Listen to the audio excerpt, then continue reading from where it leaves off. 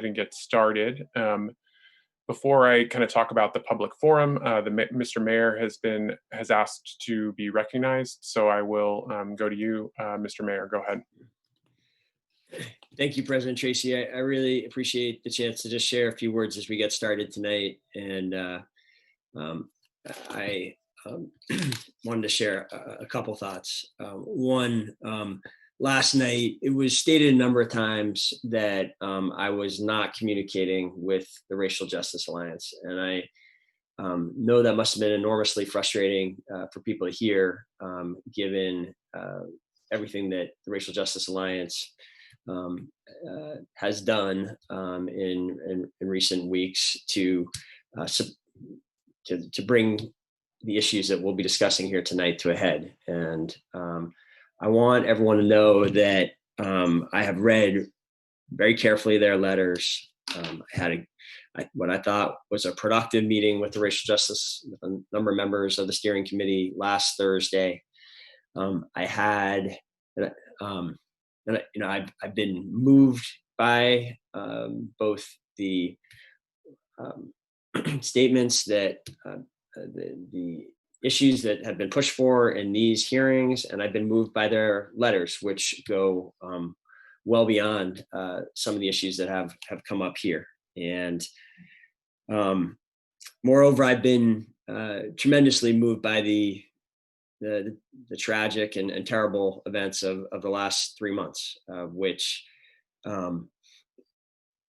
it is just wholly unacceptable to me. And I hope everyone on these calls knows that it is wholly unacceptable to me that Black Americans are dying at almost 2.5 the rates of white Americans in this pandemic, and that year after year we see Black Americans dying at the hands of police officers at least twice, and in some stats more, in some years more, the rate of white Americans. I would very, very much like to find a way in the weeks ahead for the city to be a good partner to the Racial Justice Alliance. I'm to that end, I'm happy to report that Mark Hughes and I had about a 45-minute phone call this evening, and I'm hopeful now that I will be meeting again with the Alliance in the next couple of days. And I'm going to those further discussions with real optimism that we can get something significant done for the people of Burlington. I also want to speak to, I understand people were frustrated with me that I only made it till 12:30 last night. And I know a lot of you stuck it out until 2:30 in the morning. And I want to say in advance, I'm going to disappoint some people tonight in that I had family commitments tonight that I pushed back, but I will only be able to stay on about an hour. So I'm not going to be on for the whole discussion tonight. And if there are more discussions in the rest of the week, I'm going to listen as often as I can. I'm going to be there as often as I can. And I truly do try to hear each and every voice, even when you're saying tough things to me. And I'm looking down. I feel like this comes off to wrong to some people. Most of the time I'm looking down. I'm trying to take notes, because when I do that, it helps me listen and actually hear what's being said. I have heard you. I've been moved by you. And I want to deliver real structural progress on racial justice issues in the weeks ahead. I think there is great potential to do that.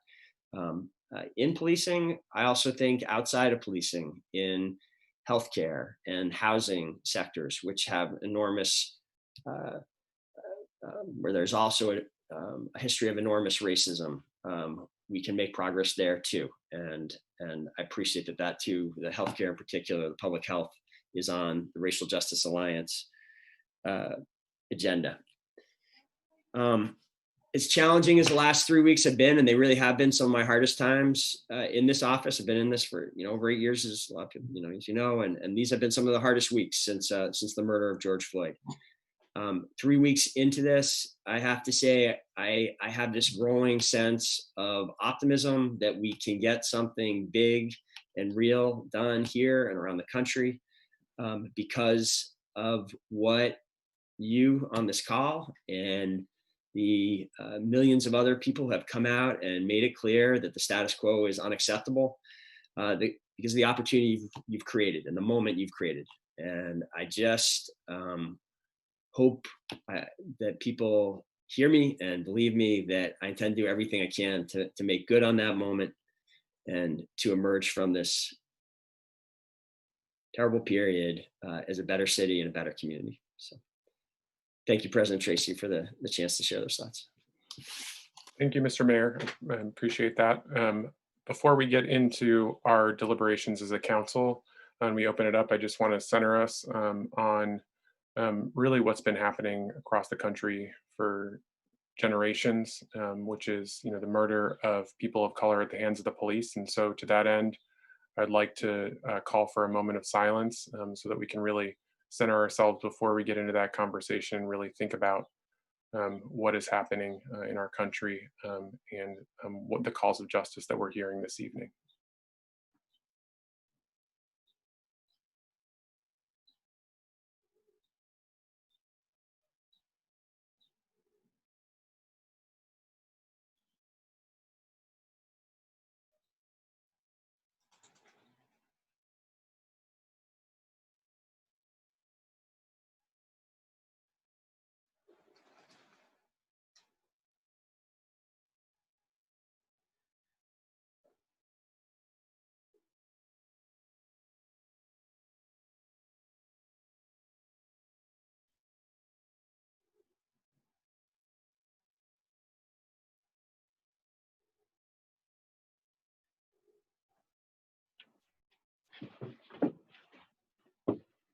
Thank you, counselors. All right, so we have another public forum ahead of us. We got lots of people in that public forum, so there's quite a few folks who are.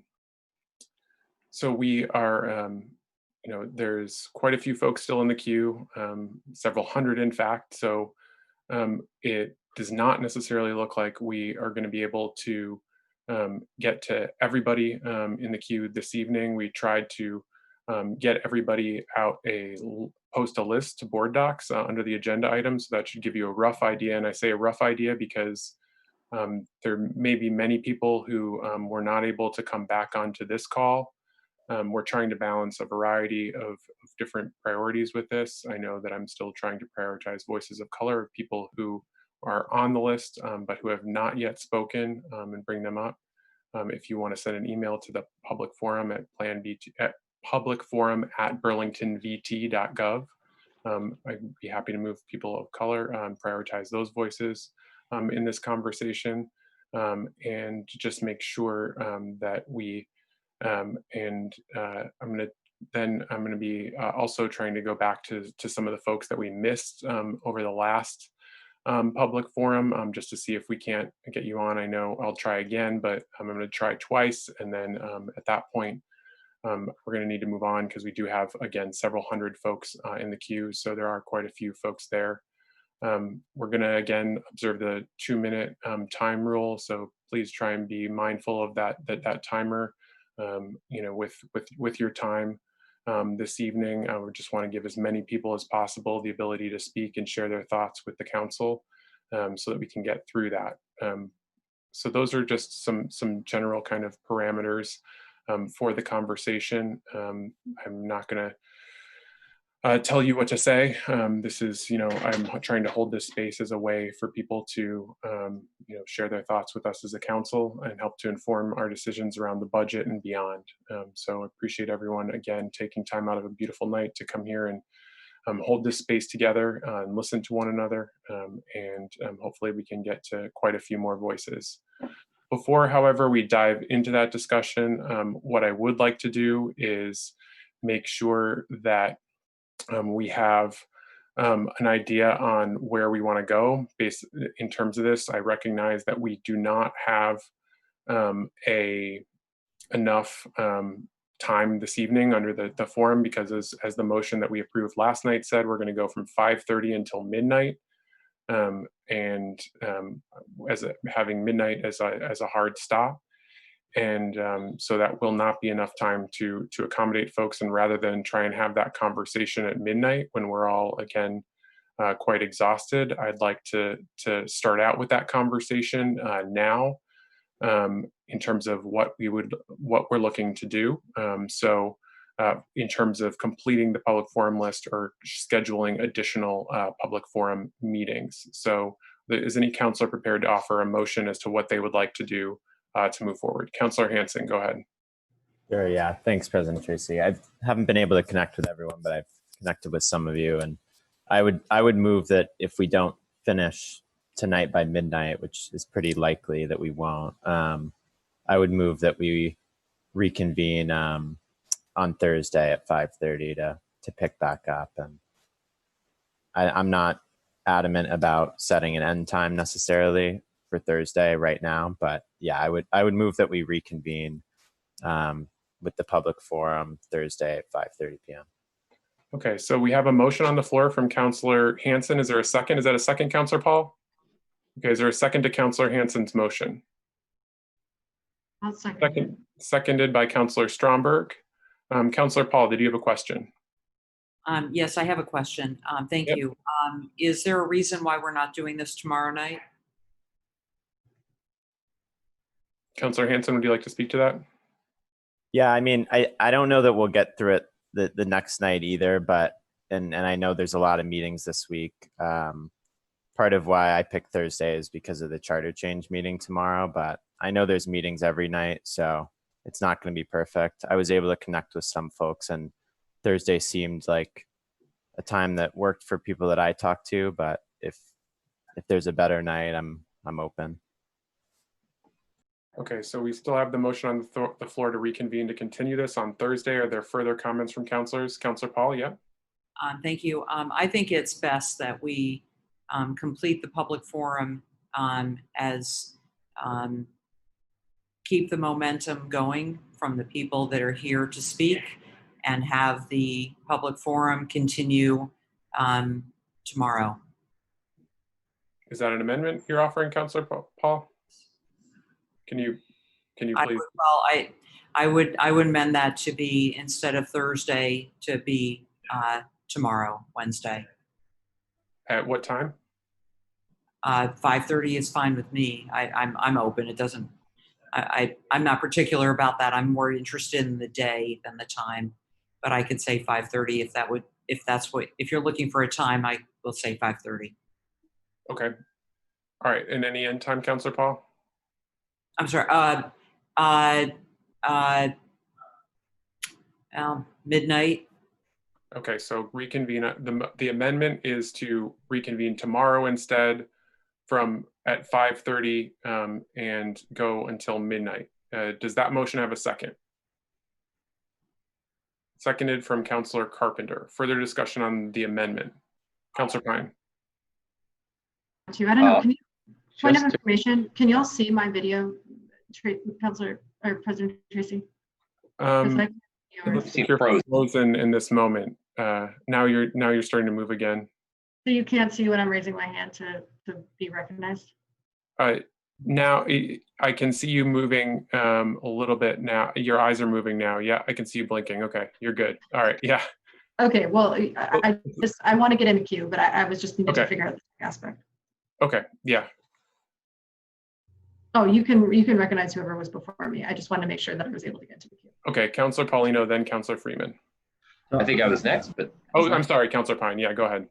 Pine, Paulino, Free, we're all close. But the question is whether we can schedule the time to work around the Charter Change Committee so that committee, which is already a publicly warned meeting and is on the schedule for tomorrow, can take place as well. That's my only question, Mr. President. Thank you. Okay, I see Attorney Blackwood raising her hand. Attorney Blackwood? Yes, that meeting was canceled earlier today. Okay. Thank you, Attorney Blackwood. Counselor Paul. Thank you. The reason I mentioned that to President Tracy and through you to Counselor Hanson is not because I'm opposed to Thursday, but I think that number one, we should do this and just simply try to make for flow purposes and certainly to not lose the momentum of people who have been waiting for what will be days to speak, to wait an extra day. And the other thing also is that I think it's possible, although I don't know how probable, because I actually don't know how many people are in the queue, but it's possible that we may have to go to Thursday. And if we have this meeting on Thursday, that leaves us with Friday, which of course we could have the meeting on Friday. I'm not sure how likely it would be that we'd get as many people to be available. But that was my reasoning behind that. Just wanted to mention it's not about Wednesday or Thursday. It's more just simply for the reasons that I mentioned. Thank you. Thank you. Councilor Paulino, then Freeman. Well, I guess I'm a little bit, I don't know what to say about the process, but I'm not available Wednesday, but I am available Thursday. And the original motion was Thursday, and then we skipped over it. And I'm not trying to pin people against each other, but I do think that this is very unusual. I'm happy to go as late as possible. If it's 3 a.m. tonight again, I'm happy to do that. But scheduling for me is already very tight. Obviously we have full-time jobs and we have families that we need to attend to. So I just like to express more so frustration, and I'm happy to do it Thursday. We have a public safety meeting that I'm sure can be canceled that is set to start at 3:30. I'm happy to start this meeting at 3:30 and go all night. I'm happy to go all night tonight, but I don't want anybody to think we're not dedicated to wanting to listen to these voices. So thank you. Thank you, Councilor Paulino. Councilor Freeman. Thank you, President Tracy. Yeah, I won't be supporting this amendment from Councilor Paul. I'm struggling to kind of open up this part of this dialogue and this conversation because I think that this debate is actually really centered in whiteness and white people's decision about what the business of the city should be right now. And I also don't really, there are council rules around impugning the motives of our colleagues. But I do want to venture that the reason why the Progressive Caucus has been trying to bring forward a proposal around the ranked choice voting initiative for 6 months now, that has been delayed in committee. And again, I don't want to be inappropriate, but I feel like there's just a point to call a spade, and canceling charter change committee last minute when we could be meeting quickly to just continue to advance this project of the ranked choice voting.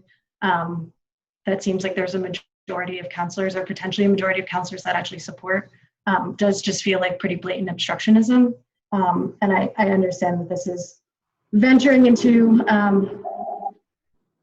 it's so overwhelmingly partisan at this point, and it feels like this unbelievable conversation around, and I don't know what the motives are of who are making these decisions. And I'm sorry, Councilor Paul, I haven't had a chance to reach out to you personally, but I'm frustrated by it. I'm not super focused on the Charter Change Committee meeting tomorrow, because I do think, again, that conversation is really centered in whiteness and not really centered in the movement that's going on right now about police brutality and about white supremacy. And so, but there's no way that we should be canceling Charter Change Committee tomorrow. The Charter Change Committee should be tomorrow, and this public forum can continue on Thursday. And I don't want folks in the public to think that that people who would vote against this amendment are interested in, like, someone like me is not interested in, I don't want to see public forum being minimized, but to me, there's this very like hyper partisan sort of inside politics going on right now around the Charter Change Committee that to me just feels completely inappropriate and a violation of our, as our contract as colleagues together to at least allow meetings to be met or to occur. And so I'm feeling frustrated around that, and I apologize if I'm making this overly personalized, but I will not be supporting this amendment, and I will be following up with all the councilors offline as well to continue that conversation around that dynamic. So thank you, Councilor. Yes, and to Councilor Paulino's point around the Public Safety Committee, yeah, absolutely. I think that makes perfect sense to meet on Thursday, to not have the Public Safety Committee meet, but to have this issue, which is very directly correlated with public safety, take precedent. and we can cancel the public safety committee meeting. That's Okay, thank you, Councillor Freeman. I see Councillor Stromberg, then Councillor Hightower, and then Councillor Paul. Go ahead, Councillor Stromberg. Thank you, President Tracy. Yeah, I am finding out late in the afternoon that this meeting was canceled, and I moved things around this week to be able to do more forum and have this meeting, this incredibly important charter change meeting that, yeah, has been pushed off time and time again. And it's also an important meeting because it's the meeting that we are going to set a further schedule for when Charter Change Committee was going to meet moving forward. I think that this was a real blatant opportunity taken completely with Perry and I did not get one correspondence regarding this change as 1/3 of it. So I just want to point out how inappropriate that was. Thank you. All right, thank you. Okay, Councillor Hightower. Yeah, I think I just have 2 questions. The first to Attorney Blackwood, just asking, it seems to the councilors, to the committee members on the charter committee didn't know that this was canceled, if there's a way to uncancel it. And then the second, to Councillor Paul's point and wanting to keep the momentum, would be to Councillor Freeman and Councillor Stromberg, what time it was planned for and how we would work around that, if that is a thing that we can do. The meeting, I got an email from the chair indicating that the meeting should be canceled today, and we sent out all the notices. It's come off the calendar. It's no longer warned. It's there were a few people who had signed up for public forum. They were notified that the meeting's been canceled. I think at this point it would be I don't see how we could uncancel it at this point. Does that answer your question, Councillor Hightower? It does. Quick, just in terms of if it comes up in discussion again, Councillor Freeman and Councillor Stromberg, what time were you planning on having that meeting, just in case? I think that meeting was for Councillor Stromberg, you might know, but I think it's for 5 or 5:30 tomorrow. Thank you. And I will apologize. I should have, Councillor Paul, I should have just asked you directly if you would feel comfortable withdrawing your motion, because it is important to me that we figure out the Charter Change Committee and whether we can actually meet tomorrow. So I apologize for assuming your motives or for anyone's motives that I haven't reached out to directly. I think, and I apologize for that. So. Okay, so I had Councillor Paul next. Just as a point of clarification, I am not the chair of Charter Change Committee. I'm the chair of the council. So just wanted to clarify that, just to be clear. Councillor Paul, then Hanson. Go ahead, Councillor Paul. Okay, thank you very much. So I'll try to be as brief as I can and still state what I made a simple motion, a motion that came from the place of trying to keep the public informed, continue a public forum. That is my only motive here. There is no other motive. I did not know there was a Charter Change Committee meeting. I didn't know that it was canceled. I don't know who canceled it. I don't know what the time of the meeting is. I am bringing this forward for only one reason. We have started a public forum. We have hundreds of people that are waiting to speak to us. And I think it makes more sense to have the public forum continue to the next day and not wait 2 days. Now, if other people don't agree, we'll take a vote. And if it isn't successful, then we'll have it another day. But President Tracy, I just want to make sure that there's an understanding here. There is no other motive here. That is the only motive. Understood, Councillor Paul. No, I understand that. Thank you for making that clear. I appreciate the clarification. Let's try and keep focused on the motion at hand. Let's try and focus on the motion at hand here. Okay, folks. So Councillor Hanson and then Councillor Jang, and let's try and move to a vote on this so we can get to the public forum, folks. Councillor Hanson. Thanks. I'll be quick. Yeah, the charter change situation is a disaster. I'm not going to get into that, but I think Councillor Paulino can't make it tomorrow. So that's a good enough reason to me. I haven't heard anyone saying they can't make it Thursday. So. I cannot make it Thursday. I'm sorry, Councilor Hanson has the floor. Councilor Hanson, go ahead. All right. Thanks for clarifying that. So we've got one person missing either way. So okay, if we do the charter change, I'll stick with Thursday then. Councilor Jang, go ahead. Okay. Thank you, President Tracy. And I think I am in agreement with Karen Paul because Thursday will not work for me. At least I'm available from 5:30 to 7.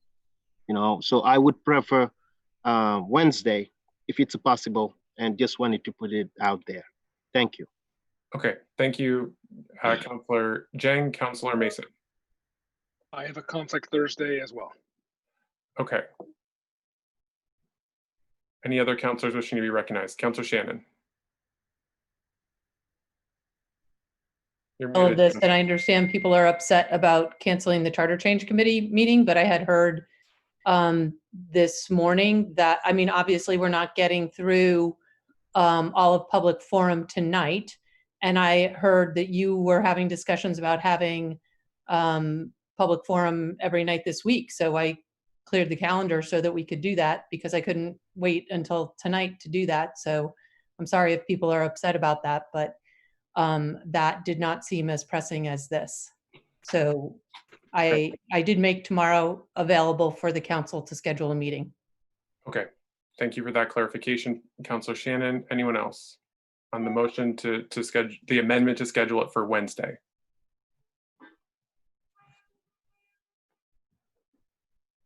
Seeing none, we'll go to a vote on this.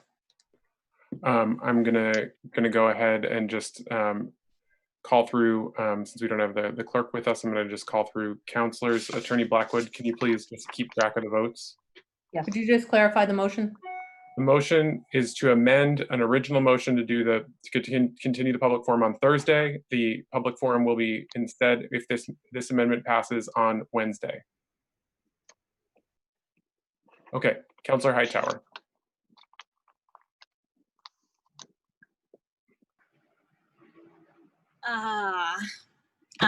Yes. Okay, Councilor Pine. Yes. Councilor Paul. Yes. Councilor Carpenter. Is that a yes, Councilor Carpenter? You're muted. Yes. Okay, thank you. Councilor Hanson? No. Councilor Freeman? Nope. Councilor Jang? Yes. Okay. Councilor Mason? Yes. Councilor Stromberg? No. Okay. Councilor Shannon? I'm sorry, I feel like, I'm sorry I'm late and I feel like I don't have the benefit of what the conversation was or why my colleagues are voting no, but yes. Okay. And I believe I got everyone. Oh, Councilor Paulino. No, thank you. Okay. And I will vote no.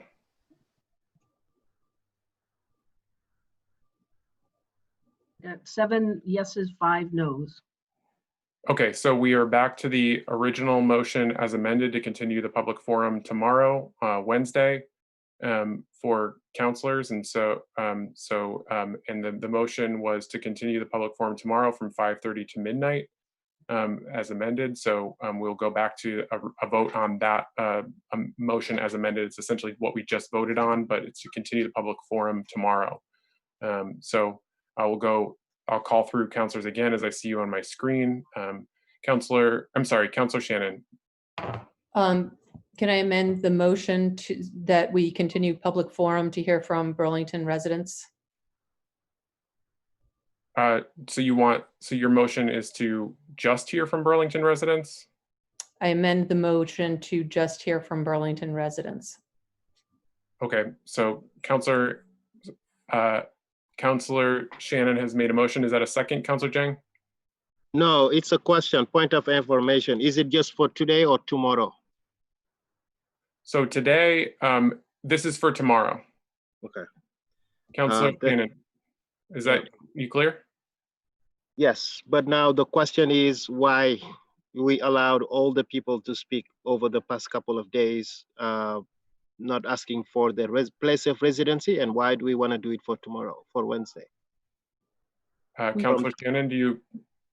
We did ask for their residency, and I was told by President Tracy that we would prioritize Burlington residents yesterday. So it was my intention to have that all along, and I thought that he was going to do that today, and I understand that he is doing that, except that there were people in the queue, and so they're getting priority first. And there's probably more people that were passed over last night than we will even hear from tonight. So I guess I'm just trying to do what I can do going forward, because I thought that was the understanding from the beginning. So it's exceedingly difficult to manage a 900-person public forum sheet. My main priority yesterday was to center and prioritize voices of color, going through all the emails and a 900-person spreadsheet, trying to connect those. So it was difficult to also sort it in all those different ways and be prepared for the meeting for the council. So trying to balance a lot of different things. I did say to folks last night at the end of the meeting that I would go back to folks that I passed over for this meeting. So I'm trying to get to those people because I did give that indication. But then also to after that, try and prioritize Burlington folks. There are about 120 people that we passed over last night, or that we were not able to identify, I should say. Within those folks, there's maybe about 20 folks who I was able to identify as non-residents. I figured that out after we had sent out the list, so as not to create confusion. I didn't want to pull back the list. So there's just a lot of moving pieces in all of this, and I'm trying to balance a lot of different priorities in all of this. So, and to the extent that we're able, so that's sort of where my process has been. I again apologize for that. It's I'm just trying to balance a lot of different things to do this and work with staff who are also doing this busyness, but I've had different requests and different feelings from different counselors. So anyways, but back to the motion at hand. Counselor Jeng, did you have was your question answered? Yes, yes, I think partially, yes. But for the motion specifically, I think it would be imperative for us to continue to just allow people to speak. If they live in Vermont, yes, but putting it to only Burlington, I think, it's not fair. And also we've been receiving bunch of emails from people throughout even the nation, I think it would be imperative to just allow people to speak their mind. And want to have a question now for the Eileen. Is it possible for us? Point of order, Councilor Tracy. Yeah. There's not a second. There's no motion on the floor. Can we get back to normal process? That is a fair point of order. Councilor Jeng, do you have a question about clarifying Councilor Shannon's motion? I'll wait for the second. Thank you. Okay. Is there a second for Councilor Shannon's motion? I'll second. Seconded from Councilor Mason. Further discussion on the motion to restrict the debate to Burlington residents. Councilor Hanson. I'm going to vote no on this. I think the Burlington Police Department interacts with many people who are not Burlington residents, and those people deserve to be heard. So I want to hear from everyone who signed up to speak. Thank you, Councilor Hanson. Councilor Mason. Thank you, President Tracy. I will be supporting this motion, not because I don't want to hear, but folks, we don't have the time. We have tonight and tomorrow. We're bumping into Councilor Hanson, we're bumping into canceling other meetings. I can't schedule an ordinance committee meeting. There are committee meetings. Like, we do not have the time to hear from 900 people. So I will be supporting this motion. Thank you, Councilor Mason. Councilor Freeman. I think I've already said this pretty clearly, but I think it's absurd that the city would continue with its own agenda and its own idea of what its business is when the people are clearly saying what the business of the city is to be. So I will not be supporting this motion. I think that I'm not interested in restricting the number of participants. If we have 4,000 people that come on and want to speak, great. I think they should speak. Makes perfect sense to me. I think that as Councilor Hanson, I think just mentioned, Burlington policies are, we are a major metropolitan area, major area of commerce. We have people coming in from Plattsburgh, from Montreal, from all across the state. I think that it makes complete sense that people want to talk about our policing policies and just our policies in general, because we're a huge, I mean, we're not the biggest city, but we're definitely a hub in this region. And I really feel that it would be inappropriate to limit folks who want to participate and share their voice on this issue. So I will be voting no on this motion. Thank you, Councilor Freeman. Councilor Jang. Yes, I mean, I think I will not be supporting this motion because there is no way of finding out who lives in Burlington and who does not. When people sign up, we just should allow them to speak and only request for them to tell us where they live exactly in Burlington, their wards. Thank you. Yes, Councilor Jang is correct that there were some folks who did not indicate residency one way or the other in the form. So that is a good point. Thank you, Councilor Jang. Councilor Shannon. I'll just be clear that when we are in Contoys, we have a form to fill out, and it does ask people where they live. And we have in the past prioritized Burlington residents when we have too many people for us to possibly hear from. And we asked that question, and we do have that information in the list. We do know who is from Burlington and who is not. With 900 people on a list, I think we got to a little bit over 100 last night. So that's our reality. And I just want to remind the council of our council rules. The purpose of city council meetings is to conduct city business efficiently and effectively while still allowing appropriate public input. The city council meetings should be structured to allow focused attention on agenda items.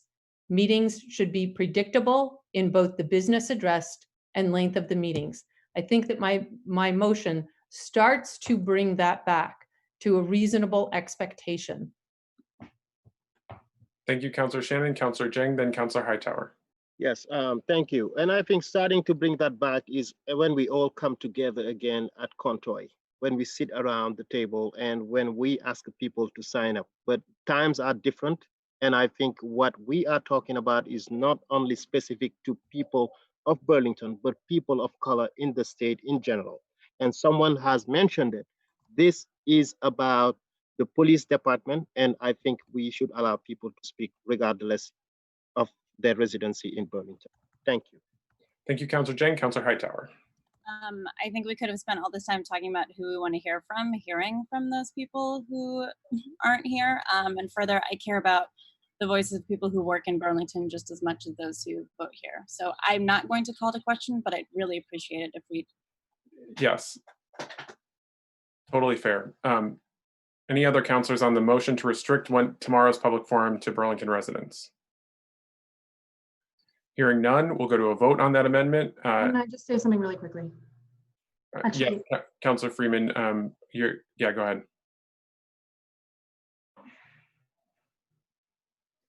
Never mind. I think Councilor Hightower's point is valid. Okay, thank you. All right. Anyone else? Okay, we will go to a vote. Council on the amendment to restrict the debate to Burlington residents. Councilor Paul. You're muted. My apologies. I'm sorry. No. Councilor Carpenter. Councilor, please everyone unmute when you vote. Yes. Okay. Councilor Hanson? No. Councilor Freeman? No. Councilor Jang? No. Councilor Mason? Yes. Councilor Shannon? Yes. Councilor Hightower? No. Councilor Pine? No. Councilor Stromberg? No. Councilor Paulino? No. Is that a no, Councilor Paulino? No. Okay, thank you. And I vote no as well.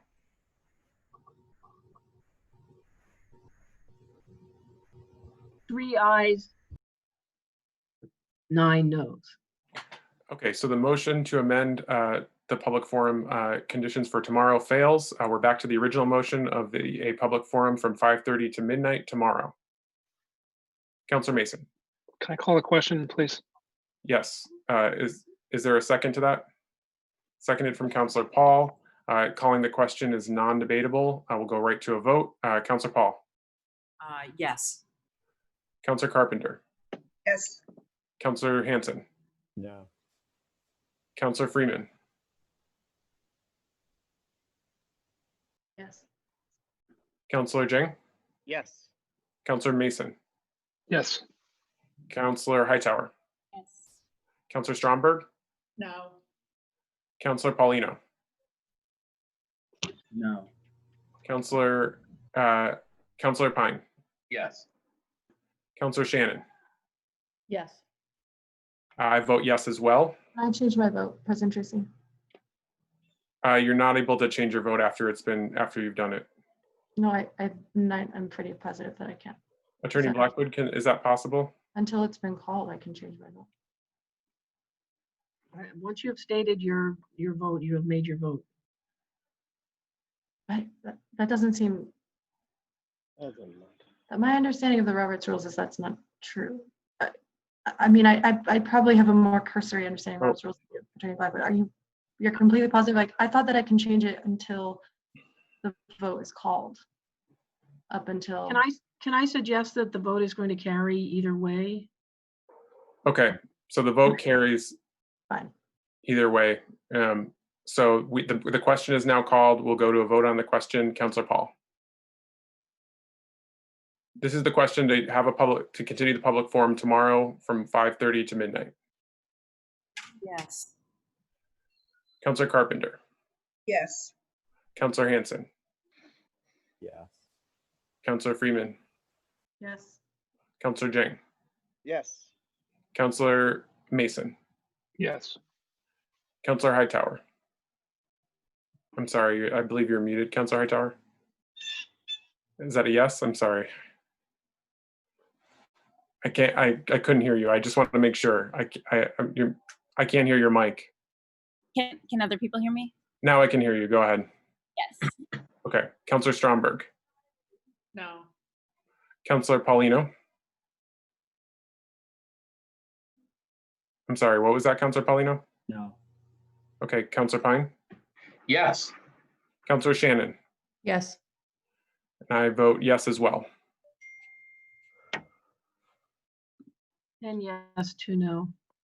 Okay, so that question is resolved. We will continue our public forum tomorrow at 5:30 and go until midnight tomorrow. Again, we're going to be trying to work off of the list that we're currently working off of for folks. So trying to maintain that moving forward. We will now go into the public forum itself. I'm going to be running that public forum.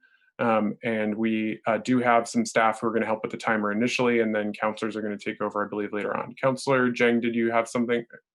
Yes, I wanted to just say something, if you allow me, about what happened last night before we got into public forum. Sure, Councillor Jang, I'll recognize you. Just please try and keep it. It will be brief, yes. Okay. But I just wanted to take the time to appreciate the hard work of Councillor Hightower last night, because I understand how hard it was being a female Black person at the council and hearing about all these emotional statements from the people. And what I liked is definitely her courage and her commitment of this work and coming back, actually. And just wanted to also reiterate from all those that contacted us about as to why the Mayor Weinberger was not there. And I just think if it's appropriate for Miro to strive to be here when people have something to say, even though he doesn't agree with them.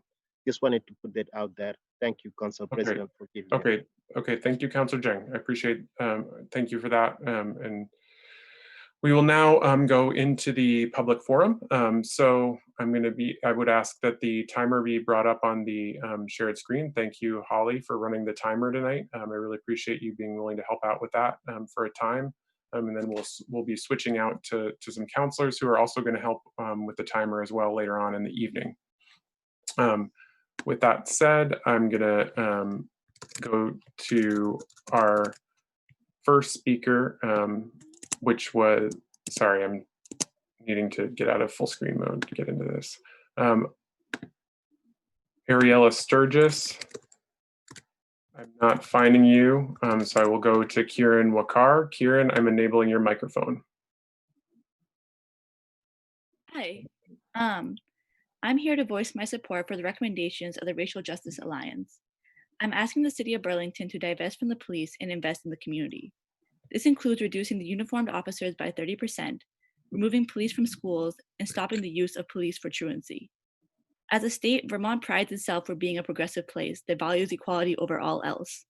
But we can't hold this claim and simultaneously invest in the police. The police, historically and currently, have been used to enforce white supremacy, from slave patrols to stop and frisk policies.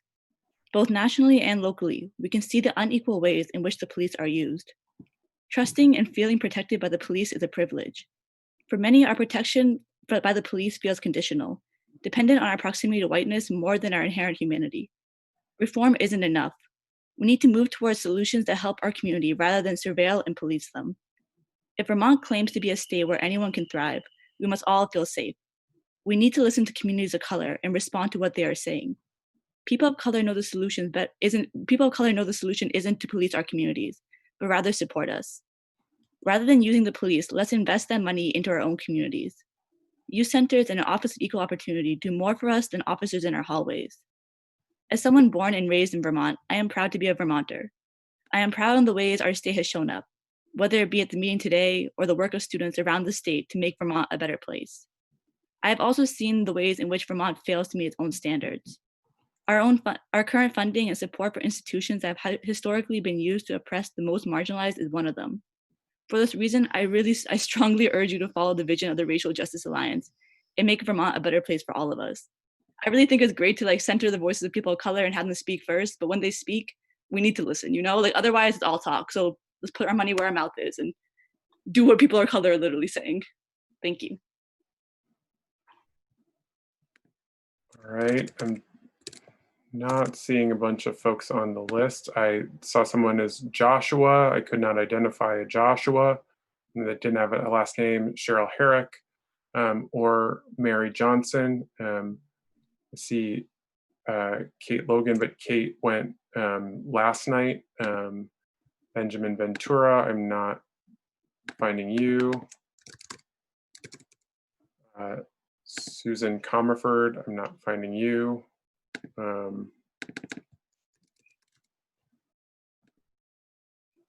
Justin Gentry, I'm not finding you. Brian Mayer, I did find you, and I'm going to allow you to speak. Brian, you should be enabled. Brian, you need to unmute yourself on your end.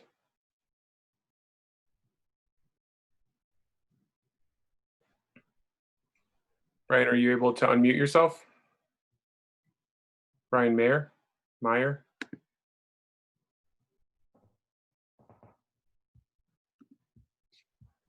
Okay, Brian, I can't hear, I wasn't able to get to hear you. So I will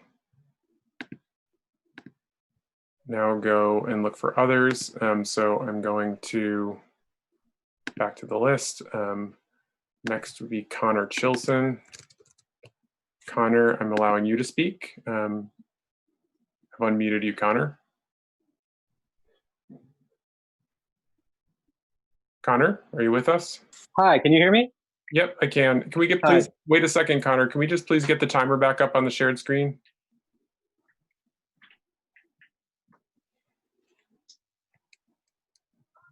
Okay, go ahead, Connor. Yeah, so I'm coming here to speak tonight in support of the Vermont Racial Justice Alliance. I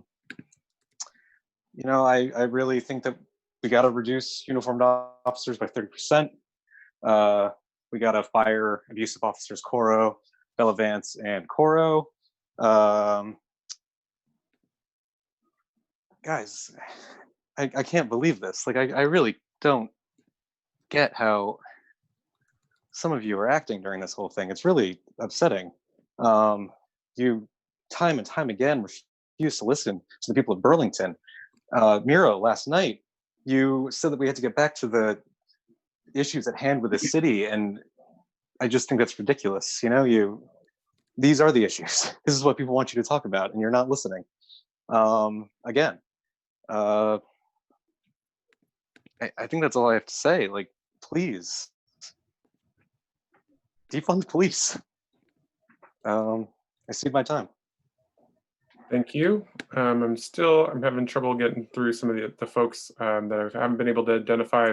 I have not been able to identify Brian Forrest, Mary Lallier, Todd Jemison, Larry Miller, Chelsea Draper, or Claire Nevins. The next person, Carrie Daigle, asked to be removed from the list. Marissa Kemmler, I'm going to read a couple. The next one, if I can find them, it would be, or if I could find this person, is Marissa Kemmler McDonald, Christina Brown, Laura Smith, Abbott Stark, Nabil Allenbay, Jesse Milligan, Mallory Culbertson, Leanne Schulman, and Aaron Simon. So I'm going to go over to try and find Marissa now. That was so scary. Yeah, did you know that was going to happen? No. You're still talking, Connor. Sorry, I didn't mute you. All right. Speaker? There we go. Okay, so Marissa, Marissa Kemmler McDonald, I'm not able to find you. Christina Brown, I'm not able to find you. Abbott Stark, actually, wait a second. Laura Smith, I'm trying to find you now. I do not see Laura Smith. Abbott Stark, do not see Abbott Stark. Nabil Allenbay, I do not see you, Nabil. The next person would be Jesse Milligan. Jesse, I did find you, so I'm going to enable your microphone now. Jesse, you should be enabled. Can you hear me? Yes, I can, Jesse. Go ahead. Okay, thank you. So my name is Jessie Milligan, and I'm a white resident of Ward 4. Firstly, I want to express gratitude to the Racial Justice Alliance for their tireless efforts and all the time, energy, and work that has been put forth to create demands that are not only reasonable, but necessary if we wish to transform our community into a place that values everyone's safety, not just the safety of white folks that live here. Black Lives Matter and defunding the BPD and investing in communities of color is a tangible way that the city of Burlington can acknowledge and finally begin to address the dismantling of white supremacy upon which the system is rooted. I think, just getting to witness that first hour of this meeting, it's very clear where many of the city council people, where their allegiance lies, and that's in keeping the status quo and returning to business as usual. And it's really, really disheartening to hear that. I really want to express gratitude for several of the council people who I know their heart is in the right place and they're on the right side of this, and they are continuing to advocate for voices of color and voices of everyone in Vermont to be heard. That's what a platform like this is for. And I think a lot of people shy away from talking in a setting like this because they feel like they'll be silenced. And I think what's happening here is really reinforcing that idea. So I want to just lift up the voices of the Racial Justice Alliance and their demands. They're very reasonable. Reducing the police defunding and investing in communities of color. These are things that are super reasonable, and it's really, really hard to understand why they're not something that are being taken more seriously. This is a matter of life or death for colored people and the Black community, people of color in the Black community. And this is, it's really disheartening. And I hope that their voices are heard. Thank you. Our next speaker, I looked for Mallory Culbertson, but Mallory, I could not identify you. So I'm going to Leanne Schulman. Leanne, I'm enabling your mic right now. Hi, can you hear me? Yes, I can, Leanne, go ahead. Excellent. Hi, my name is Leanne Schulman. I'm a Burlington resident of Ward 7, and thank you for allowing this public forum to continue. I'm currently out on a run, and I am feeling safe in my city out running. I would feel safe. I do feel safe when I go out running at night, but I know that if I was a person of color in this city, I wouldn't. And that's a problem. And the reason I wouldn't feel safe isn't because of the members of my community, it's because of the Burlington police. This is unacceptable. I don't know how many more ways we can say this. To the mayor, I understand you have a city to run. We all have our day-to-day lives to get back to, but people of color, particularly Black and Indigenous people in this country, have been spending all of their time afraid of systems of power in this. Can you still hear me? Okay. Systems of power in this country and in our community. I know you have a city to run. I appreciate that, but sometimes you have to stop and look around and realize that you aren't the only person. Like, this isn't the only thing that's happening. The trash doesn't just need to get collected. We also need to make sure that people are allowed to live and feel safe. I want every member of my community to feel safe when they're working with the institutions of this city, and they are telling me they aren't. They're telling you they aren't. I want to tell the people of color on this line and who spoke last night and have spoken tonight and will speak at future meetings if permitted, that I stand with you. I will continue to stand with you. I will continue to come to these meetings, and I will not, we're not going to drop this. This needs to be fixed. You guys can do this. You can do more.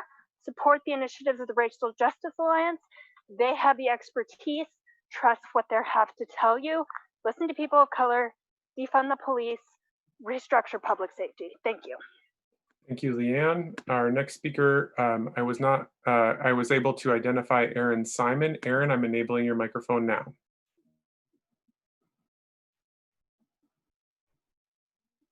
Aaron, I believe you need to unmute on your end. Hi, can you hear me? Yep, I can hear you. Go ahead. Great. My name is Erin Simon. I'm a Burlington resident, and I'm here to support the tireless work and the necessary demands of the Racial Justice Alliance that you have heard from hundreds upon hundreds of community members already who are here right now and who have been here night after night to echo these necessary demands.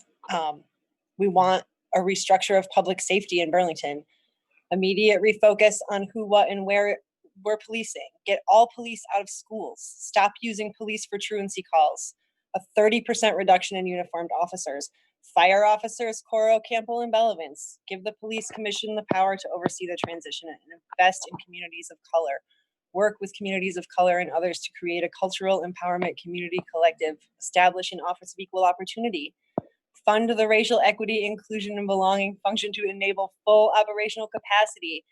And, you know, we're not going to let you pass a budget until these demands are met.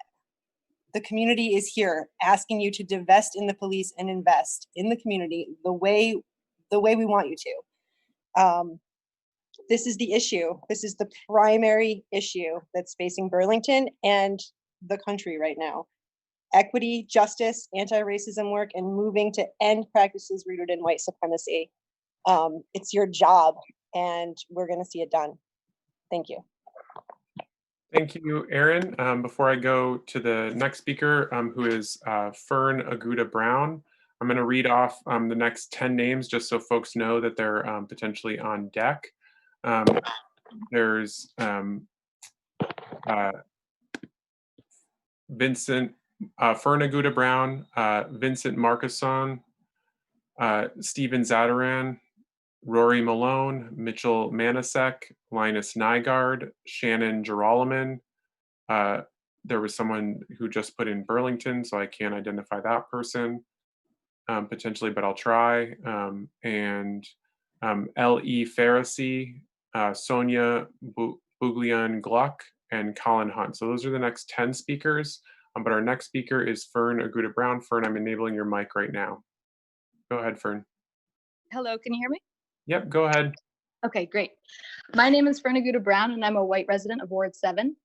Thank you so much for allowing this public forum to continue. It is so necessary to hear from everyone who has signed up. Thank you to everyone who spoke last night, particularly our community members of color who once again used their time and energy to educate and demand change from white members and community leaders. We need to listen to them. I also stand with the Vermont Racial Justice Alliance in my demands to make Burlington safer for our Black and Brown community members and to afford equal protection and opportunity to prosper for all community members. This includes a restructuring of public safety in Burlington, which means defunding our police and redirecting these monies to social service and mental health programming. This means removing police from schools. We need to recognize how traumatic it can be to have police officers in school. Schools need to be a place of safety for all students. This also means discontinuing the use of police for truancy calls, increasing funding for school counselors and school social workers, a 30% reduction in uniformed officers, and the long overdue firing of abusive officers Corot, Campbell, and Bellavance. We call upon the City of Burlington to invest in the colors of community in Burlington. The city needs to work with communities of color to create a cultural empowerment community collective, establish an office of equal opportunity, and fund the racial equity, inclusion, and belonging function to enable full operational capacity. I urge City Council members not to pass a budget until these demands are met, and the community is here and watching. Thank you so much for your time. Thank you, Fern. Our next speaker will be Vincent Markson. Vincent, I have found you and I'm enabling your mic right now. Go ahead, Vincent. Can you hear me? Yep, go ahead. Tonight I'm standing in solidarity with the Racial Justice Alliance to ask that all budgets brought to a vote be rejected until a moral budget addressing the concerns of the community is proposed. Our demands are simple and the specifics have been reiterated so many times. Divest from racist social structures that ensure the proliferation of modern slavery. Defund the BPD and reinvest in communities of color, giving priority to those who have been marginalized, capitalized upon, and slaughtered by our society. Your duty as a body of governance in this time is to listen to these voices and to make sure whatever reparations are be ready to make whatever reparations are demanded of you. Mr. Weinberger, in particular, you clearly are not listening. I can't see you on the call, so I hope you're still listening.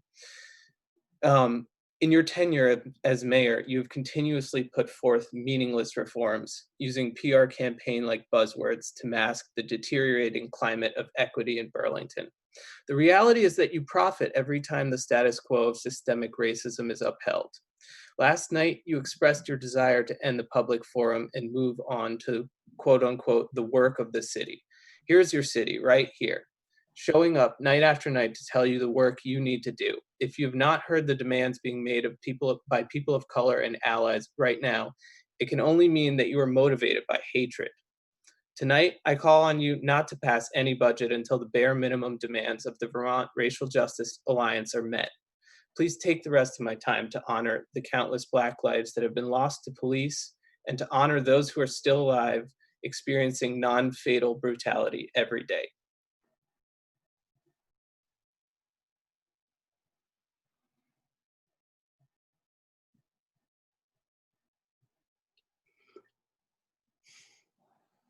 Okay, so our next speaker will be Mitchell Manasek. Well, I tried to identify Stephen Zatarain and Rory Malone. I could not identify either of you, so I'm going to Mitchell Manasek to be followed by Linus Nygaard. Mitchell, I've enabled your microphone. Hello, can you hear me? Yep, I can. Go ahead, Mitchell. Great. My name is Mitchell Manachek. I am a white resident of Essex Junction. However, I work in downtown Burlington and previously resided in downtown Burlington for 8 years. I do consider Burlington to be the hub of my community. I would like to stand in solidarity with Vermont Racial Justice Alliance and echo the demands that many of my peers have made here today, which are to restructure public safety by putting an immediate refocus on who, what, and where we are policing, getting police out of schools, stop using the police for truancy calls, yield a 30% reduction in uniformed officers, fire the abusive officers Joseph Corot, Corey Campbell, and Jason Bellavance, give the police commission the power to oversee the transition. Please invest in communities of color by working with communities of color and others to create a cultural empowerment community collective with community and youth centers, education, arts communities of excellence, and an economic development community partnership. Establish an office of equal opportunity, staffed with an equal opportunity officer with oversight of a newly formed minority-owned business city procurement program, fund the racial equity, inclusion, and belonging function to enable full operational capacity, and please do not pass a budget until these demands are met. I would like to call upon the mayor's office and the city council to really take this time to listen to what your people are asking of you and really show the nation what the future can look like. Please, this is a choice. These are common sense demands, and I hope you will follow them. I would like to offer the rest of my time as a moment of silence for those who have been lost at the hands of police brutality. Thank you.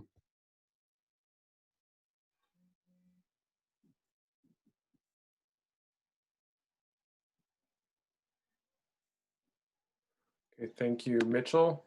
Our next, I was not able to identify Linus Nygaard, so I'm going to come to Shannon Geralman. I apologize for my pronunciation. Please correct me. Shannon, I've enabled your microphone. Can you hear me? Yes, I can, Shannon. Go ahead. Good evening, council members and Mayor Weinberger. My name is Shannon Geralman, and I am a white queer parent and resident of Ward 2. Like so many others, I raise my voice in solidarity with the demands of the Racial Justice Alliance. The time is now to address the ways in which the systems in our seemingly progressive community prop up white supremacy and put people of color in danger. We have heard powerful, personal, wrenching testimony over and over from BIPOC residents that Burlington is not a safe community to live in, that Vermont is not a safe state in which to raise a family. We know that Black students in Vermont are more likely to be suspended, Black drivers are more likely to be stopped and searched than white drivers, that Burlington police officers disproportionately use force on Black individuals, and that Black Vermonters are incarcerated at 10.5 times the rate of white Vermonters. We have seen police officers like Coro, Campbell, and Bellavance inflict violence upon Black bodies without any real consequences. We know that systemic racism causes toxic stress and adverse health outcomes in people of color, and we must acknowledge that we are all complicit in this oppression if we do not hold ourselves and our government accountable in dismantling these racist systems. This begins with defunding the police and meaningfully investing in communities of color. The Operation Phoenix demands put forth by the Vermont Racial Justice Alliance provide tangible steps to, quote, restructure public safety, implement cultural empowerment, secure equal opportunity, and expand racial equity, inclusion, and belonging, end quote. Council members, Mayor, I implore you to trust in the wisdom and leadership of communities of color, to truly listen to the voices of your constituents, and to not squander this opportunity to begin transforming Burlington into a more equitable and just community for all. Please do not pass the budget until these demands are met. Thank you very much. Thank you, Shannon. I was not able to identify the person who registered as just Burlington, so I'm going to L.E. Pharisee. I'm going to enable your mic. I believe it's Lauren. Lauren, you're enabled now. Great. Good evening. My name is Ellie Pharisee. I'm a white resident of Burlington. I live in Ward 2. I work as a pediatrician in this community, and I am here to lift up the demands of the Racial Justice Alliance. I will point out again that supporting communities of color in the ways outlined by the Racial Justice Alliance will offer an opportunity to address the health disparities in our communities of color, particularly for youth. And I appreciate the mayor's willingness to declare racism as a public health crisis, but it really has to go beyond that. Disproportionately high rates of policing, exposure to violence, and the incarceration of a parent, which affects the youth beyond those statistics, all accumulate as toxic stress and adverse childhood events, which research links to chronic disease later in life. This is why race and the experience of racism counts as a social determinant of health. Our neighbors who are Black and Indigenous and people of color are set up by the system to disproportionately experience poorer health outcomes throughout their lifespan. I stand in solidarity with people of color in our community and demand that the city plan a 30% reduction in uniformed officers, an immediate refocusing on who, what, and where we are policing, getting police out of schools, not using them for truancy calls, firing the officers Coro, Campbell, and Bellavance, and giving the police commission the power to oversee this transition. It is imperative that we reinvest in communities of color by establishing an Office of Equal Opportunity, staffed with an EO officer with the oversight of a newly formed minority-owned business city procurement program, funding the racial equity, inclusion, and belonging function to full operational capacity, partnering with businesses led by people of color to implement a cultural empowerment community collective with community and youth centers, education, arts, communities of excellence, and an economic development community partnership. I urge you not to pass a budget until these demands are met. And I would also like to repeat some of the words said last night by some of our community members of color, Jawari Jones, who said, "We are paying for the violence of police." And that counts as the money for those officers that are still on the payroll and just extends to so much more that we're paying for with that violence. Thank you. Good night. Thank you, Lauren. I will now go to Sonia Buglian-Gluck. Sonia, I've enabled your microphone. Hello, can you hear me? Yes, I can, Sonia, go ahead.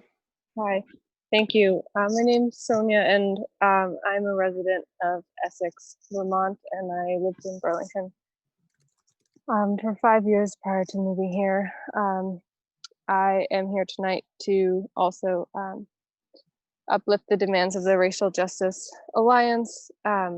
As you all on the call know, there are many people who are directly impacted by the racist structures that are perpetuating inequitable outcomes in our community in Burlington. And I asked you to consider how, though, you know, these calls, the long public forum, they're disrupting the operations of your city council, but the same systems of oppression and racism that are prevalent in the Burlington community have disrupted so many people's lives, and not just for 1 week or one city council meeting, but in a continuous and ongoing way, as so many people tonight and last night have eloquently said. Racism is not an accidental design. It's created by the policies and the practices that are employed in our cities. And so I implore you as elected officials to move forward with the demands of the Racial Justice Alliance, which offer a clear point of moving forward. So the first part is to restructure public policy by refocusing on what and who and where we are policing, getting police out of schools and replacing them with people who are more able to respond to the needs of students. Firing the abusive officers, Joseph Coro, Cora Campbell, and Jason Valafans. This is a very simple demand. It shouldn't. Okay. Have a good night. Okay, thank you very much. Our next speaker is Colin Hunt, and Colin, I have found you, but I'm just going to read off the next 10 speakers just so folks know who's on deck. So next is Colin Hunt, and like I said, I have identified you, Colin, but after Colin, we have Holly Hill, Barbara Peisch. We also have Claire Nevins, Serena Marin, Benjamin Ventura. I already tried to find Benjamin once, so I'm not going to go again. I'm trying to find people twice. These are people again who we tried last night to identify. What I'm trying to do is identify people twice, and if they on the second time we're not able to identify them, we're going to have to move on, just so that we make sure we that we try to get to as many folks as possible. So Marcy Gallagher, Allison Putnam, Brittany May, Julia Ursaki, and Garrett White. Those are the next ones on deck, but I'm coming to you, Colin Hunt, and I've enabled your microphone. All right, thank you. I'm Colin Hunt. I'm from Heinsberg, and I work in Burlington in the Chittenden County area. I'm calling to voice my support for the Vermont Racial Justice Alliance recommendations for budget before budget can be approved in Burlington. I think it's really important to hold the police department accountable and fire any officers who are seen to be are harming our fellow citizens here. And I think we should remove SRO from the school district. I believe there are better ways to deal with behavioral issues in the classroom than criminalizing children's behaviors. I think that we should reduce the police force by at least 30%. I feel like the uniformed officers, we wouldn't have as many confrontations if we had more funding and more public support for either for social workers or for other mental health care providers to help prevent violence. I think I think there's definitely room for improvement in oversight of the police force itself. I think having citizens have more say and more participation in the policing of our community, I feel like that would benefit us immensely. Thanks for the time. I think that I just want to reiterate, I support the Vermont Racial Justice Alliance and their points for budget approval. Okay, thank you, Colin. Our next speaker will be Holly Hill. Holly, I'm enabling your mic. Hi there, can you hear me? Yes, I can. Holly, go ahead. All right. Hi there, my name is Holly Hill, and I'm a white passing queer trans person and a lifelong Vermonter, 17 years of which I've been residing in Burlington and currently reside in Ward 5. I'm speaking today to stand with the demands of millions of Americans, as well as the Vermont Racial Justice Alliance, to defund the Burlington Police Department. Before the budget is passed, I demand that the mayor and city council reduce uniformed officers by at least 30%, remove police from schools, stop using police for truancy calls, and immediately fire the abusive officers Caro, Corey, and Bella Vance, as well as implement cultural empowerment, equal opportunity, racial equity, belonging, and inclusion by reinvesting funds into communities of color and social services, including safe injection sites, mental health care, as well as immediate restructuring of a new public safety apparatus. Councilors, Mayor Weinberger, you must stand with us to protect the Black and Indigenous people of color in our city and neighborhoods and eradicate the systemic racism that runs rampant behind the blue wall of our police department and throughout city government. I urge you, do not pass the city budget until these demands are met. Finally, the fact that the mayor believes he knows what is best for the Black community without even meeting with the Racial Justice Alliance is wrong and a quintessential example of white privilege and white supremacy. Shame on you, Mr. Mayor. We are grown-ass adults, not unruly children. You are our public servant, not our father. You need to treat us with respect and listen to the hundreds of us with this unified message: defund the police. I don't think I've listened all night last night. I've been here since 5:30. I haven't heard a single person who is calling into this meeting saying anything other than we need to defund the police and make the Black and Indigenous people of color in our cities and neighborhoods and state safer. Thank you. Thank you, Holly. Our next speaker, I looked for Barbara Peisch, Claire Nevins, and Serena Marin. I was unable to find you, so the next person I'm going to is Marcy Gallagher. Marcy, I've enabled your microphone.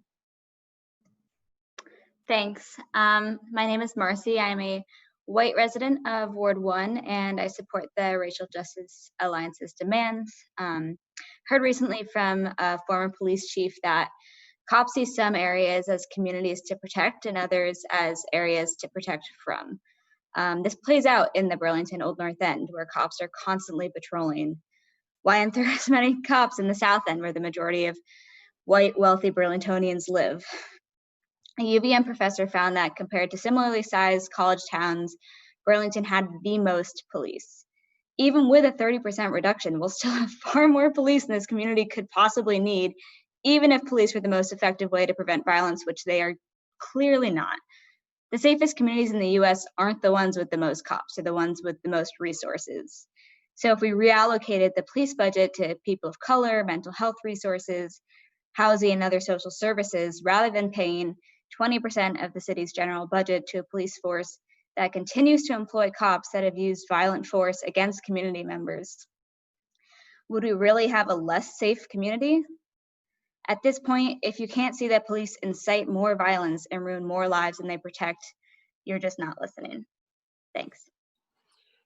Thank you, Marcy. Our next speaker is Allison Putnam. Allison, I found you and I've enabled your mic.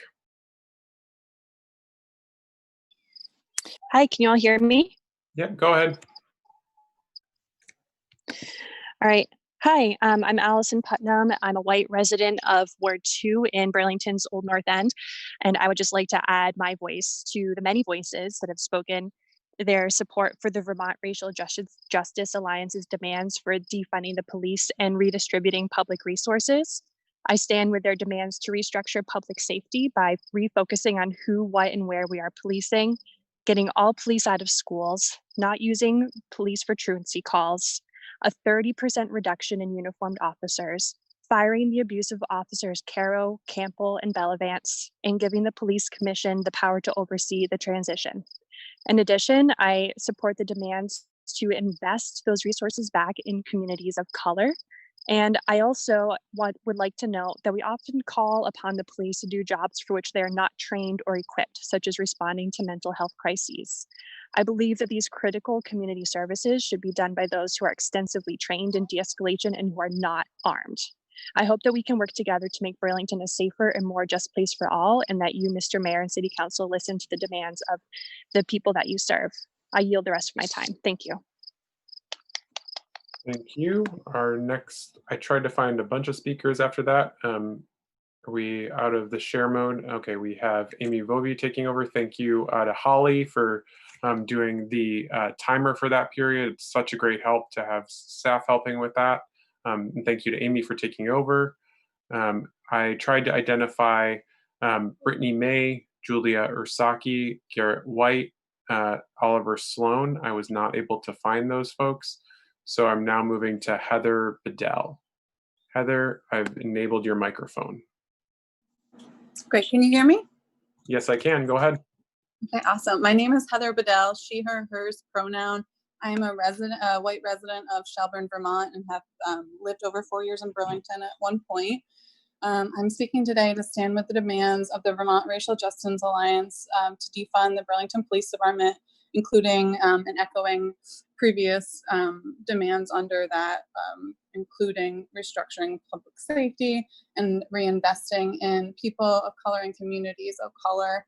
And I just want to, acknowledge some of the comments that have been made and just continuing, encouraging people to continue to listen, learn, and to do better. Specifically speaking to you, Mayor, in regards to your comments, I think that it wouldn't be a surprise to say that people don't have faith and trust in your words, and we want to see the actions behind that. So once again, I hope that you all continue to reflect on what's being shared tonight, specifically by people of color in the community. I yield the rest of my time. Thank you.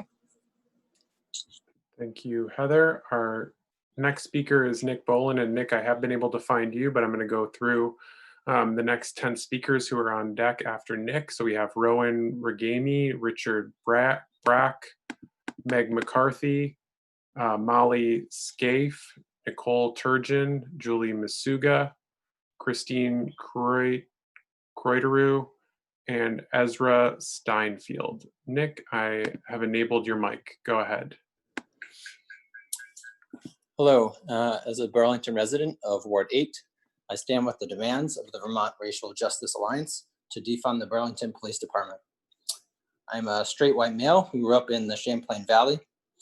I had the literal privilege of thinking that the worst thing the police could do to me was write me a ticket. The 2 times I've been pulled over, I was let off with a warning. It's easy to imagine how that would have been different if I were Black, if I were a person of color. The town I grew up in was founded in 1762. It's sickening to think how little has changed since then. Reform is not enough to end the 400 years that have built this white supremacist system. We demand to reduce uniformed officers 30%, remove police from schools, stop police response to truancy calls, and fire abusive officers Coro, Campbell, and Bellavance, and reinvest funds in communities of color and a new public safety apparatus. I'd like to add that I think the epitome of privilege is Mayor Weinberger being able to leave the call and not listen to the oppression and inequity that our system has enacted on the Black community and people of color in Burlington. I would like to leave the rest of my time as a moment of silence for the people of color and Black community that have suffered death and injury and oppression at our system of inequity.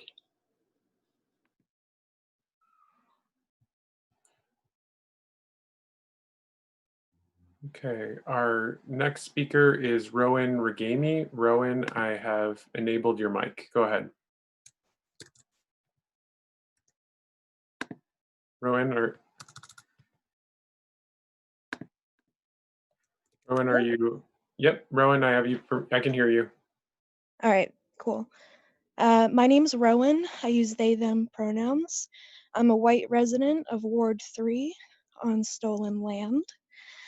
I don't know if Miro is still on this call, but I just wanted to say, if you are, that if you want, as you had said at the beginning of this call, if you want to say that you hear us, show us. Show us right now by accepting the Vermont Racial Justice Alliance's demands. Quit making deals behind private doors. Stop meeting your consults without a public eye. Your comments today are weak. It's damage control and it's weak. Your last few weeks have been hard? Yeah, so has everybody else's. You're privileged to even have a job right now. I have faith in some of the counselors here, the ones who are serving the public authentically. From trolling cops to protecting abusive officers, this mayor is a joke. He hasn't proved himself in over a year of service, and it's very likely that he will let our community down again. Even after selling false promises at the Bagel Cafe, after even his empty words all around, solidarity means nothing without action. So I'll repeat again, as many have before me and more eloquently, but reduce uniformed officers by 30%, remove police from schools, stop using the police for truancy calls, and fire the abusive sons of bitches who are still on the payroll of the city. Reinvest into communities of color. Just listen to everybody on this call. There has been no objecting voices. I'm disappointed and I'm scared for my loved ones. Good night. Thank you. Our next speaker will be Richard Brock. Richard, I've enabled your microphone. Hello. So my name is Richard Brock. I'm a resident of Burlington, Ward 1, and I'm speaking today, as many others, to support the demands of the Racial Justice Alliance. This includes a 30% reduction in uniform officers, removing police from schools, they don't belong in schools, stopping the use of police for truancy calls, firing abusive officers, Joseph Coro, Corey Campbell, Jason Bellavance. We need to reinvest in communities of color by establishing an Office of Equal Opportunity, funding the racial equity, inclusion, and belonging function to enable full operational capacity, and partner with people of color-led businesses and the community to implement a cultural empowerment community collective. Do not pass a budget until these demands are met.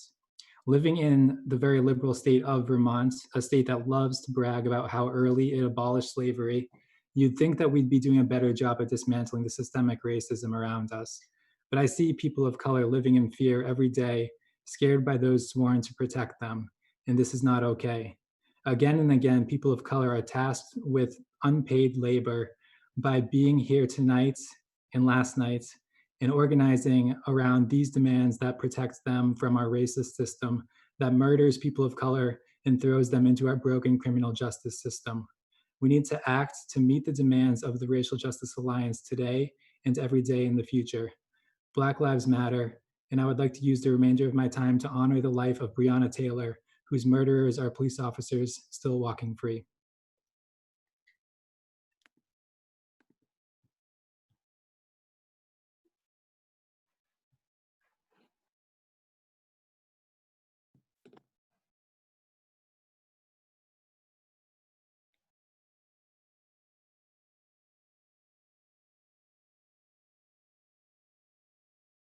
Okay, I looked for Meg McCarthy. Meg, I was not able to identify you. Molly Scaife, again, I apologize if I did not pronounce your name correctly, but Molly, I've enabled your mic. Go ahead. Hi, can you hear me? Yes, go ahead, Molly. My name's Molly Scaife, and I'm a white Winooski resident, but I work in Burlington. I work at an anti-poverty nonprofit as a family support specialist. I see the negative impacts from the lack of community resources, especially for BIPOC, and I can't imagine how that feels. A big part of my job is to connect families with community resources, but this proves to be difficult every time a family needs to move, needs help with transportation, or finding a therapist. I work with a lot of new American families, and there should be appropriate explanations of the roles of police when they arrive in Vermont. There should be adequate interpreters when police feel the need to become involved with new American families. I stand in solidarity with the demands of the Racial Justice Alliance. We are demanding that you defund the police and reduce officers by 30%. We do not need police in schools. We need funding for mental health clinicians to support students, and especially students of color. We need funding to create positions like mine within our public schools. These are the people that should be making truancy calls, not police. You are scaring children when you show up at their home with a firearm for missing too much school. Children should be supported and motivated to go to school, and police are not doing that, and they should not be required to. We need to ensure that all teachers, social workers, mental health clinicians, and family support specialists have adequate, culturally relevant, and responsive education training upon hiring them, and it must be ongoing. We demand that you fire abusive officers Joseph Perot, Corey Campbell, and Jason Bellavance. It is disgraceful that they've continued to work with no worries for over a year after what they've done. You should be ashamed of yourself, Mayor. You should be ashamed that you've been smirking through this public forum. You should be ashamed that you left in the middle of it.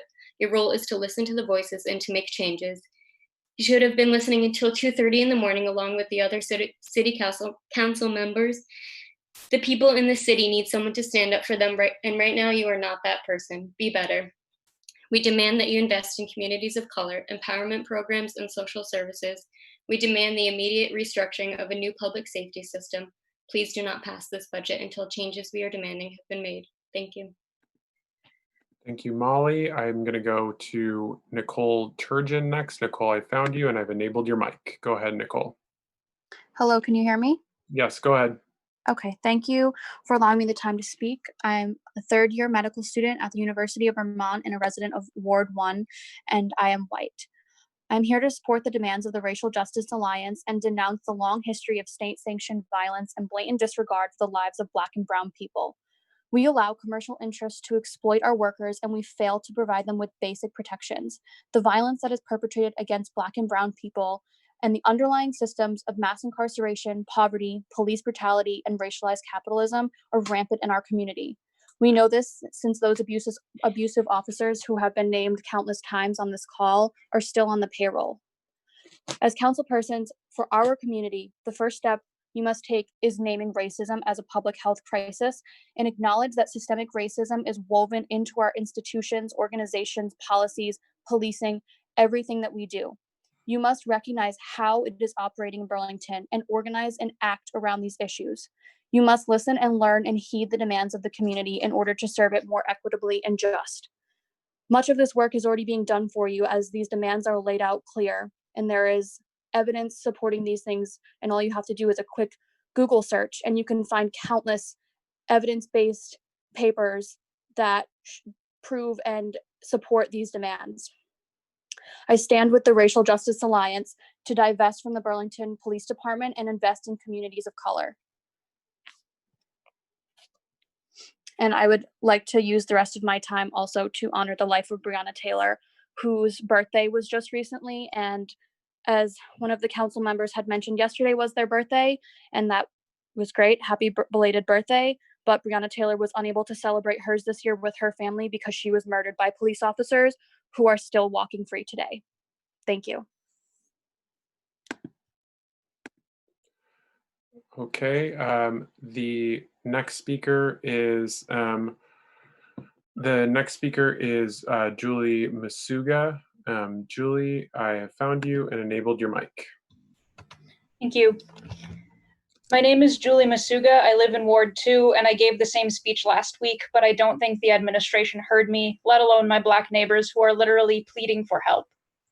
I come here carrying a lot of grief, but I am white, so I don't have to carry my fear out the door with me.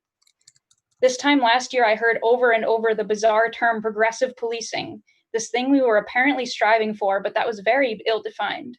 I was frustrated by all the questions I didn't have answered, and still don't. Why will the BPD fire someone immediately for perjury, but wait 8 months to even mention blood pouring out of a man's skull onto the pavement, and only give a suspension for the person who committed that act of violence? The current uprising didn't start with George Floyd. It started everywhere, including Burlington.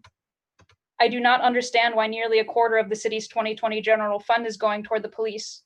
Burlington can pretend all it wants to be progressive, but no amount of money, no petition the mayor can sign, no visit to a museum, and no sensitivity training can undo 400 years of systemic violence against people of color.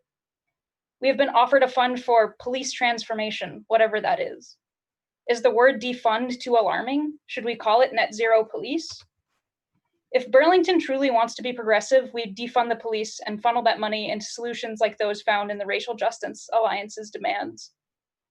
Please, this is not hyperbole. People will die otherwise. I have witnessed Burlington step up for its people. Groups like Food Not Bombs and BTV Cop Watch are providing food and shelter for members of our community, de-escalating tense situations, keeping the police accountable by standing watch, pushing for better policies like No Mas Palimigra, and creating a space where armed officers don't get called and no one has to die. The community has shown us how to take care of each other. BPD has shown us how to brutalize people. Why do we reward an institution whose leaders we cannot even trust not to lie to us on social media? Please, please support the Racial Justice Alliance's demands. Thank you. Thank you. Our next speaker will be Brittany Langdon. Brittany, I'm going to enable your mic. I tried to find Christine Croyderu, Ezra Steinfield. I could not. On deck after Brittany is Sarina MK, followed by Marla Thomas, Walter Keaty, Pat Buono, Maria Carvalho Sandoval, TJ Butcher, Robert Rice, and Ali Sterling. Brittany, I'm enabling your mic. Thank you. I am a 31-year-old white woman who's lived in Burlington for 13 years. And Miro, if you're still here, I want to remind you again, as other people have, that you are a city official elected by the citizens and you work for us. And if over 1,000 of your residents, which is a substantial percentage of residents here, show up at a public forum to make comment on a single issue, that's the work of the city you need to prioritize. So I really hope you're listening closely this evening. I stand with the Racial Justice Alliance and insist that their demands be met before the budget be passed. I have worked as a bartender in Burlington for the last 6 years. My coworkers and I have been faced with the decision of whether or not to call the police on countless occasions. And to be honest, that was always the very last choice we wanted to make because we often witness those situations become more worse and more violent instead of being de-escalated. I can reiterate the sentiments felt by the people of color in our community. I've witnessed aggressive behavior and unnecessary force used by officers over and over again.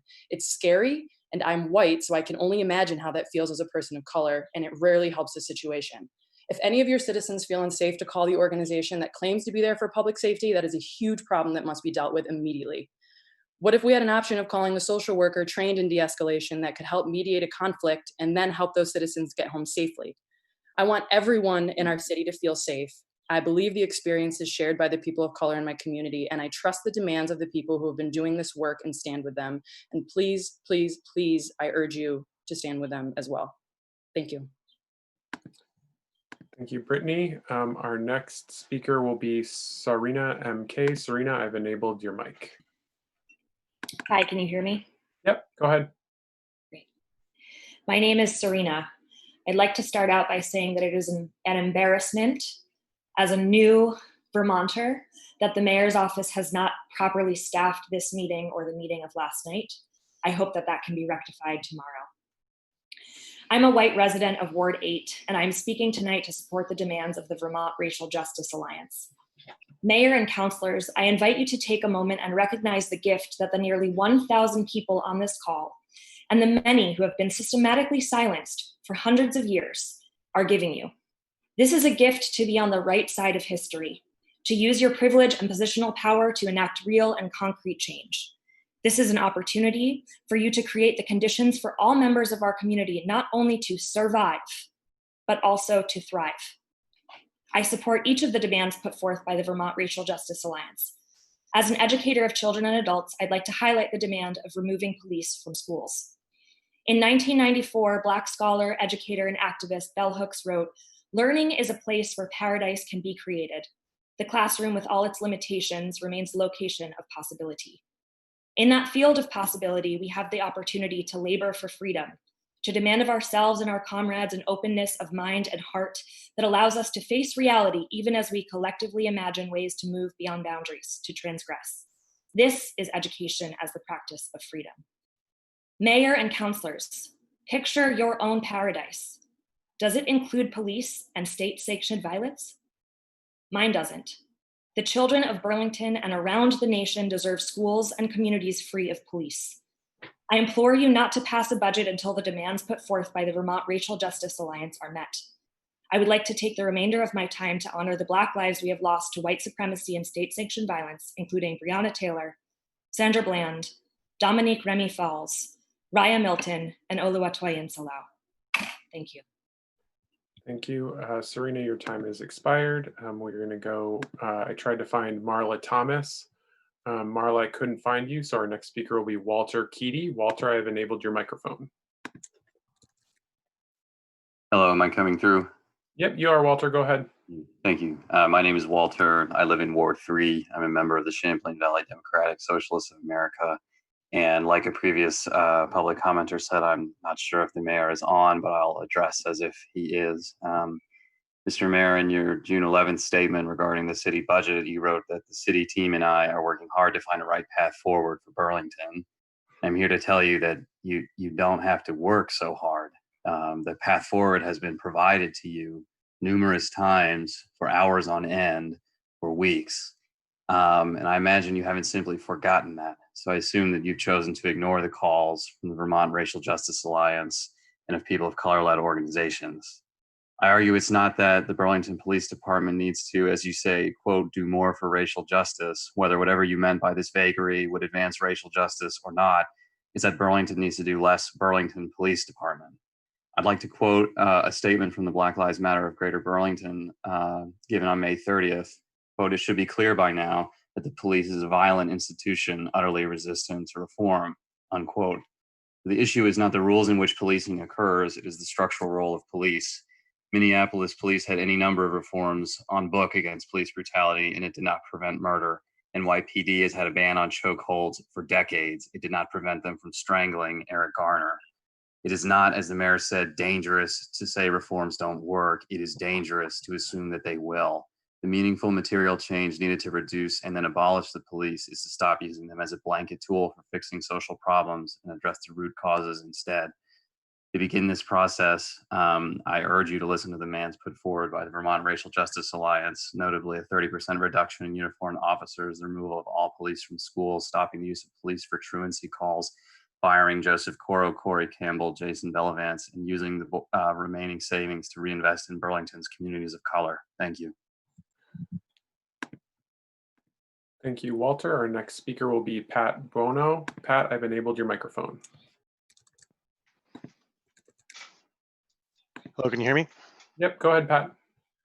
All right, my name is Pat Buno, and I am a white resident of Ward 3 in Burlington. I would first like to thank the voices of all of the people of color who have spoken up in our community over these last few meetings. And I would like to stand with the demands of the Vermont Racial Justice Alliance, which are as follows. Restructuring public safety, an immediate refocus on who, what, when, and where we are policing, remove police from schools, stop using police for truancy calls, a 30% reduction in uniformed officers in BPD, fire abusive officers Joseph Coro, Corey Campbell, and Jason Bellavance, and give the police commission the power to oversee that transition. Investing in communities of color, which includes working with the communities of color and others to create a culture empowerment community collective with community and youth centers, education, arts communities, and a economic development community partnership, establishing an Office of Equal Opportunity staffed with EO officer oversight of the newly formed minority-owned business city procurement program. And I demand that you guys do not pass this budget until these demands are met. Now, I'd ask you all to take a step back and remember why you decided to run for elected office. You probably never really imagined that in this office, in this city of this size, that you'd be staring down 900, 1,000, whatever it is, concerned, motivated, and outraged citizens. But I would say that this is a moment that all of you have signed up for, and this is what you should want. We should be moving beyond the days of passive ignorance to systemic racism and political involvement, and we've given you guys all of our trust. So I would ask you all to not let us down, don't let our communities of color down, and that Black Lives Matter. Thank you. Thank you, Pat. Our next speaker will be Maria Carvalho Sandoval. Maria, I found you and I've enabled your mic. Thank you. Can you hear me? Yes, I can, Maria. Thank you. Good evening, councilors and mayor. I am a queer white woman and mother to a young child. My partner of 11 years is a Latino man from Central America. We have lived in Ward 3 of Burlington for 5.5 years. My husband has experienced incredible amounts of xenophobia and racism in Vermont, as well as racial profiling from the police of Burlington and Essex, Vermont. I am speaking today to stand with the demands of the Racial Justice Alliance.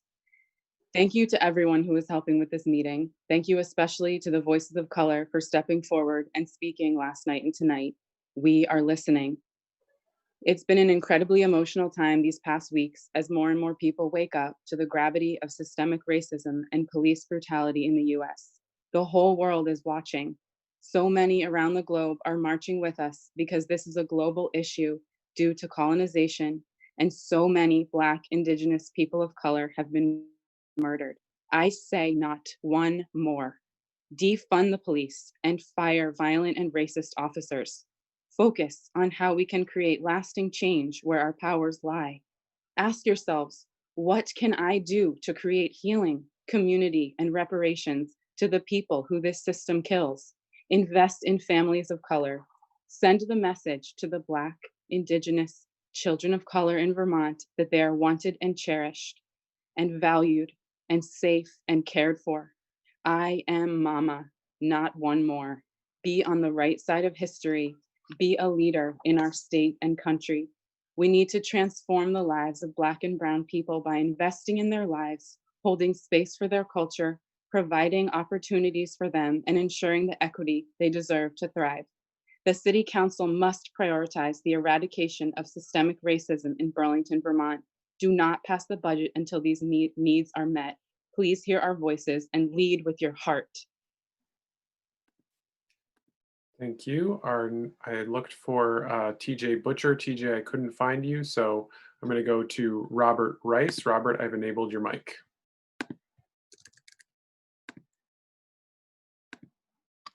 Can you hear me? Yep, go ahead, Robert. Hi. So a lot of people before me have mentioned the perception that Vermont and specifically Burlington is some kind of like liberal utopia, doesn't have to deal with the problems like racism or police brutality that we see all over the country. And as many before me have pointed out, this is very much not the case, especially for the Black and Brown and poor members of our community. And that's exemplified especially by the instances of violence carried out by Joseph Coro, Corey Campbell, and Jason Bellavance. All three of them deserve to be fired, should have been a long time ago. But even if we didn't have such examples of police brutality to call upon, the institution of the police still does more harm than good. Its purpose is to protect property, not people, and racism is built into the system that exists to perpetuate. Funding the Burlington Police Department by at least 30% would still be a cause worth supporting, even if it were not for these instances. Reducing the budget and the size of the police department will not only be beneficial to public safety on its own, and that it would reduce these cases of the inherent danger of police violence towards people of color, but also because reallocating funds towards resources that support the community has the potential to reduce crime in general. The demands put forward are more than reasonable and should be considered a bare minimum. The fact that the mayor is not already on board with the demands, considering the sheer number of people at this forum right now, shows his disregard for his own constituents and his arrogance in thinking his solutions will somehow be better than those that come from the communities that are actually affected by these issues. Burlington is not the utopia that people think it is, but if we want it to be, these demands are one small step that can take us in that direction. I stand with the Racial Justice Alliance. Do not pass the budget until the demands are met. Thank you. I yield the rest of my time. Thank you, Robert. Ali Sterling, I could not identify you. And Tina Hubbard, I could not identify you. But Zia DeSantis, I have identified you. I will enable you, but I'm going to go and just make sure, read off a couple more names just for folks so that they know that they're on deck. I have Elizabeth Lynch, someone who is just identified as Elizabeth, Tessa Anderson, Mary Johnson, Lucia Gagliardone, Olivia Gamsu, and Margaret Wimberger. One thing I will note is that tonight, just so that counselors are able to stay as tuned in and fresh, I'm going to be calling for a 5-minute recess just so that folks can take care of just kind of if they need to just get a second. We'll do a 5-minute recess every 2 hours just to make sure that folks are able to continue to stay engaged on the council. So with that, Zia, I'm going to enable your microphone. Zia, you should be enabled. Zia, you will need to unmute yourself.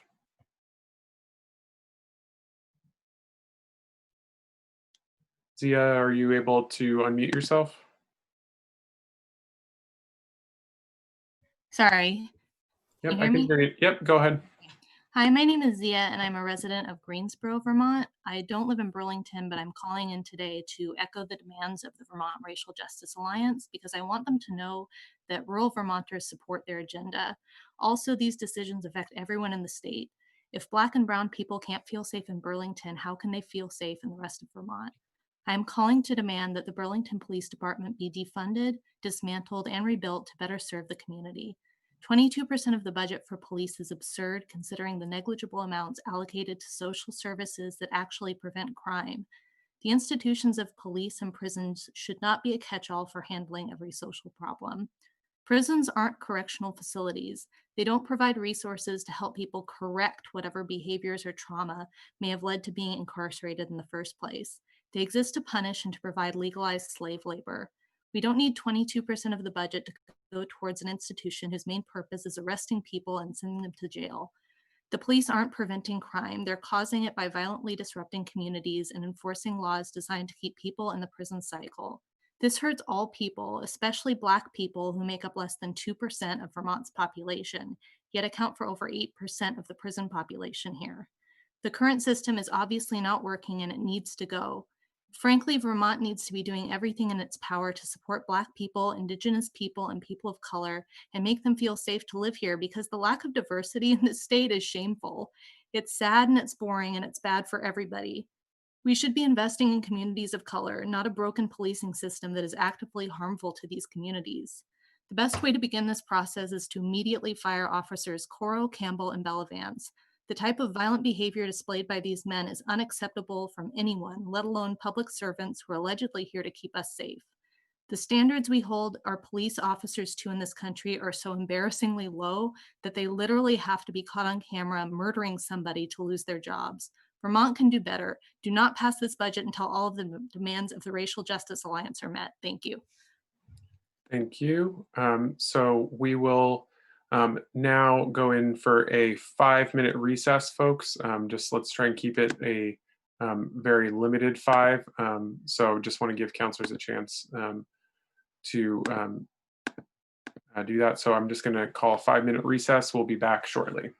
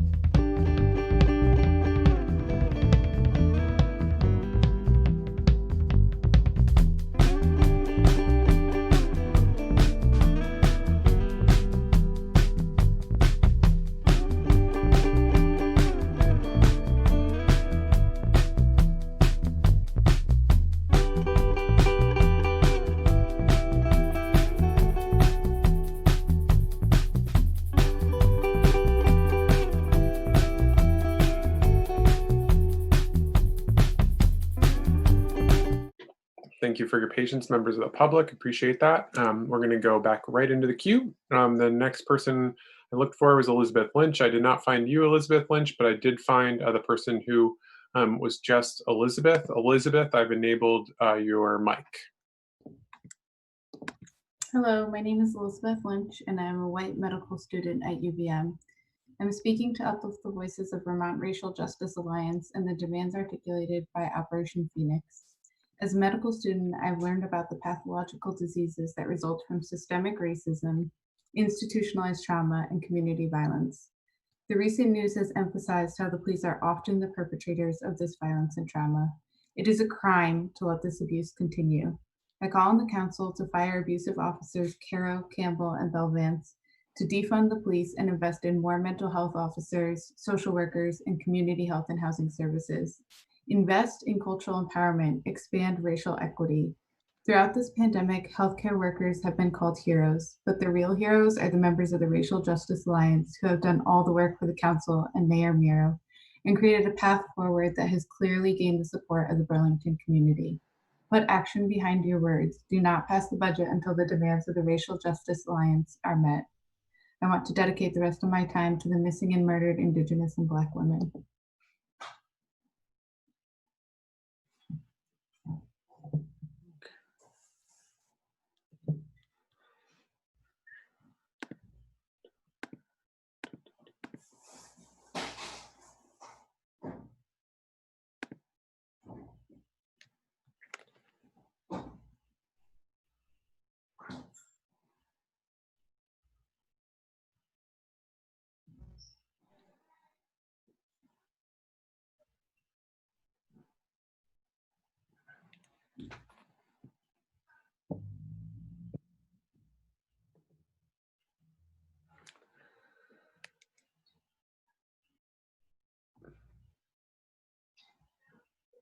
Okay, thank you.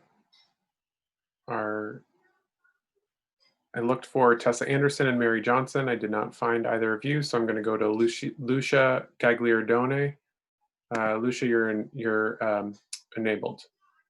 Can you hear me? Yes, go ahead. My name is Lucia, and I'm with my father, Steve, and we are white residents of Sharon, Vermont. Listening to the mayor last night, I was quite disappointed with his lackluster attitude to this dire issue, and I immediately wondered how the response would have been different if it had been Mayor Sanders, a true civil rights activist who I campaigned for in the 80s. We stand with the Racial Justice Alliance and see the actions of the mayor to be unacceptable. This includes walking away from conversations with the Alliance and ignoring their demands in favor of non-effective reform that only protects the police union. We support all the demands put forth by the Alliance. I would like to specifically address the Alliance's demand to remove police from the schools. I'm a special educator at Hartford High School and can attest to the anxiety provoked by the presence and actions of police in the school. I have seen firsthand our resource officer try to force a confused and upset student who happened to have both a speech and learning impairment to the ground. Instead of de-escalating, she made the situation much worse with her angry tone, demanding orders, and her posture, which included a hand resting on her gun holster. The student was refusing to kneel to the ground like she asked, and she threatened the student with force if he did not obey. There were no other students present, and he did not present a danger. He was just being non-compliant, and it took the intervention of a fellow teacher to de-escalate the situation. Under no circumstances should there be a gun present in a moment like this, and under no circumstances should there be people trained not in proper techniques of behavioral intervention, but in the use of force, power, and control. While this student happened to be white, this anecdote highlights the heightened anxiety students feel when confronting police and the possibility of police violence in our schools. And given the disproportionate use of force in general against Black people in Vermont specifically, Black students in our schools bear an even greater burden of anxiety and fear with the presence of police. Violence, power, and control are not the response to communities' needs, and the proposal by the Racial Justice Alliance effectively addresses how we can defund the police and put those resources to a racially equitable and safe society. Thank you. Thank you. Our next speaker is Olivia Gamsu. Olivia, I have enabled your microphone. Okay, can you hear me? Yep, go ahead. Hi all, I'm a white resident of Ward 3. I use she, her pronouns, and I've lived in Burlington for 6 years. I'm here to amplify the demands of the Racial Justice Alliance, especially those from Operation Phoenix. I've already spoken in 2 of these public forums about why, as a victims advocate and violence prevention educator who works with Vermont police, I know that sensitivity training and reforms will not lead to the changes we need to address a system that is inherently racist to its core. So I'm here again to speak directly to our mayor, who is not serving his people. We see you, Moreau. Your earlier message, while it did include some accountability, was not good enough, especially because you have a history of being dismissive about these issues. You are supposed to work for us. You should be prioritizing your citizens in this time of crisis, not your personal life, although this should also be your #1 priority in your personal life too. If you actually want to make Burlington the place you advertise to tourists, new Vermonters, and out-of-state students, then you would actually listen to the hundreds of citizens who are speaking up right now. Defunding the police is the best option and has worked before. Again, literally just look that up. I know that many people here, especially Black, Indigenous, and POC, have shouldered the burden of this work for far too long. So I'd like to echo Ashley Laporte, who spoke yesterday. The experts are already here. You need to first admit that you are complicit, and then you need to do serious anti-racist education to catch up. In the meantime, listen to these experts. Don't pass this budget without fulfilling every single demand. And to the city council members who are clearly not dedicating their whole selves to this issue, Carpenter, Mason, and Shannon, it is also your responsibility to dedicate your whole selves to this issue. Again, we are watching you. Please do the right thing. For the remainder of my time, I'll be holding a moment of silence for the countless Black and Indigenous women and trans folks murdered in this country.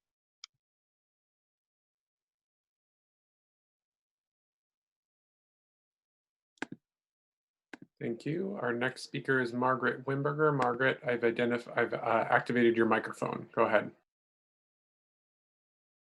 Hi, I am not a resident of Burlington. I live in Newfane, Vermont. I'm an old white lady.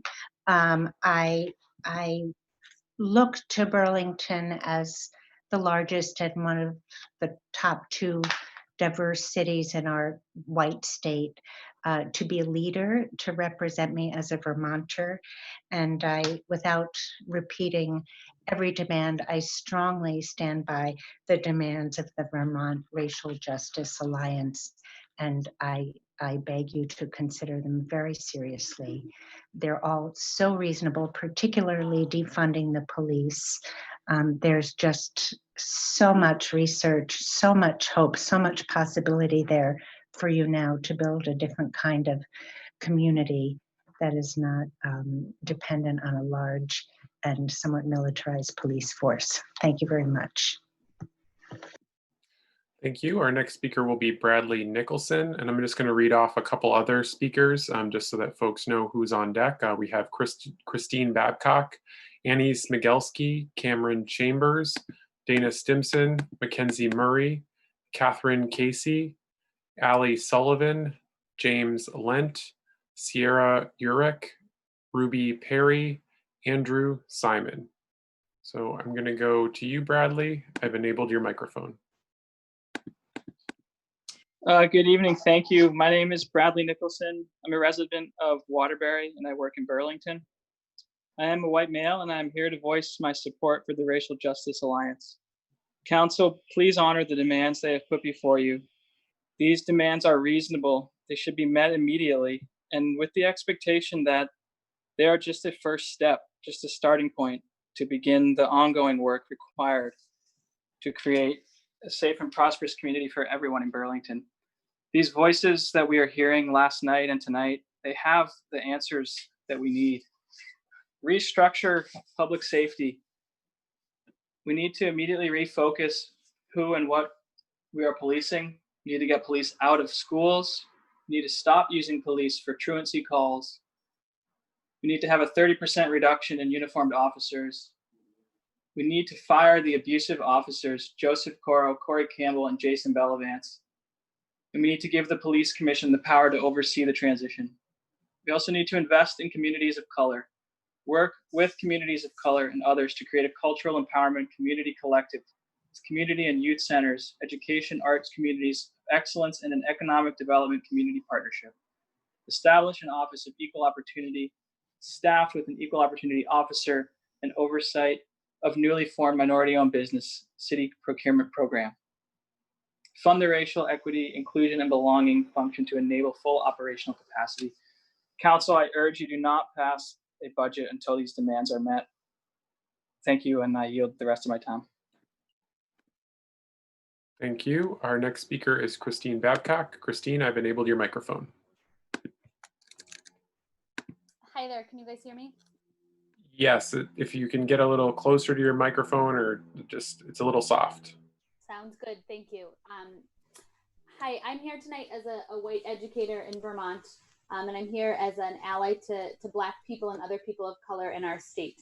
I'm also here to speak in support of the Racial Justice Alliance. Specifically to the City Council, I want to reiterate how imperative it is that you hear our voices and all the voices that spoke last night as well, and to feel the true power of the problem at hand. I would like to lift up the demands of the Racial Justice Alliance as follows. We need to have an immediate refocus on who and what and where we are policing. We need to get police officers out of schools and stop using them for truancy calls. In addition, put in other supports into schools, into public schools that kids need, such as mental health counselors. We need to have a 30% reduction in uniformed officers, as well as fire the abusive officers, Caro, Campbell, and Bellavance. In addition to this, we need to invest in communities of color, as stated by the Racial Justice Alliance in their RISE program, and to work with communities of color to create a cultural empowerment community collective with community and youth centers. As has been stated, I believe we need to defund the police and spread that money to be spent more wisely in our communities. Investing in people of color, businesses owned by people of color, mental health organizations, and resources for schools that will support all the students. You are in a position to make a big change, City Council, and I urge you to take these changes before passing the budget. Thank you for your time, and I would like to use the remainder of my time to honor the lives of the Black people lost at hands of the police.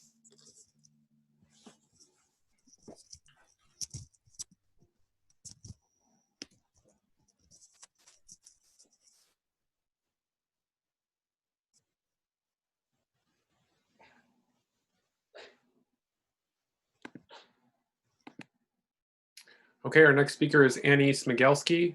Annie, you're allowed to speak. I've enabled your microphone. Can you hear me? Yes, go ahead. Awesome. Okay. Hi, I'm Annie. I'm a resident of Ward 5, and I'm a recent graduate of UVM. Basically, I've come to love this community for its diversity and perseverance towards a better world. And that is why I'm speaking today and decided to join this conversation to speak on and stand with the demands of the Vermont Racial Justice Alliance to defund the Burlington Police Department in the upcoming budget. These demands specifically include the reduction of uniformed officers by up to 30%, removing officers from our schools, and ensuring that any negative actions within the department have consequences, starting by firing abusive officers Joseph Carreau, Corey Campbell, and Jason Bevelance. I currently work at UVM. I work for the Agricultural and Environmental Testing Lab at Jeffords on UVM campus. And every day when I walk there, I walk past the UVM preschool, and outside there are a bunch of signs clearly asking for help from the teachers and from childcare services. And it is very clear that there are other organizations that need our help right now. And I just think that those are the types of places that we need to be reallocating these funds in an effort to ensure that Burlington remains a healthy and safe community for all.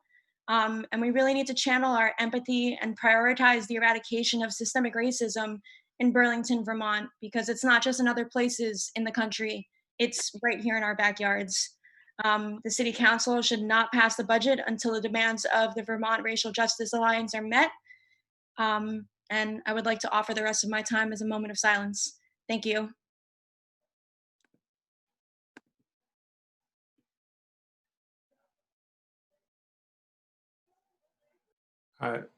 Cameron Chambers, I could not identify you, so I'm going to go to Dana Stimson. Dana, you've been enabled. Hi, can you hear me? Yes, go ahead. Hi, everyone. I am a white resident of Ward 1 in Burlington, and I'm a member of Community Voices for Immigrant Rights, as well as the Champlain Valley Democratic Socialists in America.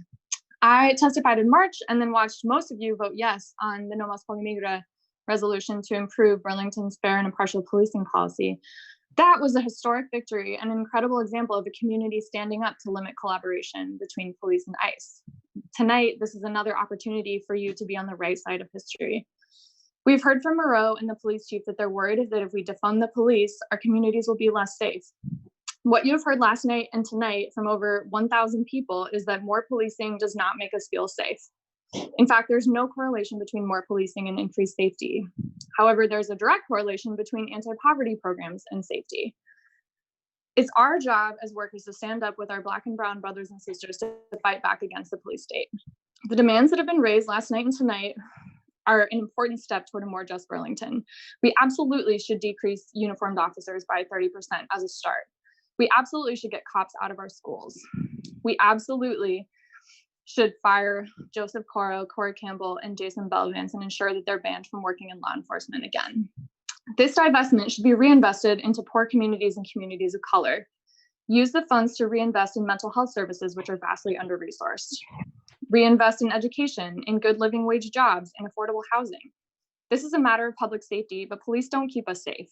What will keep us safe is a real investment in the communities that have been over-policed and threatened for far too long. These changes will not happen overnight, but they'll never happen if we never start. I urge you to start tonight. Our collective liberation depends on it, and do not vote yes until these demands are met. Thank you. Our next speaker is Mackenzie Murray. Mackenzie, I've enabled your microphone. Can you hear me? Yes, go ahead. Okay. Hi, everybody. My name is Mackenzie. I'm a white woman. I use she, her pronouns, and I'm a resident of Burlington, Vermont, currently living in Ward 3. I'm speaking today to stand in solidarity with the demands of the Vermont Racial Justice Alliance. These include, but are not limited to, reduce uniform officers by 30%, remove police from schools, stop using police for truancy calls, fire abusive officers Joseph Carreau, Corey Campbell, and Jason Bevelance, reinvest in communities of color, empowerment programs, social services, and the immediate restructuring of a new public safety system.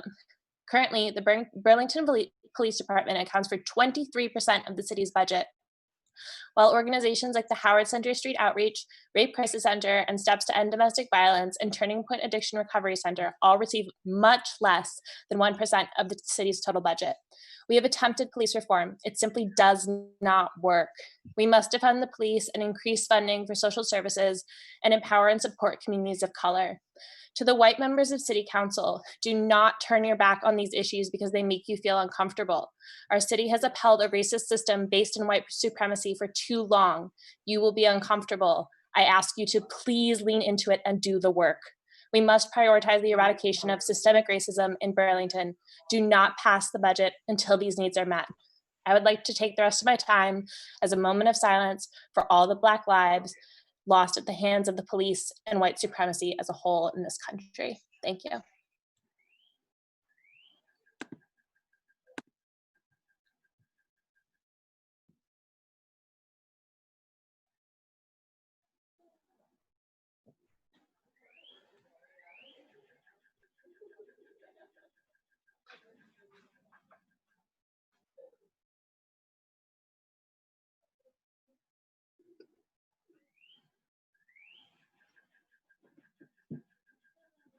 Thank you. Our next speaker will be, I was not able to identify Catherine Casey, so our next speaker will be Allie Sullivan. Allie, I've enabled your mic. Hey there. My name is Allie Sullivan, and I am a white researcher. I'm a child psychologist in training, and I'm a lifelong Vermonter. I'm privileged to be a current resident of Burlington, Ward 6. First, I want to express my gratitude to the council members, Mayor Weinberger, the public, and the Vermont Racial Justice Alliance for their time and attention. I understand that your time is incredibly valuable.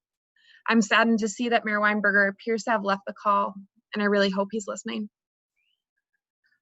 I speak in support of the Vermont Racial Justice Alliance, and the support is definitely selfish because it makes my work a lot easier. I work closely with families and kids to improve their well-being, and I can personally and professionally and empirically assert that mental health needs a lot more money than it currently has. Recall the horrific numbers that Mackenzie just cited. COVID-19 is disproportionately hurting the most marginalized, so that means women and children of color are suffering even more than they already do. I am terrified of the upcoming wait list and demands for services that our workforce is incredibly well trained but incredibly insufficient to handle. The current demand for services is already larger than our capacity. Our wait lists are terrible. I heard the mayor's call for data-driven policy. Decades of developmental psychologists provide ample support for the Vermont Racial Justice Alliance's demands. Here are a couple names I encourage you to Google Scholar them. Bonnie McLeod, Rashida Mystery, Jean Brooks Gunn, and Deborah Jones, and those are just a few. There are also some cost effectiveness data in there suggesting how these investments can be cost effective. Reinvest in communities of color, repurpose the funds allocated to school police officers, to social services, such as youth activities programs as called for by the Vermont Racial Justice Alliance.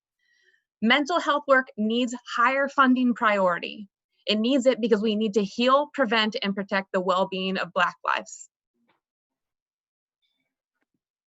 Thank you. Our next speaker is Sierra Urich. Sierra, I've enabled your microphone. Hello, can you hear me? Yes, go ahead. Hi, I'm a non-Black person of color living in Ward 6, and I'm speaking to stand with the demands of the Vermont Racial Justice Alliance. The City Council, thank you for your time yesterday and today.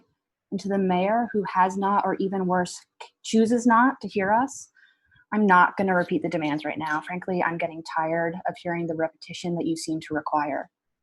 So instead, I'm going to tell you what our demands don't mean. They do not mean relabeling parking enforcement as public works, or simply moving the BPT's crime analyst to the city's innovation and technology department. You say it would be wrong to commit permanent cuts without the process informed by data, and that you are unwilling to make deeper cuts until we do that hard work. I think we've heard the data, Mayor. And we are pleading with you to begin the hard work you speak of and accept our demands. The Justice Alliance has told you clearly, in writing and now in numbers, exactly what needs to be done for us to feel safe. The people who respond to crisis in our community should be people who are best equipped to deal with those situations. And this crowd of over 1,000 speakers yesterday and today, more than 2% of your city's population are virtually standing here telling you that that isn't someone showing up with a gun. I want you to imagine this meeting in person. A meeting where a crowd of your angry constituents barely fit in the room, spilling out of the doors onto the streets of Burlington. A meeting where our cries and cheers boom through this very space that you're sitting in. Maybe then you'd finally hear us. Maybe if leaving a historic public forum early meant walking through throngs of disgusted constituents, you'd hear us. Luckily for you, this is over Zoom. In an article published by the 7 Days, you said that you would be open to discussing the issue, but that budget cuts would set the department back. And that as much as you'd like to see a world where there wasn't a need for police, this is not the world we actually live in. Mayor, I think you've heard some better alternatives over the last 2 nights, and hopefully you now are better acquainted with the actual world we live in. Thank you. Thank you. I tried to find James Lent, Ruby Perry, and Andy Simon. I was not able to find any of those folks, so I'm going to move to Nate Lantieri. Before I do that, I'm just going to read off a couple other names of folks who are on deck, just so that you know. I have Shelby Ledoux, Alyssa Chen, Nicholas Scott, Kelsey Richardson, Drew Brooks, Lee Hackney, Lauren Pharisee. Actually, I believe Lauren already went. And Ari Kotler, Kenzie Hines, Holly Bonson, Vicky Senni. So Nate, I'm going to come to you, and you're now enabled. Hi there, folks. Nate Lantieri here, Ward 5 resident, Ward 5 white resident of Burlington. And I want to just start out by saying, I've spent the last week or so listening to a lot of these meetings and hearing, so many people, so many different people coming out and sharing their thoughts, sharing the demands of the Racial Justice Alliance, and, standing in solidarity in a way that's, unprecedented for a lot of us, this whole Zoom format, but incredibly needed and incredibly, telling of how urgent these matters are to so many members of our community. And, something I've been thinking about over the past few days is this phrase that, a lot of liberal leaning people think about with regards to, an issue that they deem so important, and that's the climate emergency. And the question is, if not now, when? And I think that the people who, are thinking about that with regards to that issue really need to consider, we have this public institution that is directly making people feel unsafe in our city. Directly. It's not some sort of secondary effect. This is city money, taxpayer money that is going towards violence and fear being felt by residents of our community.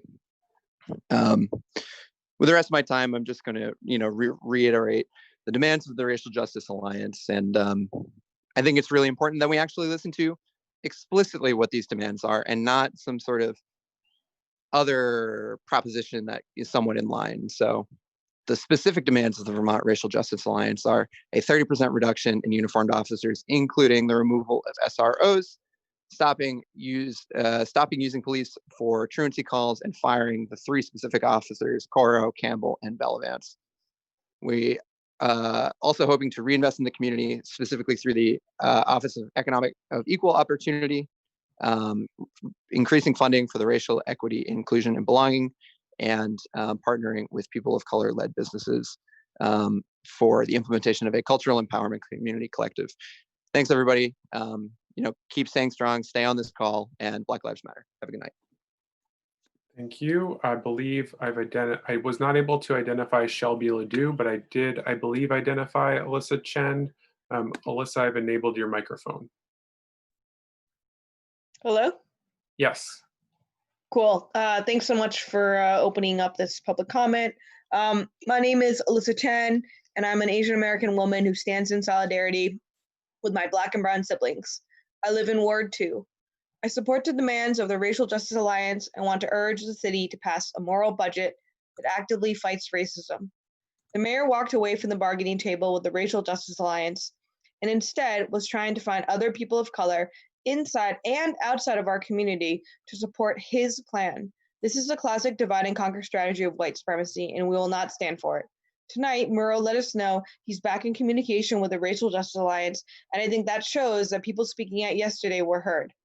I listened to Murrow's press conference yesterday, and I was disturbed by what I heard. I wanted to share some specific notes on what the Racial Justice Alliance wants and where Murrow stands in his proposed budget. The Racial Justice Alliance wants to cut uniformed officers by 30%, and Murrow's proposal only cuts the police budget by 9%. The Racial Justice Alliance wants to invest the money saved by cutting 30% of uniformed officers into racial justice. Murrow only wants to invest 1.6% of the budget into the community. This is a huge issue. Right now, we are wrongfully relying on the police to keep us safe. In order to defund the police and move towards abolition, we need to invest the money in the community into racial justice, not just cut the money from the police budget. The RJA wants to invest the money in racial justice, including a cultural community empowerment center. Murrow wants to invest most of the money into Howard Center, where Del Pozo is still on the board, and where Murrow plans to have mental health staff who it sounds like will work in close partnership with the police. The RJA wants to remove the abusive cops. Murrow is planning to keep them. The RJA wants to get police out of schools. Murrow wants to keep the police in our schools.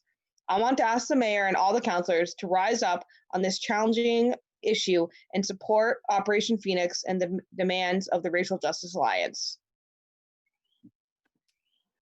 Thank you. I was not able to identify Nicholas Scott, Kelsey Richardson, Drew Brooks, Lee Hackney, or Ari Kotler, but I was able to identify Kenzie Hines. Kenzie, your microphone is enabled. Hi, can you hear me?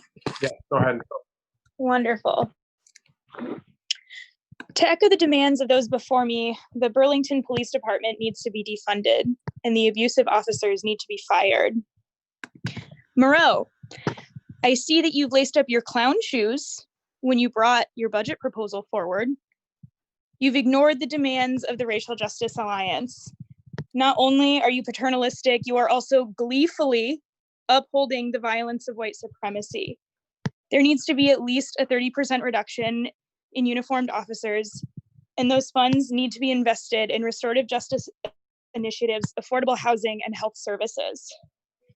Governing.com indicates that the median number of uniformed officers is 16.1 per 10,000 people. This is equivalent to a 35% cut at BPD, and the Racial Justice Alliance is asking for a 30% reduction. The Burlington Police Officers Association needs to be dissolved. In fact, the only good cops are the ones that quit their jobs. Do not pass a budget until these demands are met, and better yet, abolish the police. And to just use the last bit of my time, I'd like to speak to the Democrats in this council directly. A quick question, and I'm not really sure I want to know the answer. What do you think your job is? Because if your job isn't hearing the voices of the people that you claim to represent, I'm wondering what you're doing here. So sit with that for a moment. Black Lives Matter, abolish the police. Thanks. Thank you, Kenzie. Our next speaker, I looked for Holly Bonson and Vicky Senni. I could not locate you, but I did find Sophie Castle. Sophie, I've enabled your mic. Hi, can you hear me? Yep, go ahead. My name is Sophie. I use she, her pronouns. I'm a white resident of Ward 2. I've been living in Burlington for over 10 years. I wanted to point out some thoughts I had about reading the recent use of force directive draft from the Police Commission, which I know is directly informing how we are proceeding with what we mean when we say we're going to be changing our police force or not. I'm appalled at how closely aligned the language of the document that we currently are working with is with the Graham versus Connor decision, which we know has not only failed to protect civilians, especially Black civilians, from police violence, it has been used time and again as a tool by police to defend their use of excessive force and very often deadly force. This was on a recent Radiolab episode. It's on Wikipedia. This is very common knowledge. There is no excuse for people making these laws and directives to be surprised at how tactically useless the words, quote, reasonable officer are. We need to stop trying to get police to comport themselves, quote, reasonably when confronting poverty, substance abuse, school children, people in mental health crises. We need to stop hoping they will be able to handle the situation reasonably without letting fear or racism cloud their judgment. We need to stop throwing money at a police force in hopes that these funds will transform into safety and justice for our community. Instead, we should be tasking trained mental health professionals, social workers, counselors, mentors, and others who truly know how to support people and de-escalate situations when needed. We should be using these funds to support our communities, not to police and punish them. I stand in support with the demands made by the Racial Justice Alliance and Operation Phoenix for a 30% reduction in police officers, and I choose to imagine a city and a world in which we are able to reduce the police force by 100%. We will be successful. These community initiatives will work. We will remove police from our schools and stop using the police for truancy calls. And of course, we need to fire Corot, Campbell, and Bellavance and prevent them from taking police jobs in other parts of the state. They can get other jobs in public services if they are truly committed to uplifting the community. And if that is not their main goal, they need to find a job elsewhere. To reinvest those funds into community. Wrap up. Thank you. Our next speaker will be Greg Faxon. Greg, I'm enabling your mic. Greg, go ahead. Hi, my name is Greg Faxon. Thank you for your time tonight, everyone. I'm a white resident of Burlington, Ward 1, and I stand with the demands of the Vermont Racial Justice Alliance, little-known organization in Vermont that many may not have heard of. And to remind you guys of the demands, number one, reduce uniformed officers by 30%, remove police from schools, stop using police for truancy calls, fire Joseph Corot, Corey Campbell, and Jason Bellavance, and reinvest those funds into communities of color. In his press conference yesterday, Mayor Weinberger proposed a $1.1 million cut from the police department. My understanding is that most of that is a COVID austerity cut, and only about $300,000 of that cut money is getting invested back into the community. As a reference point, the median home price in Burlington is approximately $350,000. The city council must prioritize the eradication of systemic racism in Burlington. Please don't pass the budget until these needs are met. Thank you. I yield the rest of my time.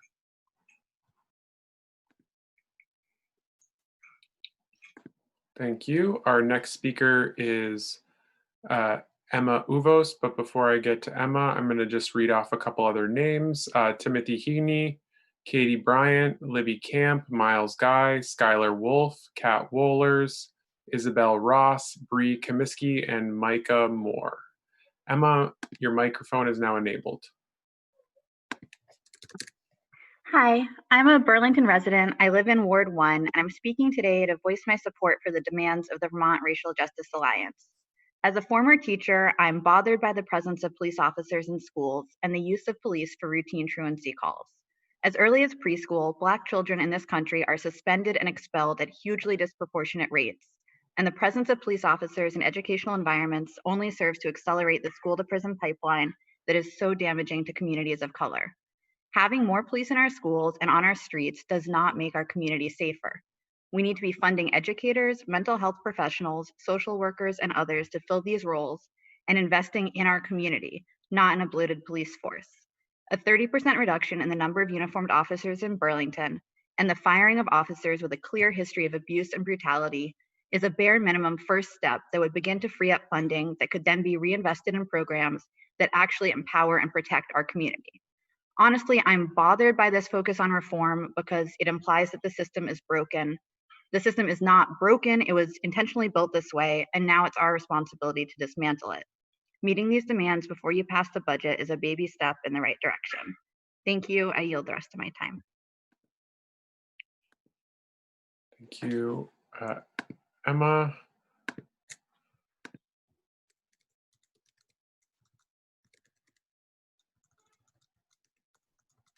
And the next speaker, Timothy Heaney, I can't find you. Katie Bryan, I can't find you. Libby Camp, I'm going to come to you. Libby, I've enabled your microphone. Hello, can you hear me? Yes, go ahead.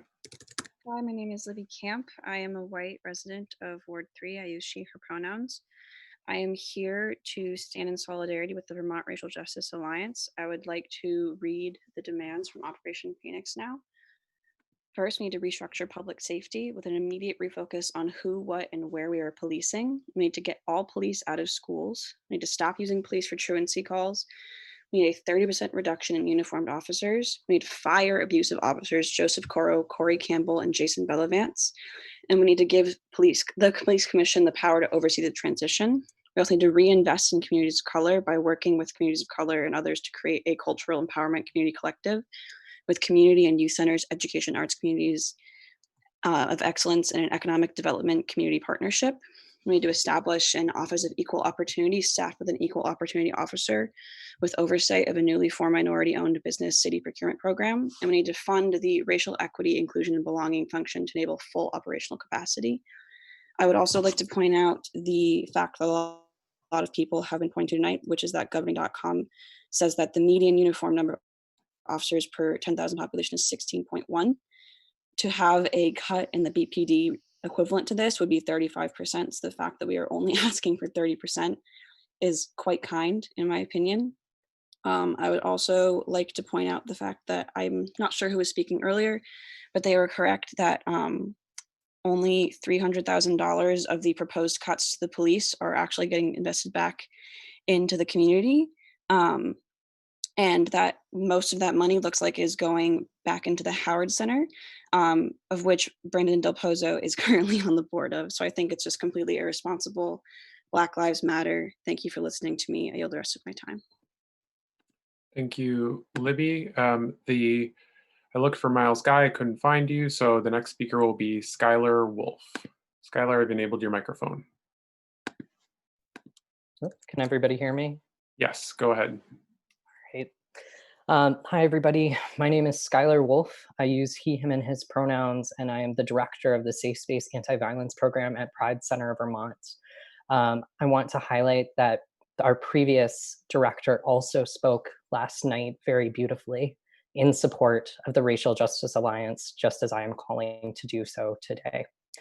I want to highlight that in the last year, less than 3% of survivors that we have worked with have utilized any support from the criminal legal system.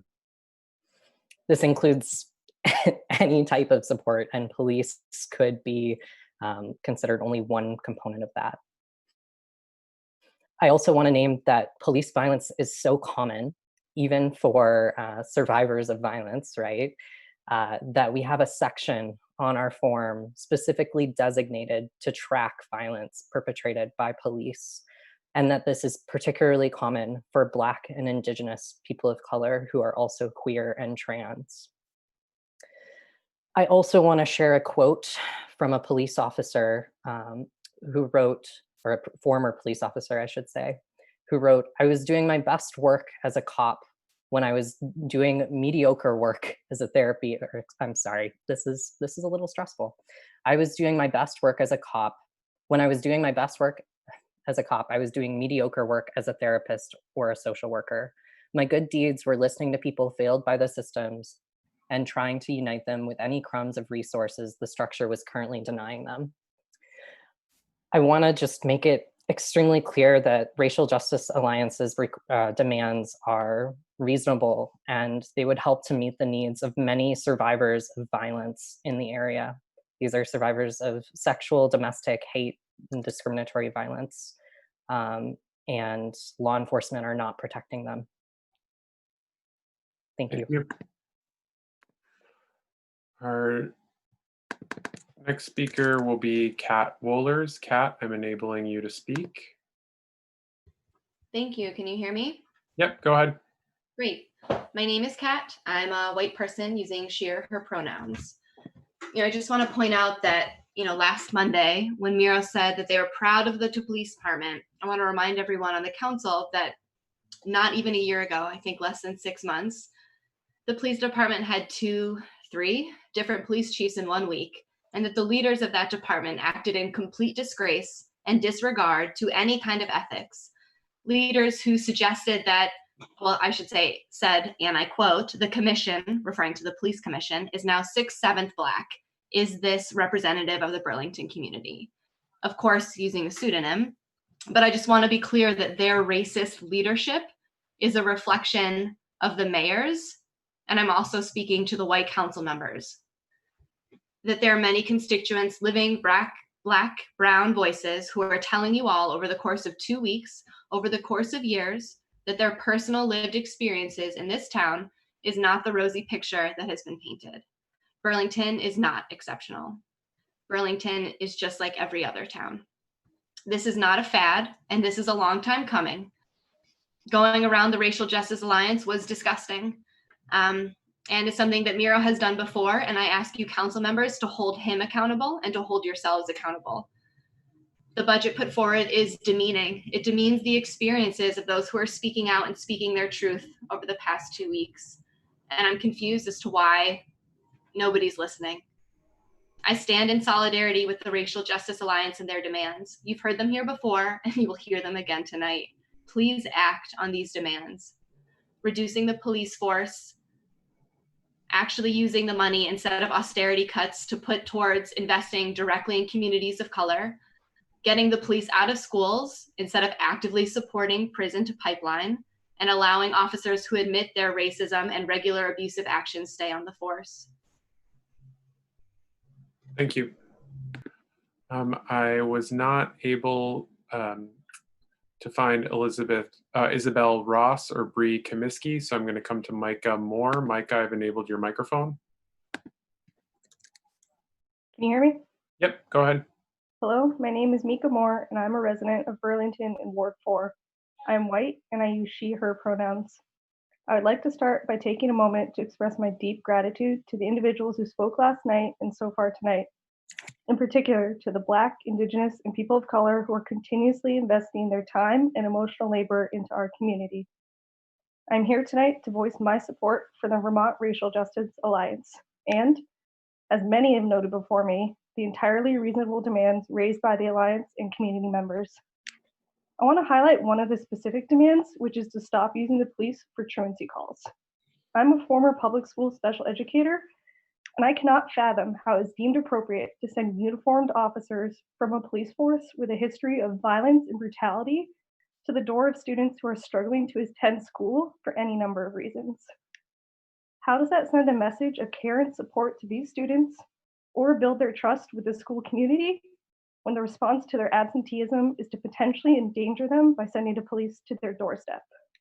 As a teacher, I should not feel scared to mark a student absent because it could threaten their life or the lives of their family members. Remove police officers from Burlington schools and stop using the police for truancy calls. In conclusion, I stand in solidarity with the Vermont Racial Justice Alliance and their demands. Do not pass the budget until these demands are met. Black lives matter. Thank you for listening. Thank you, Mika. Our next speaker is Michelle O'Donnell. Michelle, I've enabled your microphone. Thank you. My name is Michelle O'Donnell. I'm a white resident of Ward 3. I'm here in solidarity with the Racial Justice Alliance and my Black, Indigenous, and people of color neighbors. I'm also here in recognition that we're all harmed by our current system. This system is built to uphold white supremacy and capitalism. It is built to extract our humanity and our labor to profit a few people. We're divided across race and gender and sexuality on purpose because those few know that when we come together, as we're doing today, we can't be stopped. And we've seen, to the council, you've seen the number of people speaking out exponentially grow. First a few dozen, then a few hundred, and now over 1,000. This is a historic moment. The COVID pandemic showed plainly how our systems are not built to protect us, and the last few weeks have shown many of us that neither is our police system. I'm here to support the abolition of the police as a part of the system that exists to oppress us. When slavery was abolished, it was not a popular idea. We're not even asking you to use your imagination. There are experts in their own experience and also in the data who have laid out a plan for how we can achieve community safety. And it's by abolishing the police and investing in community safety. I support the demands of the Racial Justice Alliance. We need to immediately refocus where and what we are policing and what community safety means. We need to get police out of the schools. We need to reduce uniformed officers by 30%, fire abusive officers, Joseph Coro, Corey Campbell, and Jason Bellavance, and give the police commission the power to oversee the transition. We need to invest in communities of color, working with communities of color and others to empower Cultural Empowerment Community Collective with community and youth centers, education, arts committees of excellence, and an economic development community partnership. We also need to establish an Office of Equal Opportunity, staffed with an EO officer with oversight of a newly formed minority-owned business city procurement program, and finally fund the racial equity, inclusion, and belonging function to enable full operational capacity. Do not pass this budget until these demands are met, and your choices will be remembered. Thank you. Okay, I'm going to go. I could not identify Amanda Collar. Drew Brooks is next. I'm going to go to you, Drew. Go ahead. You're enabled. Hi, can you hear me? Yes, I can, Drew. Go ahead. Hi, this is Drew Brooks. I'm a white resident of South Burlington, and I work in Burlington. I stand in solidarity with the movement for Black Lives and the Racial Justice Alliance. Now's the time, and it's long overdue, that we dismantle systems that were built for white supremacy, which is ever present in Vermont life. Defunding the police department would be a minimum first step. We need to stop treating economic inequality and public health needs with violent policing tactics. We need to use our tax dollars to make sure that schools, mental health agencies, and substance abuse programs are properly funded. Now is the time. Now is the time to get police out of our schools. Now is the time to stop using police for truancy calls. Now is the time to reduce police staff by 30%. Now is the time to fire Joseph Coro, Corey Campbell, Jason Bellavance. Now is the time to give the police commission the power to oversee this transition. Now is the time to work for communities of color and others to create a cultural empowerment community collective with community and youth centers, education, arts communities of excellence, and an economic development community partnership. Now is the time to establish an Office of Equal Opportunity, staffed with an equal opportunity officer with oversight of a newly formed minority-owned business city procurement program. Now is the time to fund the racial equity, inclusion, and belonging function to enable full operational capacity. Do not pass a budget until these bare minimum demands are met. Black Lives Matter, defund the police. Thank you. Thank you, Drew. Our next speaker is, I was unable, we have now gotten through all the folks who we tried to get to last night. And so those folks have either gone or have been called on twice. So we're now moving into folks who have now not been called on. So the next person I looked for, Lane Dibbler. I was not able to find Lane, but I am able to identify Jacob Mushlin. And Jacob, I've enabled your mic. Max, can you raise your hand if you can hear me? Wonderful. Good evening. My name is Jacob Mushlin. I'm fortunate to be a homeowner in Burlington's 2nd Ward. To that end, I pay taxes to the city, and those dollars are allocated by you.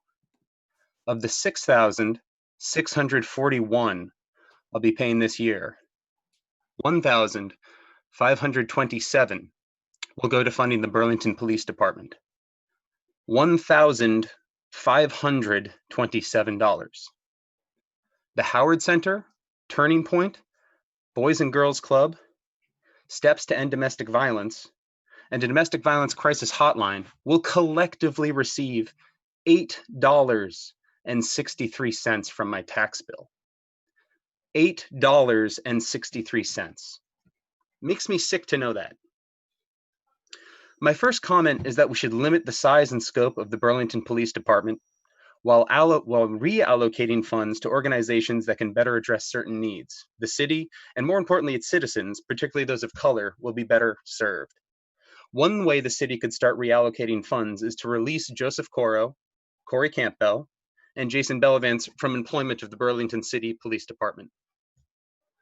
I will use the rest of my time in silence to remember the Black lives injured by and taken by city employees here and all over the country. I recommend you members of the council use it to also consider the prospects of your re-election if you turn your back on what must be the largest attendance of a city council meeting. Black Lives Matter.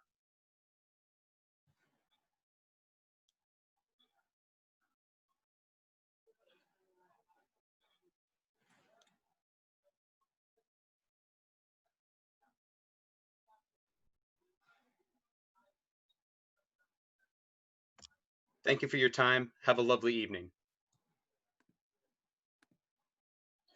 Thank you, Jacob. Our next speaker will be Tatum Oleskowitz. After that, I'm going to read off a couple other names just so folks know that they're on deck. We have Katie Miller, Amy Malinowski, Ali Sarhanis, Lydia Kern, Casey Smith, Jack Goldman, Ella Causer, Heather Reamer, Eliza Kassam, Francesca Blanchard, Autumn Spencer, and Nick Mitchell. Tatum, I have enabled your microphone. Tatum, Ward 3, in solidarity with the demands of the Racial Justice Alliance. Rest in power is a phrase meaning that a deceased person cannot rest in peace until society changes due to the circumstances of a death. So rest in power, Nina Pop, Raya Milton, Dominique Fells, Eric Garner, John Crawford III, Michael Brown, Ezel Ford, Dante Parker, Michelle Cousseau, Laquan McDonald, George Mann, Tanisha Anderson, Akai Gurley, Tamir Rice, 12 years old, Rumain Brisbane, Jerame Reed, Matthew Ajibade, Frank Smart, Natasha McKenna, Tony Robinson, Anthony Hill, Maya Hall, Philip White, Eric Harris, Walter Scott, William Chapman II, Alexia Christian, Brendan Glenn, Victor Manuel LaRosa, Jonathan Sanders, Freddie Blue, Joseph Mann, Salvado Ellswood, Sandra Bland, Albert Joseph Davis, Darius Stewart, Billy Ray Davis, Samuel DeBose, Michael Sabby, Brian Keith Day, Christian Taylor, Troy Robinson, Shams Farrow, Manley Felix Kumi, Keith Harrison, McLeod Jr., Prosper Lamontes Jones, Patterson Brown, Dominic Hutchinson, Anthony Ashford, Alonzo Smith, Tyree Crawford, India Kager, Levante Biggs, Michael Lee Marshall, Jamar Clark, Richard Perkins, Nathaniel Harris Pickett, Benny Lee Tenor, Miguel Espinal, Michael Noel, Kevin Matthews, Betty Jones, Quintonio LeGrier, Keith Childress Jr., Janet Wilson, Randy Nelson, Antroni Scott, Wendell Celestine, David Joseph, Kaylin Roquemore, Dijon Perkins, Christopher Davis, Marco Loud, Peter Gaines, Tori Robinson, Darius Robinson, Kevin Hicks, Mary Trujillo, DeMarcus Seamer, Willie Tillman, Terrell Thomas, Sylville Smith, Alton Sterling, Philando Castile, Terrence Crutcher, Paul O'Neill, Alteria Woods, Jordan Edwards, Aaron Bailey, Ronell Foster, Stephon Clark, Antoine Rose II, Botham Jean, Pamela Turner, Dominique Clayton, Tatiana Jefferson, Christopher Whitfield, Christopher McCorvey, Eric Reason, Michael Lorenzo Dean, Breonna Taylor, George Floyd, Tony McDade, the countless others, and all the Black children now who have yet to be named. Let's spend the rest of my time in silence for them.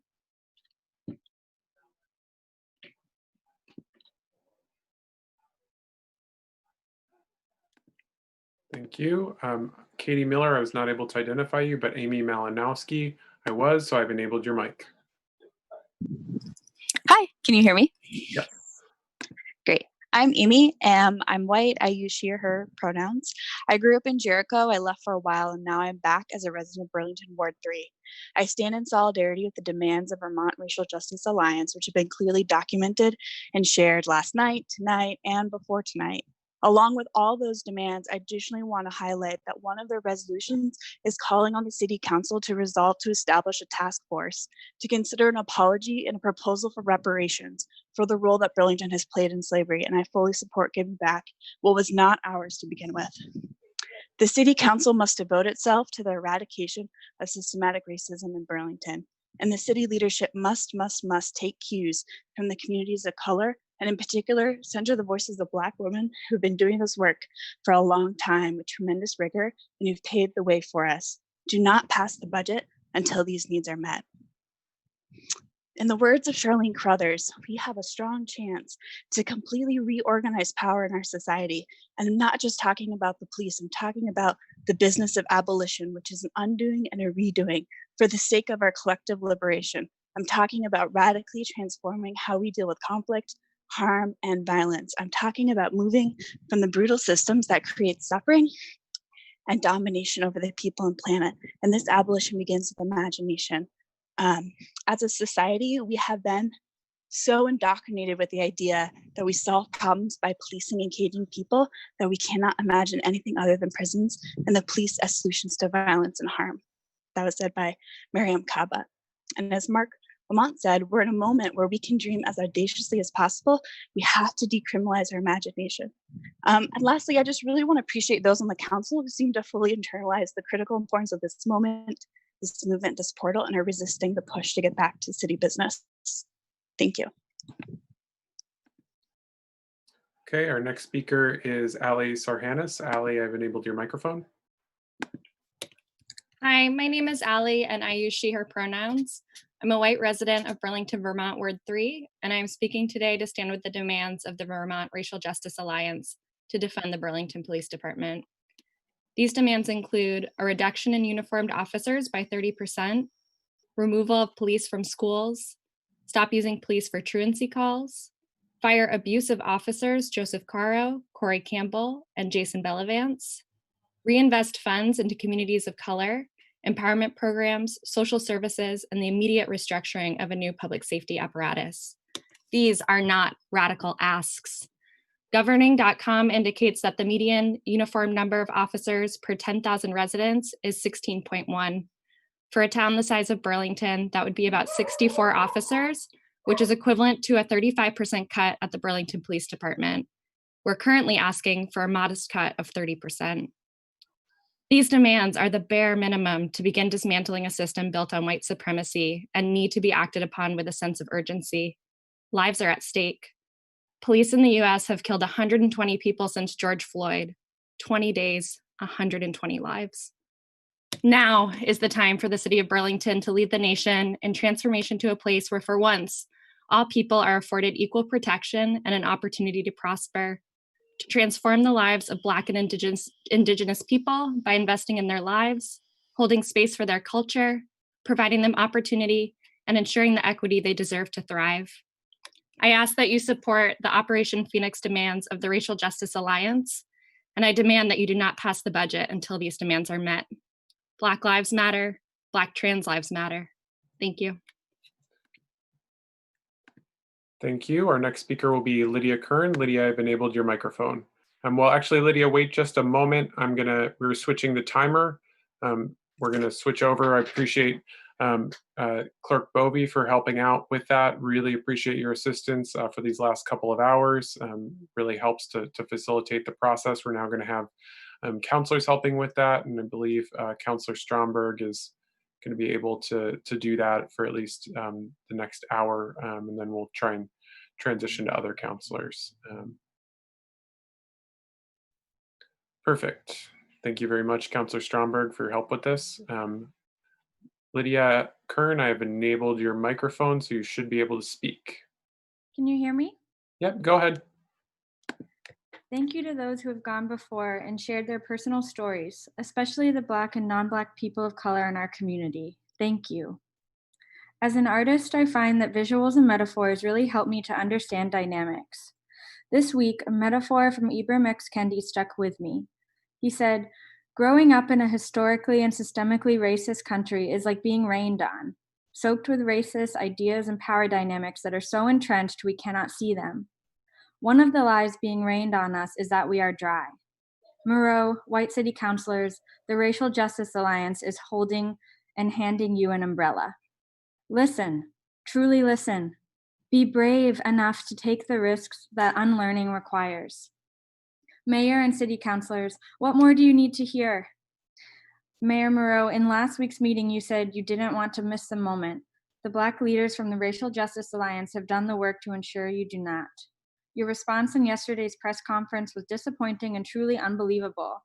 presenting a plan that would keep police still in schools, abusive officers still on the police force, and only $300,000 actively invested back into the Howard Center. Also, it's very concerning to me that Del Pozo, who harassed citizens, is still on the board at the Howard Center. You are not being asked to make your own plan. You are being asked by the people who you serve to meet the demands and follow the Black leadership from the Racial Justice Alliance. The stats across the country show that reform is ineffective. Lives are on the line, and Burlington is not an exception. The Vermont Racial Justice Alliance is building towards a future that systemically dismantles all systems that perpetuate white supremacy. And half steps towards this to protect political power is not enough to do this. I want to echo Councillor Perry's profound truth-telling last night. Business of the city cannot go on as usual until the demands of the people are met. It is your job to listen to us. The city is not a business, it is a community that you work for. Work for us like you are working towards a community of care. And do it without fearing the backlash from the BPD. Dismantling white supremacy will take more than what you have outlined. I also stand with Vermont State Rep. Kaya Morris, who said, "Stand with us, meet the demand, or get out of the way." Thank you. The next speaker will be Casey Smith. Casey, I can't find you. Jack Goldman is after Casey. Jack, I found you, and your microphone is enabled.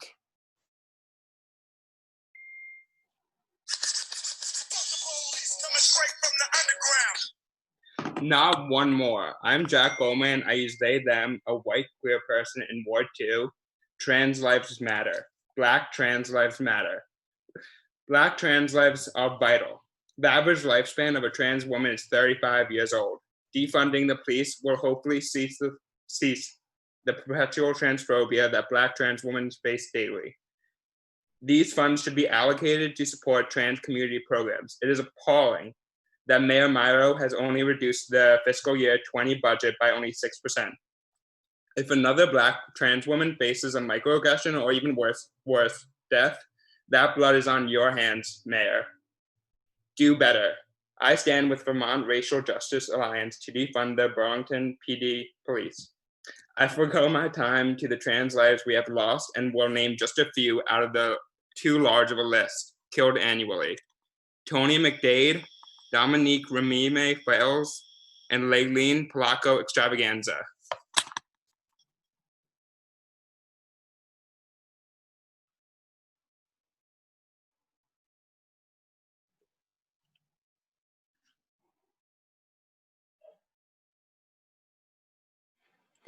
Councillor Stromberg, I'm having trouble with the, I believe the timer is frozen.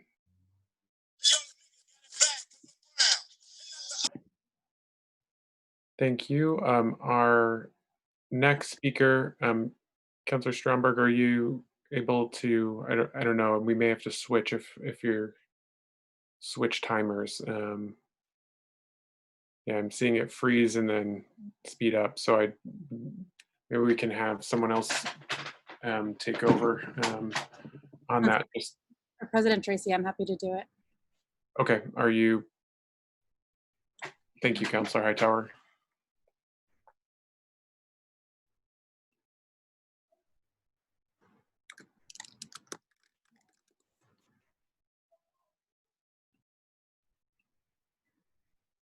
Sorry about that. Connection issue.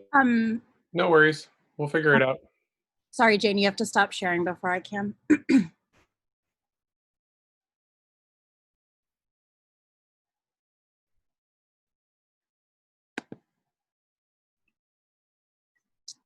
Councillor Stromberg, did you hear me?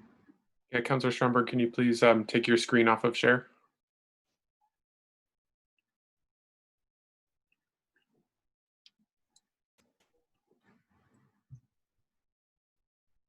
Councillor Stromberg? There we go. Thank you.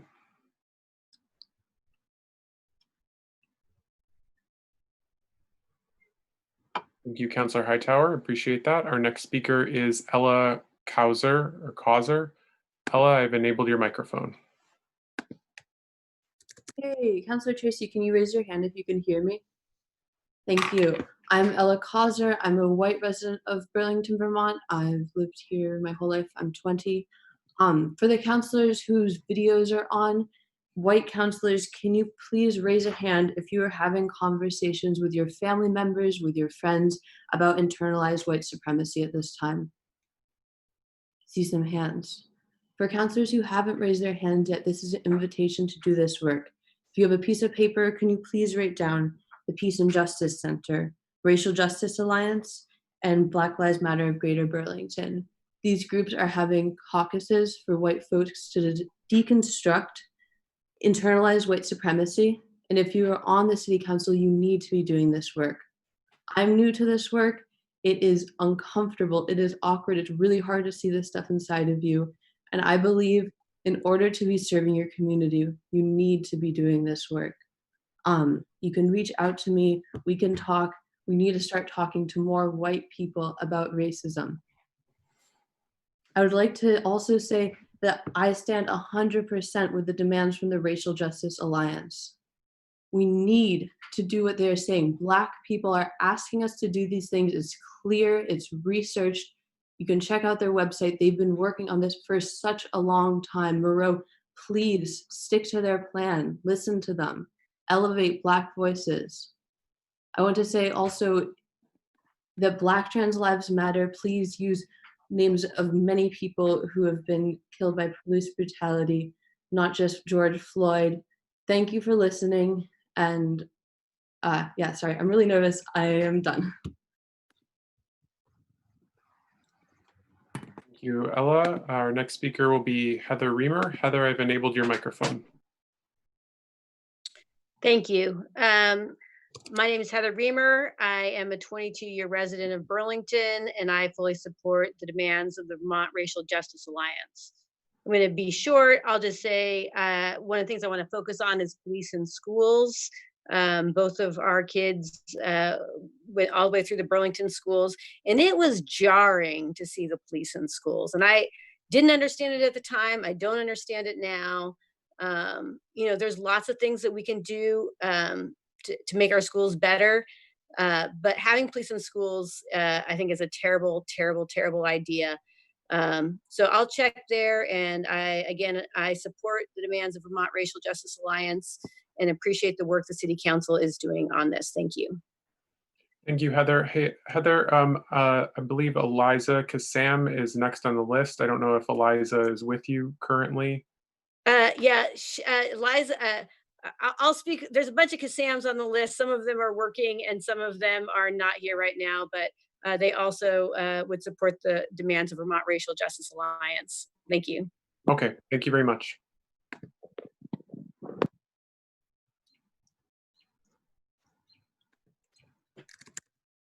Our next speaker will be Francesca Blanchard. Francesca, I've unmuted your microphone. Hi, can you hear me? Yes, go ahead. Perfect.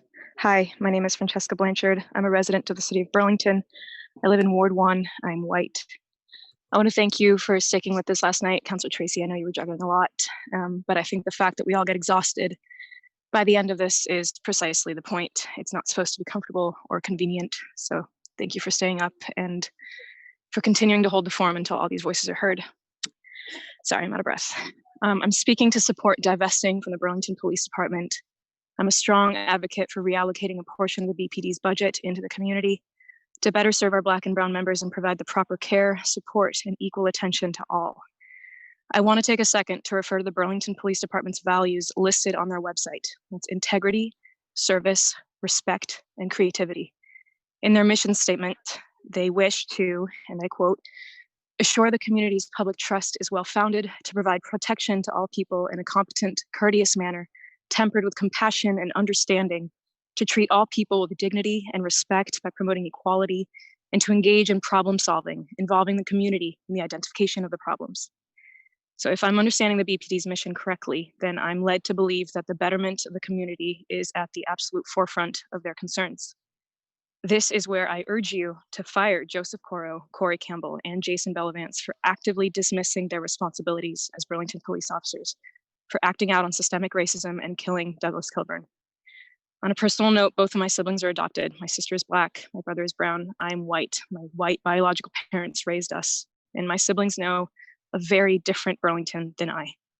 And I used to be proud to be a Vermonter, but if Burlington doesn't set an example and make a huge shift in how we fight systemic racism and outwardly, loudly demonstrate its solidarity by defunding the police and allocating funding to services that address the needs to those who are marginalized, then I can honestly, very safely say that I'll be ashamed to be from here. And I want to live in a city where my siblings can feel just as safe and heard as I do. I stand with the demands of the Vermont Racial Justice Alliance. Thank you. Our next speaker will be Nick Mitchell. Nick, I've enabled your microphone. Nick, you're going to need to unmute yourself on your end. Okay, can you hear me? Yep, go ahead. Hi, my name is Nick Mitchell. I'm a resident of Ward 5. That's Chip Mason, I believe his jurisdiction. Looked like he was pretty uncomfortable last night. Also, Moreau's outburst was pretty upsetting to see.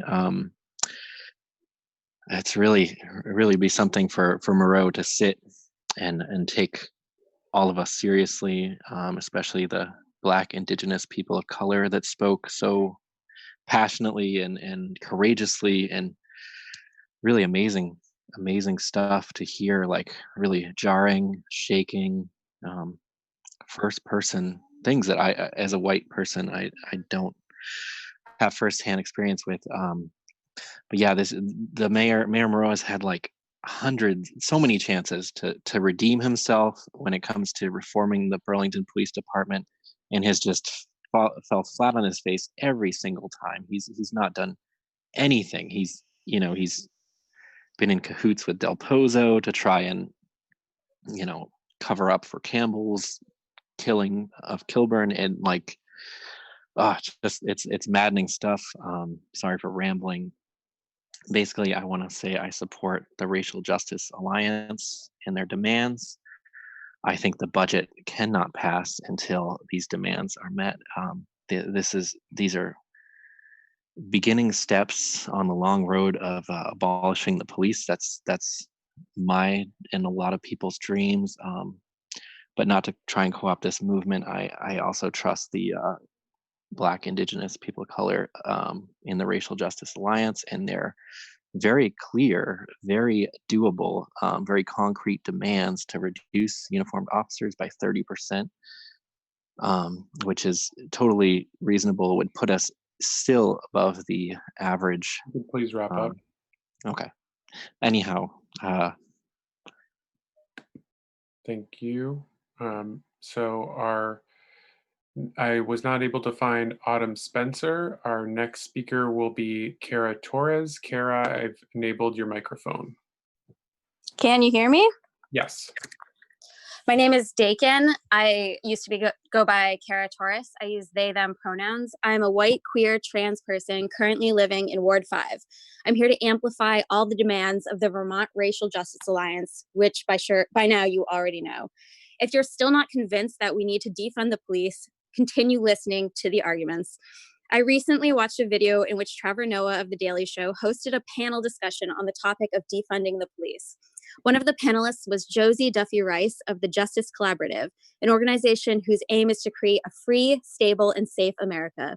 We often ask ourselves, how do we reform the police? But this panelist posed a more critical question. What are the police doing well? Truly, what are they good at? They are not experts in anything but violence. We need to hire experts in the areas that we collectively as a community wish to nurture. We need to invest money in education and community outreach programs. Later in the panel, Rice brings up another brilliant point. Who is it that feels safe from the presence of police? And the answer is a gated community of white people. But she suggests, rightly, that this is only because there is almost no police presence in these communities. If there were nonstop police vehicles patrolling their streets and routinely arresting, assaulting, and murdering the white children of their cul-de-sac, the police would not make them feel safe. Police unions should not be able to negotiate contracts that render them untouchable. Their status quo of being constantly protected through even the most horrifying behavior and their unswayable secrecy and loyalty to their own boys in blue unnervingly resembles a gang. We need to acknowledge and redress the effects of the white supremacy that for hundreds of years has oppressed Black, Indigenous, and people of color. That doesn't just mean repair the police, it entails actively uplifting the voices and improving the lives of BIPOC people in Burlington. The actions we take here will ripple outwards. Adopt the demands of the Racial Justice Alliance now. Black Lives Engage, Black Lives Inspire, Black Lives Enlighten, Black Lives Matter. Thank you, Dakin. Our next speaker, I was not able to identify Kairos Batali, but I have been able to locate Max Van Cooper. Max, I will enable you. I just want to read off some other speakers who are in the next round or who are on deck. Electra Shaw, Naomi Peduzzi, Louis D. Seitler, Rachel Jackson, Robin Rice, Eliza Fairs, Kiara Hollander, Sam Mosley, Hannah Loso, Hannah McCasland, Anna Kovalev, Cole Zwieber, Jacqueline Potter. So Max Van Cooper, I've enabled your microphone. You should be able to speak. Can you hear me? Yes, I can. Hello, my name is Max Van Cooper. I have lived in Burlington for most of my life and am a white resident of Ward 2. I am angry and you should be too. Vermont needs to do better. We have one of the lowest incarceration rates in the country, but the highest incarceration rate for Black people, who make 8.5% of our prisons, despite only making less than 1% of our population. That statistic makes me ashamed to call myself a Vermonter. This shows how the justice system in Vermont is racist, and it starts with policing. Despite police reforms and trainings throughout the years, there have been no promising sign that the BPD poses less of a threat to our Black community members. We still have police brutality. The people of Burlington demand that you, City Council, put a stop to this systemic racism, starting with police defunding. Other cities have already vowed to cut millions of dollars from police budgets, and I'm asking you to join this historic moment and commit with them to help end systemic racism. I'm asking you to make history. Feed that money back into the community through social services that help prevent crime and nurture our community to show that you, our elected officials, care about this city. We are not safe until our Black and brown neighbors are safe. I want to echo the Racial Justice Alliance's demands that we have heard tonight and ask that you not pass the budget until these demands are met. Black Lives Matter. Thank you. Thank you. Our next speaker will be Electra Shaw. Electra, I've enabled your microphone. Can you hear me? Yes. Thank you. I would like to use my time to signal boost the collective forum mentioned by Katarina Campbell yesterday. We've all been showing up to these meetings and putting our ideas and demands to the council and community. Unfortunately, this forum doesn't allow for discussion. We need to move to a conversation of how we shift our funding from the destructive, dangerous police force in Burlington to new strategies advocated by our community members that give real support to communities of color. We are inviting city councilors, members of the Racial Justice Alliance, and other community leaders to have a conversation that is visible to the public about how to structure these changes so that we can implement them. To our fellow community members, consider this your loving invitation to offer insights and key questions for forum discussion to collectiveforumbtv@gmail.com. That is collectiveforumbtv@gmail.com, all lowercase. And finally, I am disgusted by the attitude of the man who calls himself our mayor, and I hope next election is when we finally fire him. I yield my time. Thank you. Our next speaker is Naomi Peduzzi. Naomi, I've enabled your microphone. Okay, can you hear me? Yes. Hello, my name is Naomi Peduzzi and I use she, her pronouns. I'm a white resident of Burlington living in Ward 6. I, along with so many others, am calling on you to defund the Burlington Police Department. The police force in the United States is and always will be a pillar of white supremacy. The first policing institutions began in the 1700s as a way to preserve the slavery system. After the Civil War, these policing institutions changed form only superficially. Their tactics switched to enforcing segregation and the disenfranchisement of Black folks. Throughout the last few hundred years, the police have continued to shift tactics and make surface level changes, but racism and violence are still steering the entire system, and our own force is not exempt. The Burlington Police Union has called the movement to defund the police department radical and dangerous, but we must ask, dangerous for whom? Black and other marginalized folks have repeated again and again that the police themselves are the source of danger. Look at the statistics around juvenile detention, mass incarceration, and police brutality. There is absolutely no denying that the police disrupt and critically damage communities of color. Defunding the police and investing in community care and social services is a step towards a safer city, not a more dangerous one. City Council and Mayor Miro, you must work with the Vermont Racial Justice Alliance. Do not walk away from negotiations with them and act on their demands. Reduce uniformed officers by 30%, remove all police from schools, stop using police for truancy calls, fire abusive officers Joseph Coro, Corey Campbell, and Jason Bellavance, create a cultural empowerment community collective, establish an office of equal opportunity, and fund the racial equity, inclusion, and belonging. Do not pass a budget until all of these needs are met. Thank you. Thank you.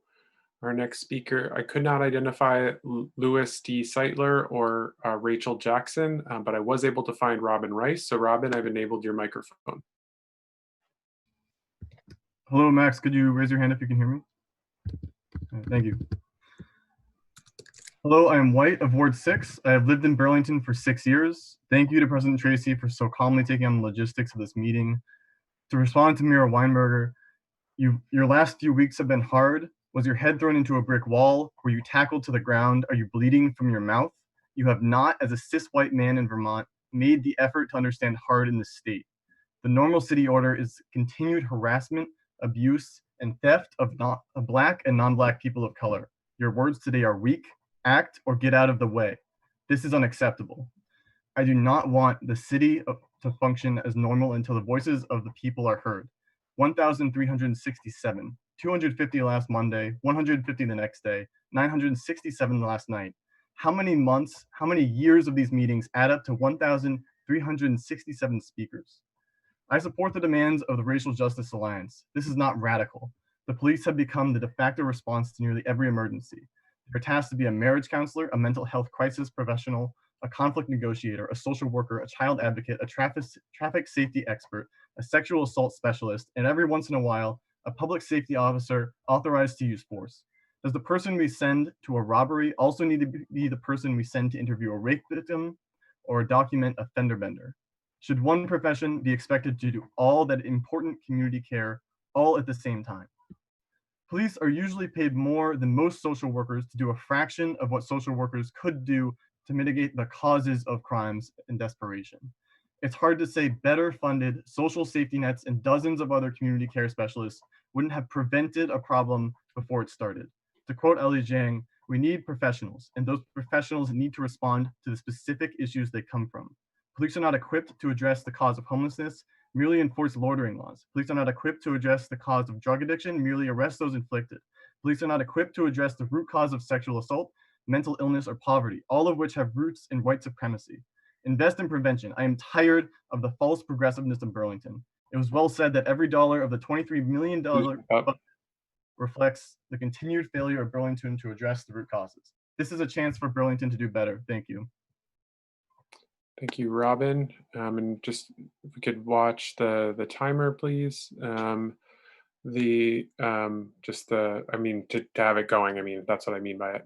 If Eliza Fares is our next speaker. Eliza, I have enabled your microphone. Hi, can you hear me? Yes, I can. Eliza, go ahead. Okay. Hello, my name is Eliza Fares. I'm a resident of Burlington, Vermont, and a student at UVM. I live in Ward 1. I'm speaking today to stand with the demands of Vermont Racial Justice Alliance to defund the Burlington Police Department, including decrease the number of uniformed officers by at least 30%, remove police from Burlington schools, and to fire abusive officers Joseph Coro, Jason Bellavance, and murderer Corey Campbell. These officers should never work in law enforcement again, and I'm disappointed that this is still a demand and no action has been taken. I also demand a reinvestment of funds into communities of color, social services, and a restructuring of a new public safety apparatus. These demands from Racial Justice Alliance are an important first step, but cannot be Burlington's only steps toward police abolition. I know the mayor isn't here right now, but I'm going to talk to him because he should be here.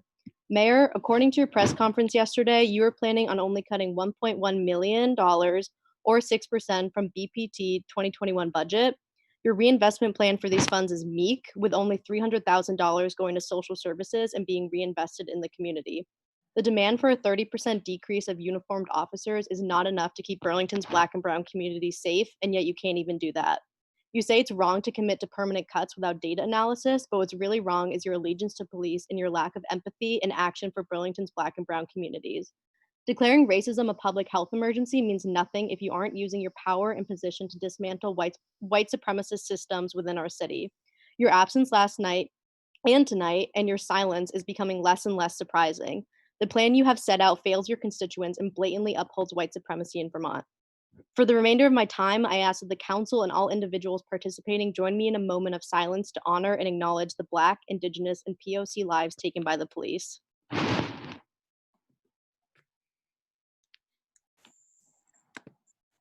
Thank you. Black Lives. So I'm sorry. I apologize, Eliza. I thought you were finished. The next person was Kiara Hollander. Kiara, I couldn't find you.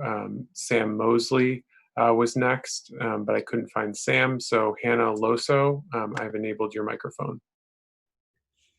Thank you. My name is Hannah. I am a white resident in Ward 4 and have lived in Burlington for approximately 13 years, and I'm a lifelong Vermonter. Thank you all for giving me the opportunity and the hours you have invested to hear your community. I am also speaking in support of the demands of the Racial Justice Alliance. I am deeply disappointed by the mayor's press conference yesterday. The Racial Justice Alliance's demands of removing police officers from school, he did not state that they would be met. As someone who has provided mental health services to children of color and children from low-income families, I have seen the terror in their faces when encountered with the police. Children cannot feel safe with police officers in school. We must recognize that the police that serve people who look like me are not the police that interact with people of color in Vermont. This money can be invested in education and social services and empowerment programs that benefit people of color.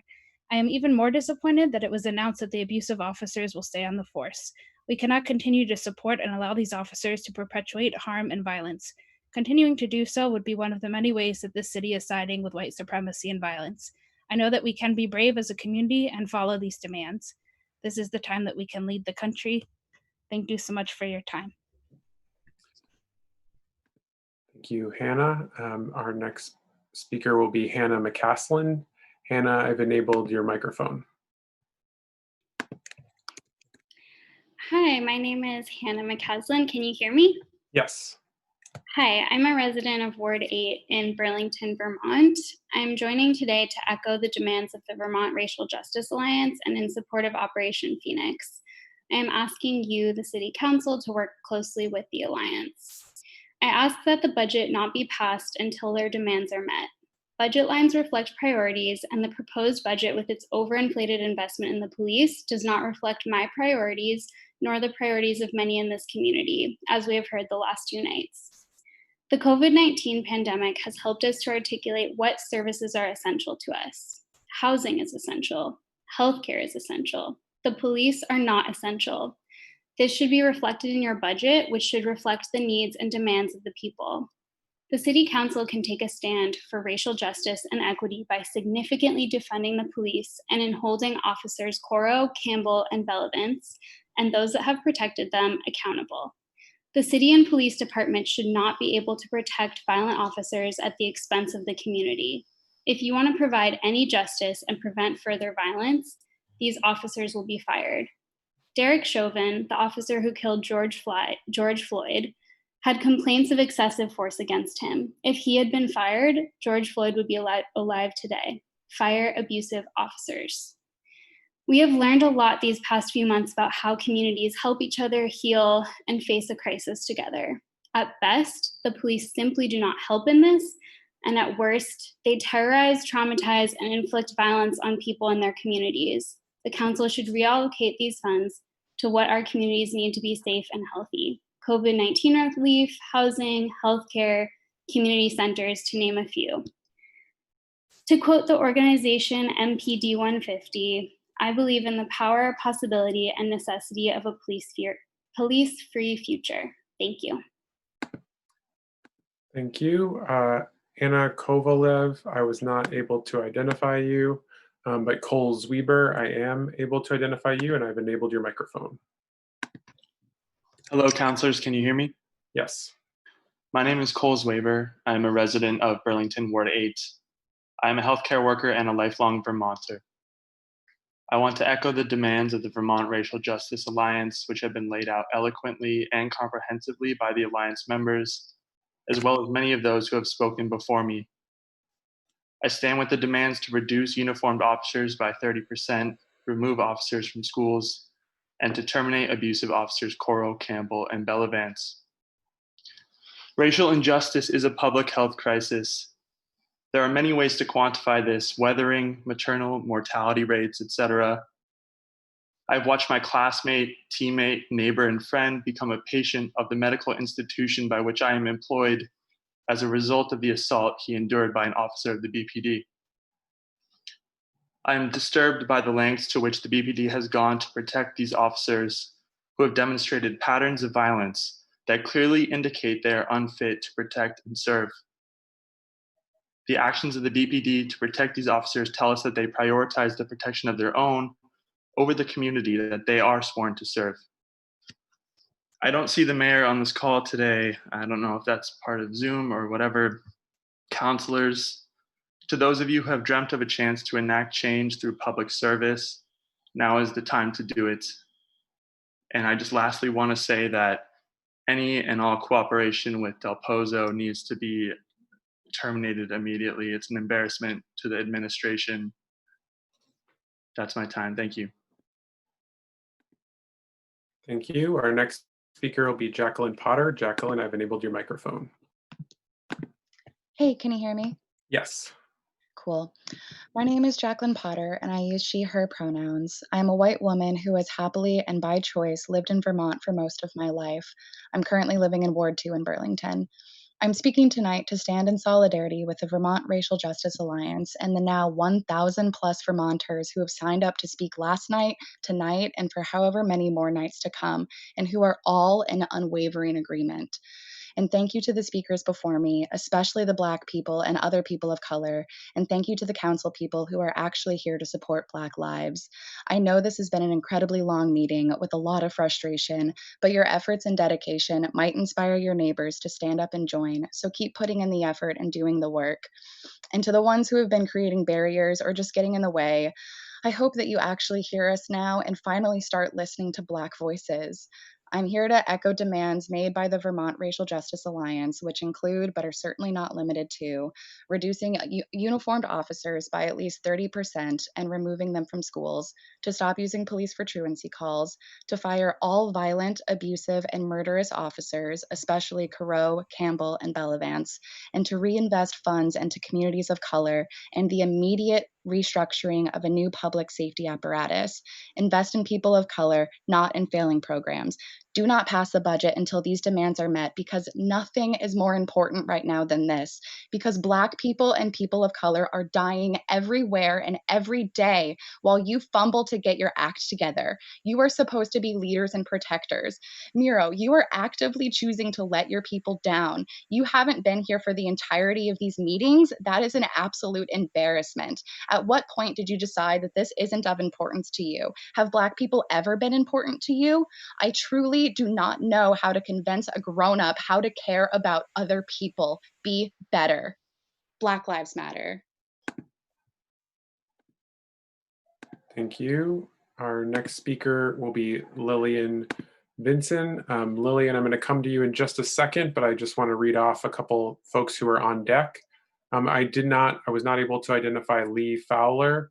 but the next folks on deck after Lillian Vincent are Grace Horlick, Madeline Pommichter, Maggie Graham, Lauren Hood, Caitlin LaDolce, Alexa Cepeda, Aaron Cullen, Marley Hernandez, Josh Solomon, Molly Heller, just Ida, Isabel Coppola, Brian Chevron, Joe McGee, Sabina Parker, and Grant Taylor. So Lillian Vincent, I'm coming to you and I've enabled your microphone. Hi, can you all hear me? Yes. Okay, great. My name's Lillian. I live in Burlington in Ward 8. I'm here to support the demands of the Racial Justice Alliance, which I'm sure you all are familiar with by now. um, and I think that these demands have to just be the beginning. Like I've personally witnessed bloodshed at the hands of our police department, and I think that um, with firing these officers, we can't let people who have been complicit this entire time, like, just continue to support white supremacy in the city. Um, like, these 3 officers were like, they have people who they work with on the police force. They have people supporting them in our city's government. Um, we need to reinvest in a completely new system that prioritizes our BIPOC community. Um, so, yeah, I support the demands of the Racial Justice Alliance to do this. I don't think you should pass any budget until you've met those demands. Um, it really bothers me that Mayor Miro thinks that he knows what's best for the city. I don't understand how he can be so passive in this when we have a chance to make a change for the better. And I'd like to use the rest of my time as a moment of silence for Breonna Taylor.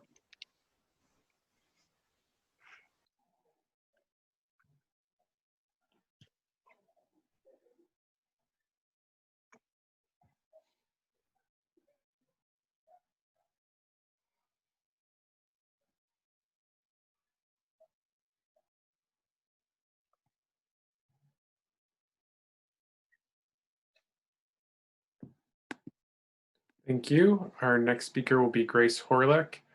Grace, I've enabled your microphone.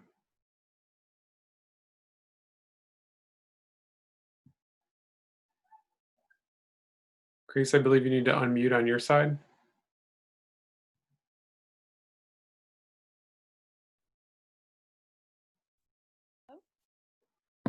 You're very faint. Can you hear me now? Yeah, if you could just speak up a bit. Sure. My name is Grace Horlick. I'm a white Burlington resident. I'm a resident of Ward 1. Thank you to everyone who's spoken before me. I really appreciate hearing what everyone has to say on the matter. I stand in solidarity, as everyone else does, with the Vermont Racial Justice Alliance, Operation Phoenix, and I believe that in moving forward with adjusting our city's budget with these demands, we are moving forward with some of the first physical things we can do as a city to dismantle racism. And these demands to reallocate funding to restructure public safety, implement cultural empowerment, secure equal opportunity, and expand racial equity, inclusion, and belonging are what our community needs to flourish and be safe. Racism is something that runs deep in our society. Racism is something that is very deep in the culture of Vermont. And to combat what is built into the second mentality and history of our country and the implicit biases that come along with it is to change the systems of our cities, states, and country at large, which we have an opportunity to do right now. Mayor Miro and the council must listen to these demands because they're in the best interest of people of color, and people of color are leading these demands. People's health is on the line at this point, as many have said earlier. Even people's stress to walk outside, that is something that creates trauma that affects people for the rest of their lives. And I think that a quote that really has helped me in this time is that in a racist society, it's not enough to be non-racist, we must be anti-racist. And to do that, we must move forward with these demands that are being said. We need to do that full-heartedly or we're condoning violence. And we need to get rid of those violent officers as well, because by allowing them to still be in their positions, we are allowing violence in the city. We need a paradigm shift. We need to divest, and we need to reallocate. Please do not pass the budget without these demands being met. Thank you. Thank you. Our next speaker will be Madeline Pomictor. Madeline, I've enabled your microphone. Hi there, can you hear me? Yes. Awesome.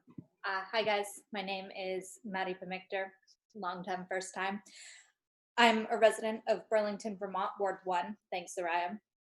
And I'm here this evening to speak in favor of the Vermont Racial Justice Alliance demands to defund the Burlington Police Department, reducing uniformed officers by 30%, removing police officers from schools, you guys.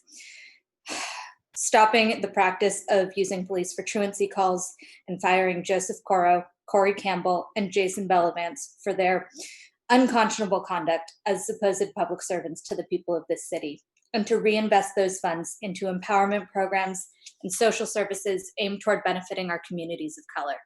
These, of course, should be just the first steps toward a total disarmament and complete abolition of our city and state police forces. And can I just say that in the 45-minute preamble to this, it was absolutely infuriating to hear our counselors say that you simply don't have time to listen to 900 community members. We understand that you all have lives to lead. So did the 17 people killed by police in Vermont in the last 10 years. So did the thousands of people of color murdered by cops in this nation's history. I yield the remainder of my time to a moment of silence in their memory.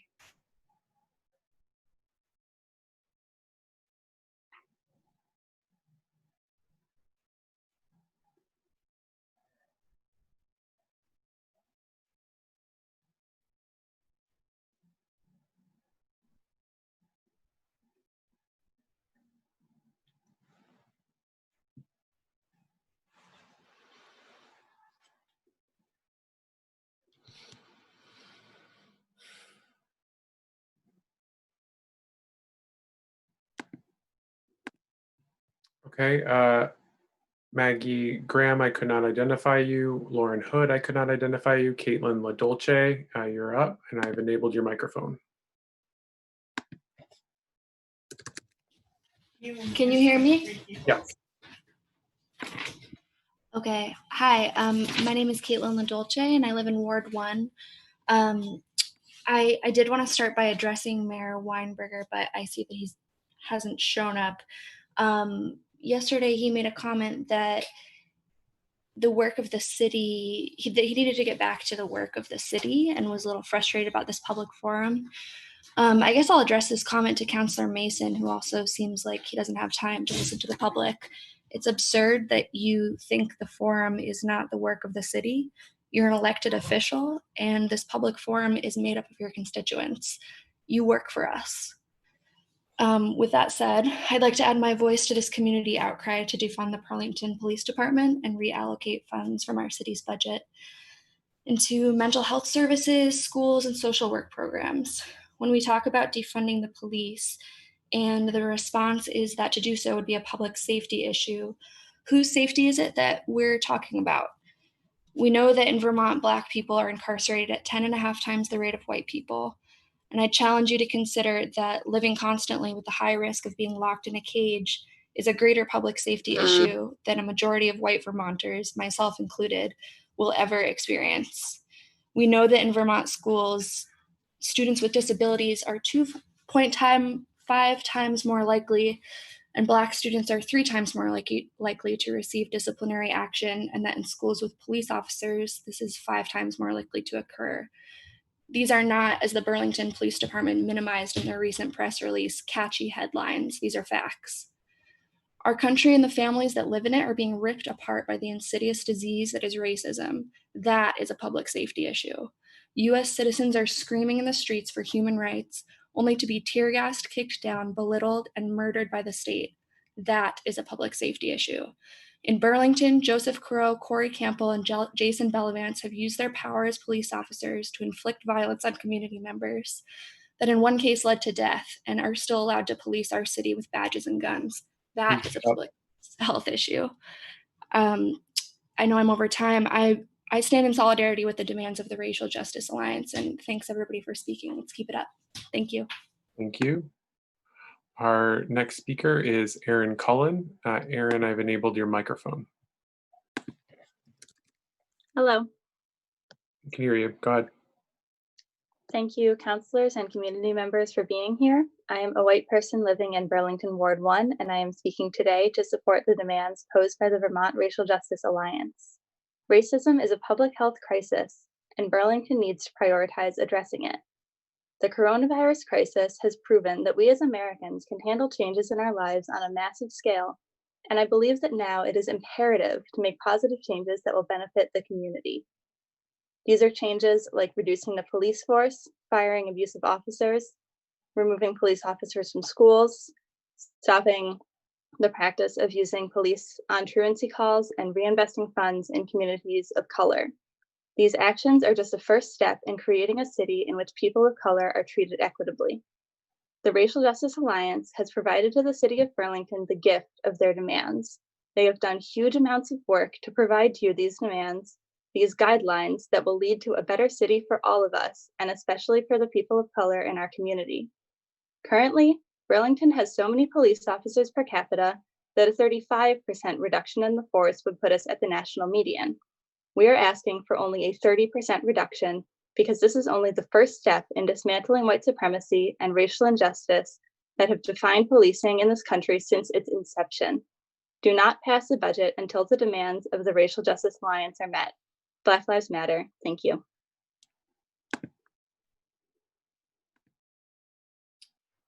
Thank you, Erin. Alexa Cepeda, I was not able to identify you. Marley Hernandez, I've enabled your microphone. Hello, City Council members and the Burlington community. My name is Marley Hernandez, and I am a resident of Ward 3. I'm speaking today to voice my support for the demands of the Vermont Racial Justice Alliance. I would like to see the following actions taken before a budget is passed. Restructure public safety, which should entail immediate refocus on who, what, and where we are policing, get all police out of schools, stop using police for truancy calls, a 30% reduction in uniformed officers, fire abusive officers Joseph, Corey, and Jason, give the police commission the power to oversee the transition. I want to see the money saved invested in communities of color. People of color need economic empowerment and opportunity, not new investments in failing programs. This is a moment in our country for real change. Let us not return to the same tired strategies of the past. The Racial Justice Alliance has laid out a clear path in the form of Operation Phoenix. Let's listen to the people who know best.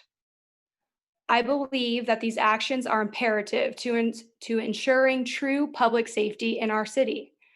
This needs to be the primary focus of the City Council, and I ask that you do not pass the budget without taking these preliminary steps. Thank you. Thank you. Our next speaker is Josh Solomon. Josh, I've enabled your microphone. Hi, thank you. I'm a white cis male resident of Burlington's Ward 3. To be honest, I, like at least a few of you Democrats on the council, have been a longtime believer in the value of incrementalism in politics. I guess I thought that the slow, methodical plod in a generally more progressive direction was the only way to create sustainable change. I guess I thought I was being more realistic. What I've come to realize is that the ultimate privilege that I have as a cis white male is the privilege to wait for change. To be able to sit back patiently and wait for the change we desire without fear for our own lives.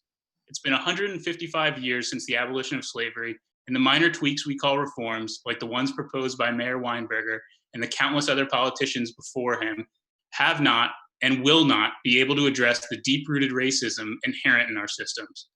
I realize now that every minute we wait to enact real change, the more Black and brown lives are at stake. It's taken me a while, but I am listening now, and I would like to voice my support for the demands of the Vermont Racial Justice Alliance.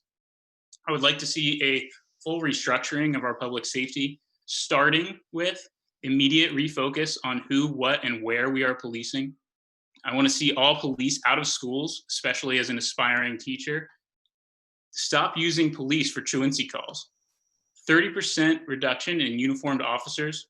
Fire abusive officers Joseph Coro, Corey Campbell, Jason Bellavance. And I also would like to see the police commission given full power to oversee the transition. As many people have stated before me, this most important next step is investing in the communities of color, taking that money that we are saving and putting it back into those communities. Work with those communities to create a cultural empowerment community collective with community and youth centers, education, arts, communities of excellence, and an economic development community partnership. The time is now to put aside your ego, put aside your preconceived notions of how we should address police brutality, and listen to the Black and brown voices of the Vermont Racial Justice Alliance demanding real change in the form of Operation Phoenix. Taking these actions must be the top priority of the city council. Do not pass the city budget without first enacting these preliminary measures. Thank you. Okay, I'll go to one more speaker before we take a 5-minute recess. I'm going to go to Molly Heller. Molly, I've enabled your mic. Hi, can you hear me? Yep. Hello all, my name is Molly Heller, and I'm a white resident of Ward 1 in Burlington. I'd like to add my support for the aforementioned demands of the Vermont Racial Justice Alliance.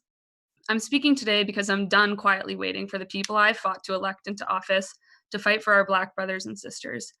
Ibram Kendi wrote that hate and ignorance have not driven the history of racist ideas in America. Racist policies have driven the history of racist ideas in America. It's time to dismantle these racist policies.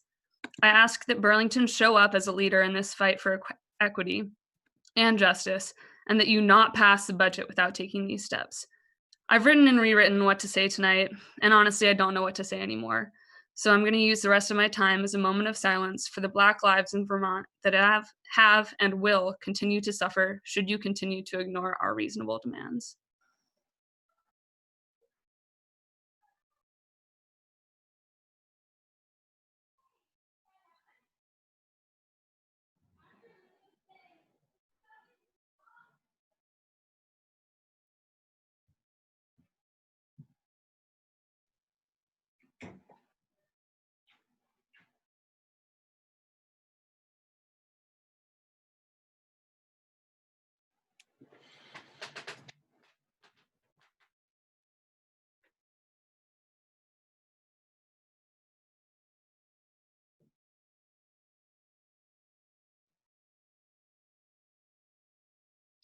Thank you, Molly. We will now go to a 5-minute recess, and then we'll be right back, folks. So thank you for your patience. We'll be back right at 9:35. So counselors, feel free to take a quick break and then come back at 9:35. Thank you.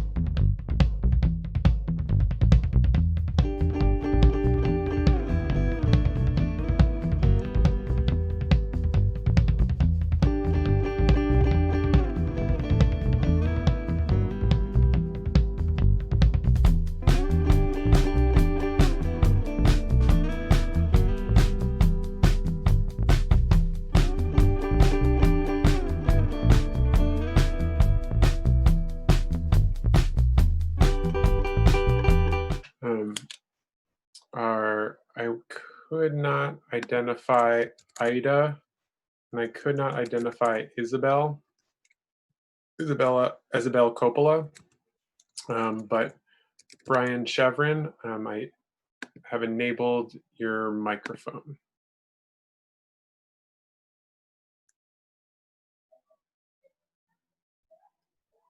Brian Chevron, you're gonna need to unmute yourself. Thanks so much, Max. Hi, I'm a resident of Ward 2, soon to move to Ward 3, where I look forward to voting for City Council and for Mayor. I stand in solidarity with the demands of the Vermont Racial Justice Alliance, which have been stated so many times tonight. Burlington must reinvest in communities of color and nonviolent social services and follow the examples of police departments like San Francisco, which will no longer send police officers to non-criminal calls. The City Council, I ask you not to fall for the mayor's bait and switch of removing programs such as park enforcement from the Burlington Police Department and calling it defunding. Mayor Moreau, it sounds like you haven't bothered to show up tonight, or at least like you left early, but I have this message for you regardless. This is sure to be your last term serving our city, so I ask you to consider, if you fail to act now, how will your own children interact with the police as they grow up in Burlington? How will they be treated if officers Carreau, Campbell, or Bellavance patrol their schools or stop them on the street? I'll leave the last minute of my time for us all to consider that. Thank you.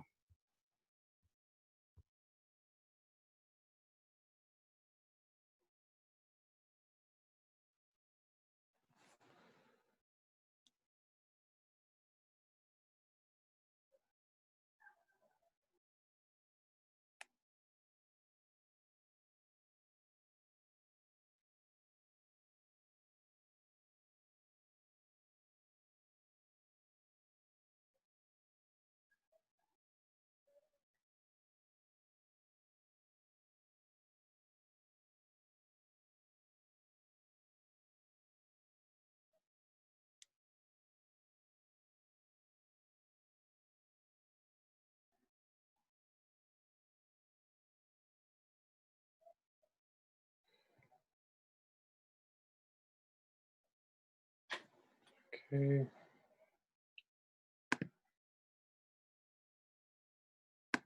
Thank you, Brian. Our next speaker, I could not identify Joe McGee, but Sabina Parker, I've unmuted you. Can you hear me? Yep, go ahead. I'm speaking today to stand in solidarity with the demands of the Vermont Racial Justice Alliance.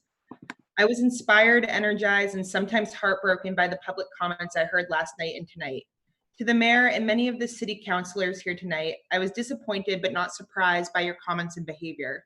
Mayor Weinberger, your responsibility is to your constituents. You pay lip service to the concept of racial justice when it's politically expedient, while many of your actions hold up the tenets of white supremacy. When you decided you were unable to meet the demands of the Vermont Racial Justice Alliance, rather than honoring the follow-up meeting you promised, you reached out to other groups across the state to endorse your plan. When your constituents asked to be heard, you made very clear that listening to your residents is not the business of the city. As Councillor Freeman put so eloquently last night, the business of the city cannot go on until you address the business of the people. Mayor Weinberger and City Council members, your job is not to decide for your residents what the best course of action is. Your job is to listen to your residents and turn their hopes for the future of their community into action. It's become increasingly clear to me that when politicians say something is not feasible or it's not realistic, that this is always coded political language for it's not something aligned with said politicians' interests. But Mayor Weinberger, who are you to decide that reducing our police force by 30% is not realistic or safe for our community when the folks who actually live in these neighborhoods are telling you a 30% decrease would make us feel safer? Yesterday and today, we heard countless Black residents of Burlington say they are scared to raise children in Vermont, that they do not feel safe or cared for. So Mayor Weinberger and City Council members, I ask you, how many residents do you need to hear from to actually stand with your constituents, to do the bare minimum, to meet the demands of the Vermont Racial Justice Alliance? Mayor Weinberger, how can you believe that you have a better plan for Burlington than a Black-led organization with years of experience working directly with Burlington's communities of color? Your job is to stand with your constituents in their vision for Burlington. Do not pass the budget until the demands of the Vermont Racial Justice Alliance are met. Thank you. Thank you. Our next speaker is Grant Taylor. Grant, I'm enabling your mic. Can y'all hear me? Yes, go ahead. Rodney King.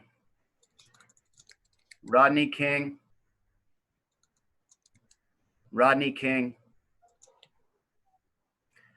Greetings, everyone. I am Grant Taylor from Ward 1, born up on the hill 39 years ago, a white guy. As white folks, we live with an inherent privilege over people of color. For me, the majority of that demographic includes refugee families and migrant workers, literally thousands of people throughout our state that we depend on every day as the most essential workers. I've been uncomfortable as a white person ever since I learned about slavery in America. As I got older, and as I learned more about racism, I continue to feel less and less comfortable. I am actually frightened by people who feel comfortable in their lives. If you are white, I beg you to open your mind and imagine if your skin color wasn't white. How would your life be different? How would your mistakes have been treated? How would authority treat you? How would comfortable feel to you? At the moment, we can see racism perpetuated right here in Burlington. I am asking you all to help us destroy that reality. No small task. It will start with all of you, our elected leaders. Yes, including all 13 of you, 12 councilors and 1 mayor. What will be said about Burlington's leadership during this time in history? This is your opportunity to change the world right now. Rayshard Brooks, Rayshard Brooks, Rayshard Brooks. Thank you. Our next speaker, I could not identify Emma Spett or Kelly Taylor. Jessica Weimer, I'm going to allow you to enable your mic. Hi, can you hear me? Yes.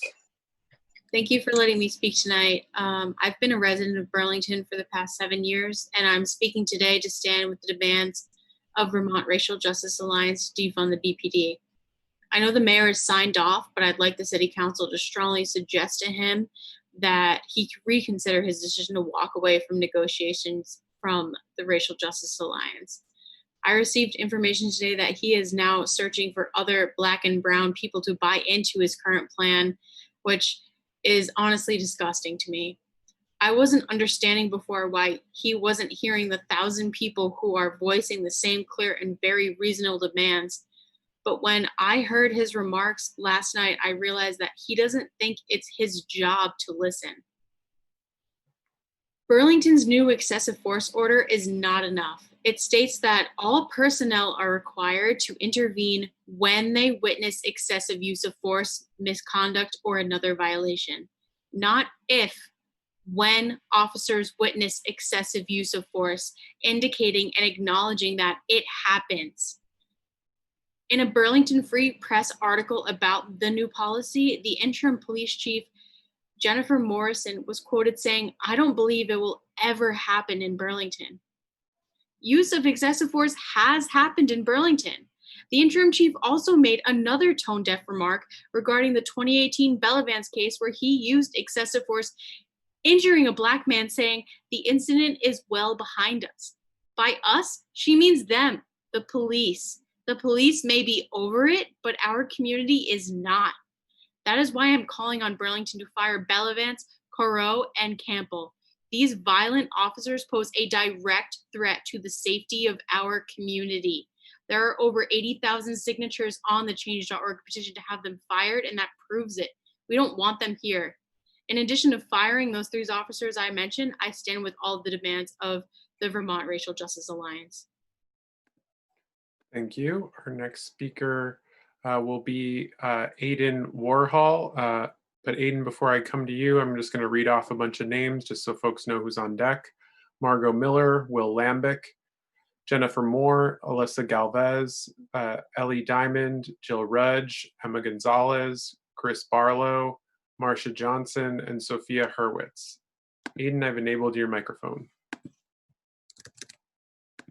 Hello, can you hear me? Can hear you. Hi, my name is Aiden Warhol. I am a white resident of Burlington, Ward 4.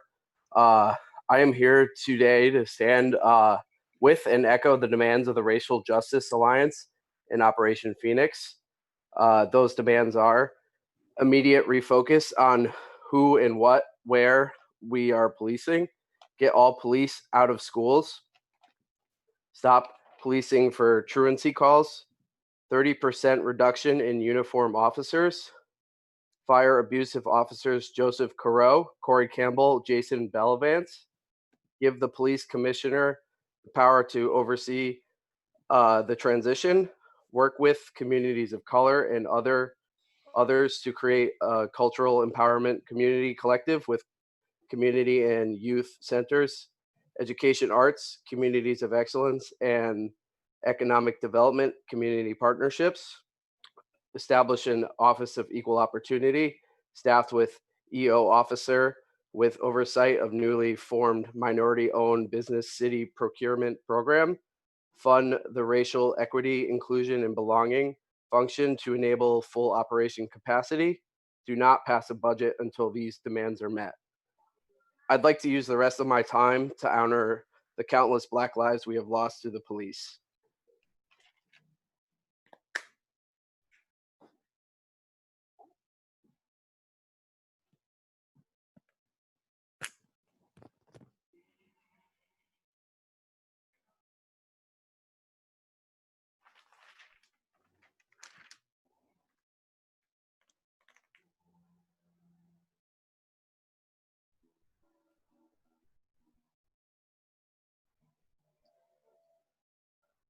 Thank you. Our next speaker will be, I was unable to find Margot Miller, Will Lambic, and Jennifer Moore. Alyssa Galvez, you're next up, and I've enabled your microphone.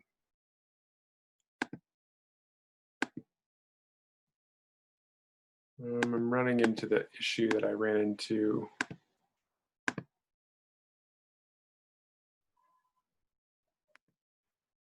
yesterday, where the button itself is not pushing to recognize the speaker. Let me see. Alyssa, are you on now? Alyssa, I see you on there. Are you unmuted?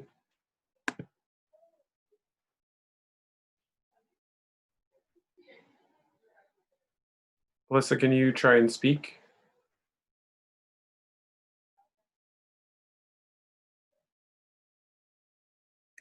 Okay, I see you've connected to audio. Can you try again, Alyssa? Oh yeah, can you hear me? Yep, go ahead. Sorry about that. Hi, my name is Alyssa Galvez. I want to start off by saying I know that Mayor Weinberger isn't here. I'm super disappointed that he left last night when there was more people to speak. It seems that he's not listening to the community. He made that pretty evident when he said that he needs to get back to the work of the city and not listen to the public forum. We are the city. I'm here to stand with the demands of the Vermont Racial Justice Alliance. You've heard it before, and I'm sure that you'll hear it again. Defund the Burlington Police Department, including reduce uniform officers by 30%, which has been stated earlier, would still make us above the national average for police presence in our small city. Please remove police from schools and stop using police for truancy calls. You need to fire all abusive officers, including Joseph Coro, Corey Campbell, and Jason Bellavance, and reinvest funds into our communities of color. The City Council must prioritize the eradication of systemic racism in Burlington. Do not pass the budget until these needs are met. I would also like to say that these are just starting points. You need to listen to the community. You need to listen to the people of the community and listen and hear the people of color voices. I'd like to take a moment of silence for all the Black and people of color killed by police, including Douglas Kilburn, who was murdered by Corey Campbell. Thank you. Black Lives Matter.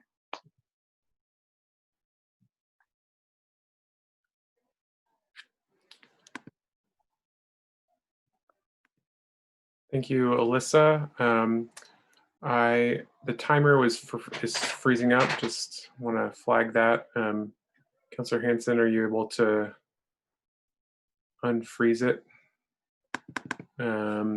It's still frozen on your end there. Yeah, I wasn't seeing it move. Can you try again to make it move? Yeah. Is that working? Yeah, that's working. Okay, thank you. Okay, great. so Will Lambic is on under a different one, so I'm going to recognize you, Will. I've unmuted you, Will Lambic. Go ahead. Thanks very much. My apologies. My name is Will Lambeck. I'm speaking tonight on behalf of Migrant Justice. I'm also a resident of Ward 2. Thank you very much, councillors, for being here tonight. As many of you know, Migrant Justice is a statewide organization founded and led by immigrant farm workers, and our office is here in Burlington.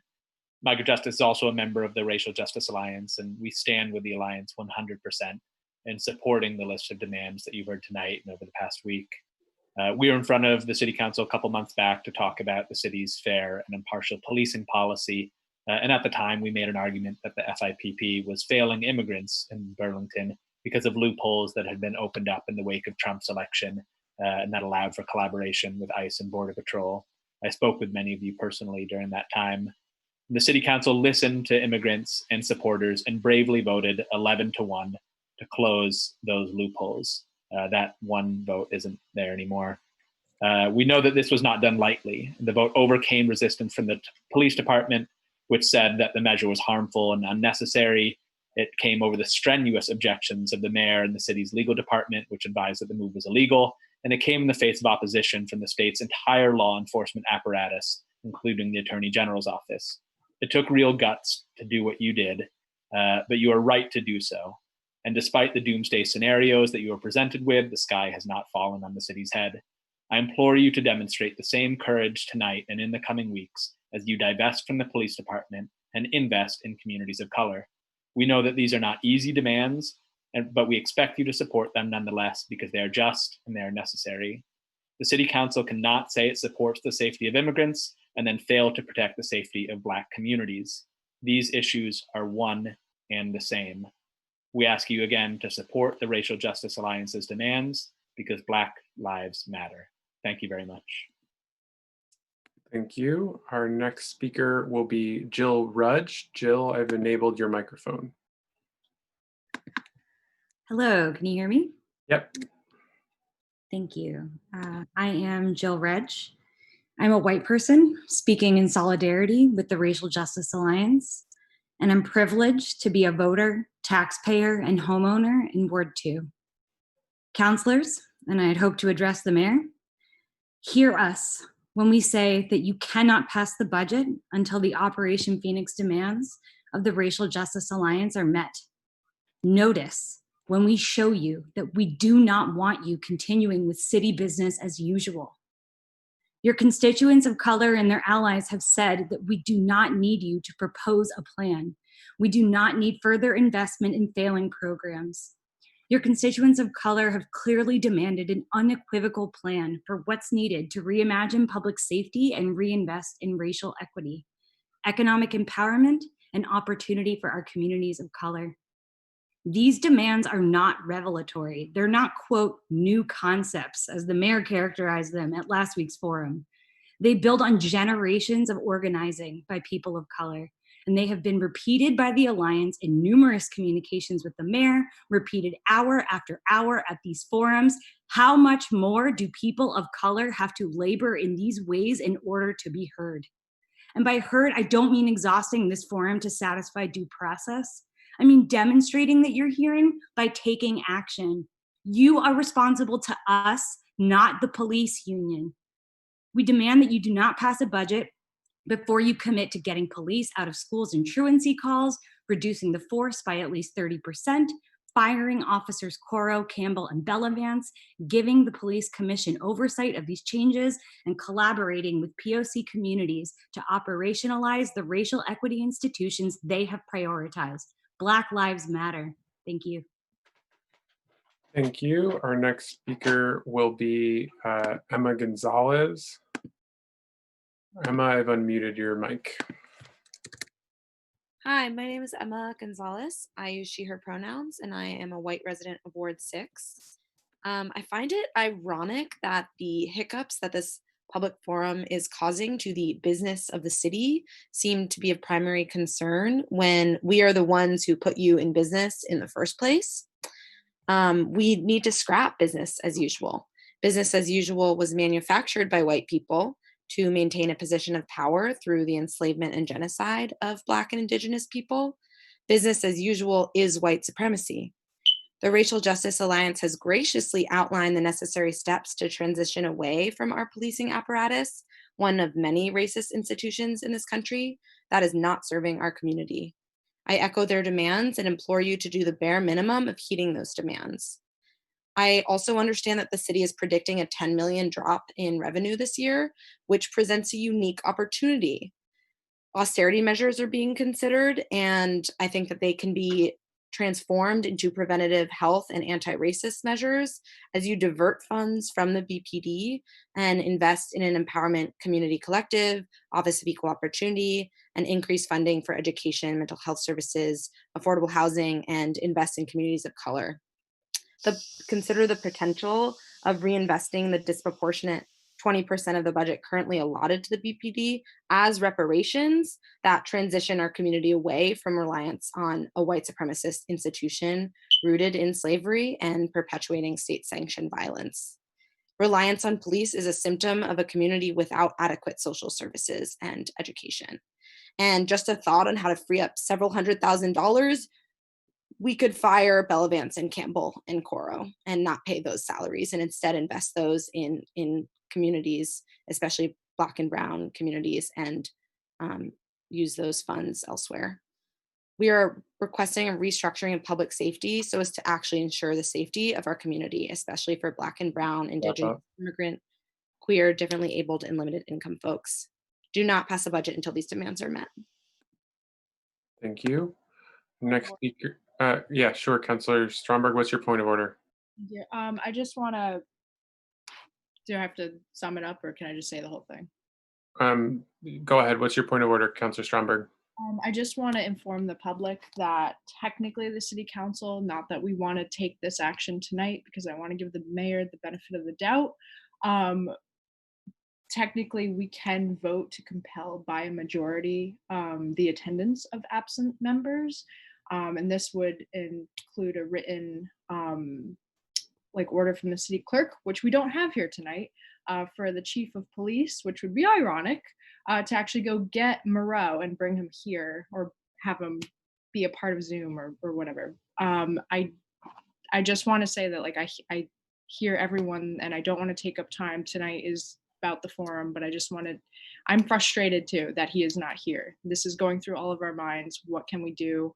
You know, is he listening? I hope he watches every single one of these things when the time comes. I don't want to take that action right now. I don't think that's on any of our agendas mentally and emotionally. I think that we want to stay on track. I just want to say that that is an option we can take in the future. And I just want the public to be aware of that. Thank you.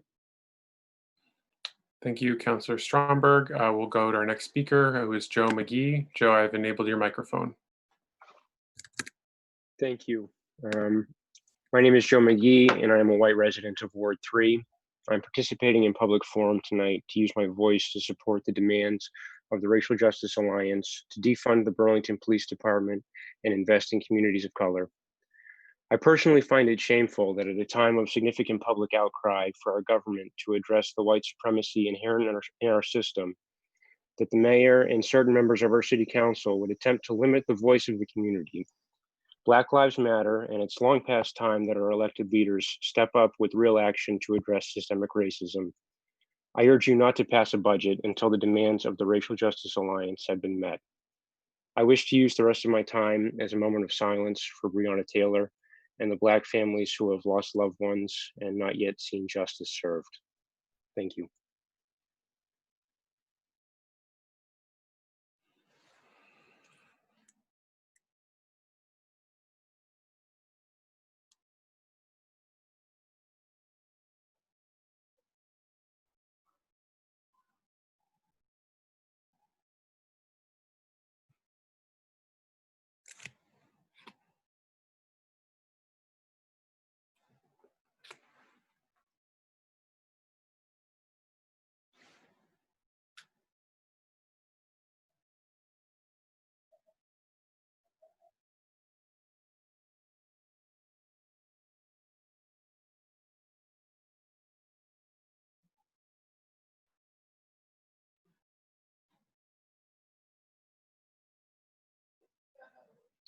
All right. Thank you, Joe. I'm going to go to our next speaker, Chris Barlow. Chris, I've enabled your microphone. You're able to speak. Hey, can you hear me? Yep, go ahead, Chris.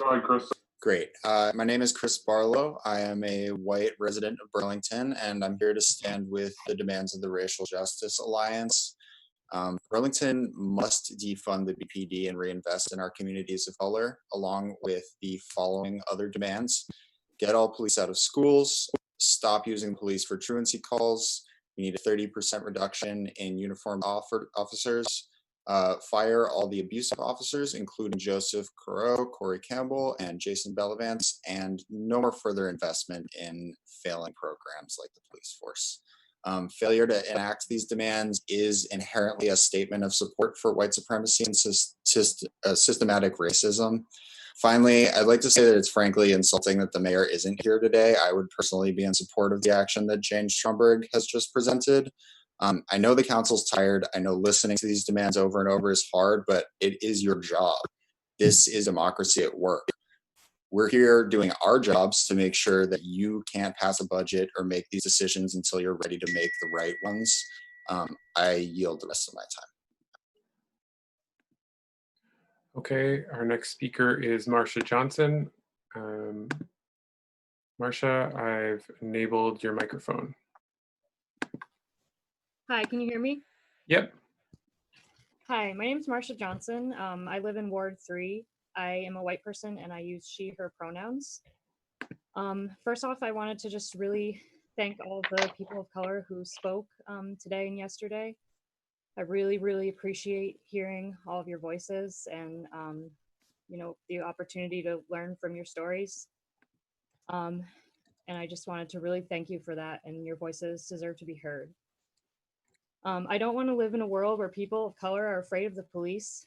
The subject of police reform comes up over and over, but the needless, senseless brutality hasn't stopped. All police departments are plagued by systemic racism, and reforms are not acting quickly or effectively enough to stop the unnecessary killings and unfair treatment of people of color. We can't let it go on any longer. We have 3 police officers in Burlington who continue to serve after well-documented cases of excessive force against people of color. This sends the message to the whole community that officers will not face any consequences for the pain and trauma they caused. What's to stop those officers from repeating their actions? People in our community may be afraid to call the police for help just because of the color of their skin, and that is unacceptable to me. We need to shift our funding away from arresting people over and over and towards mental health and addiction services, education, and healthcare.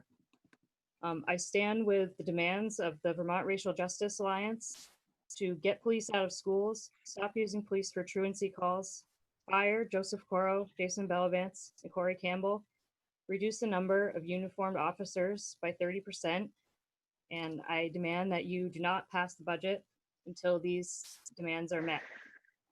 Thank you, counselors, for your time, and I want to use the last 10 seconds as a moment of silence for all the Black lives lost.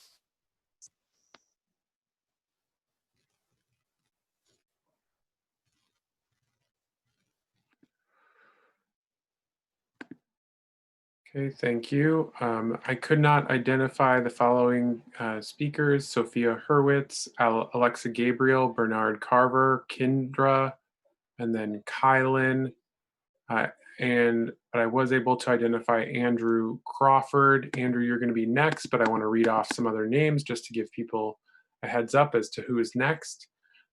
Joy Swang, Alan Turnbull, Simon Kassam, Erica Johnson, Maisie Wormser, Becky Laird, Mary Lacey, Nicole Seligson, Max Green, Allison Brown, Krista Harder, Greta Brown, Eli Kriv, Ella Miguel, Nathan Treadway.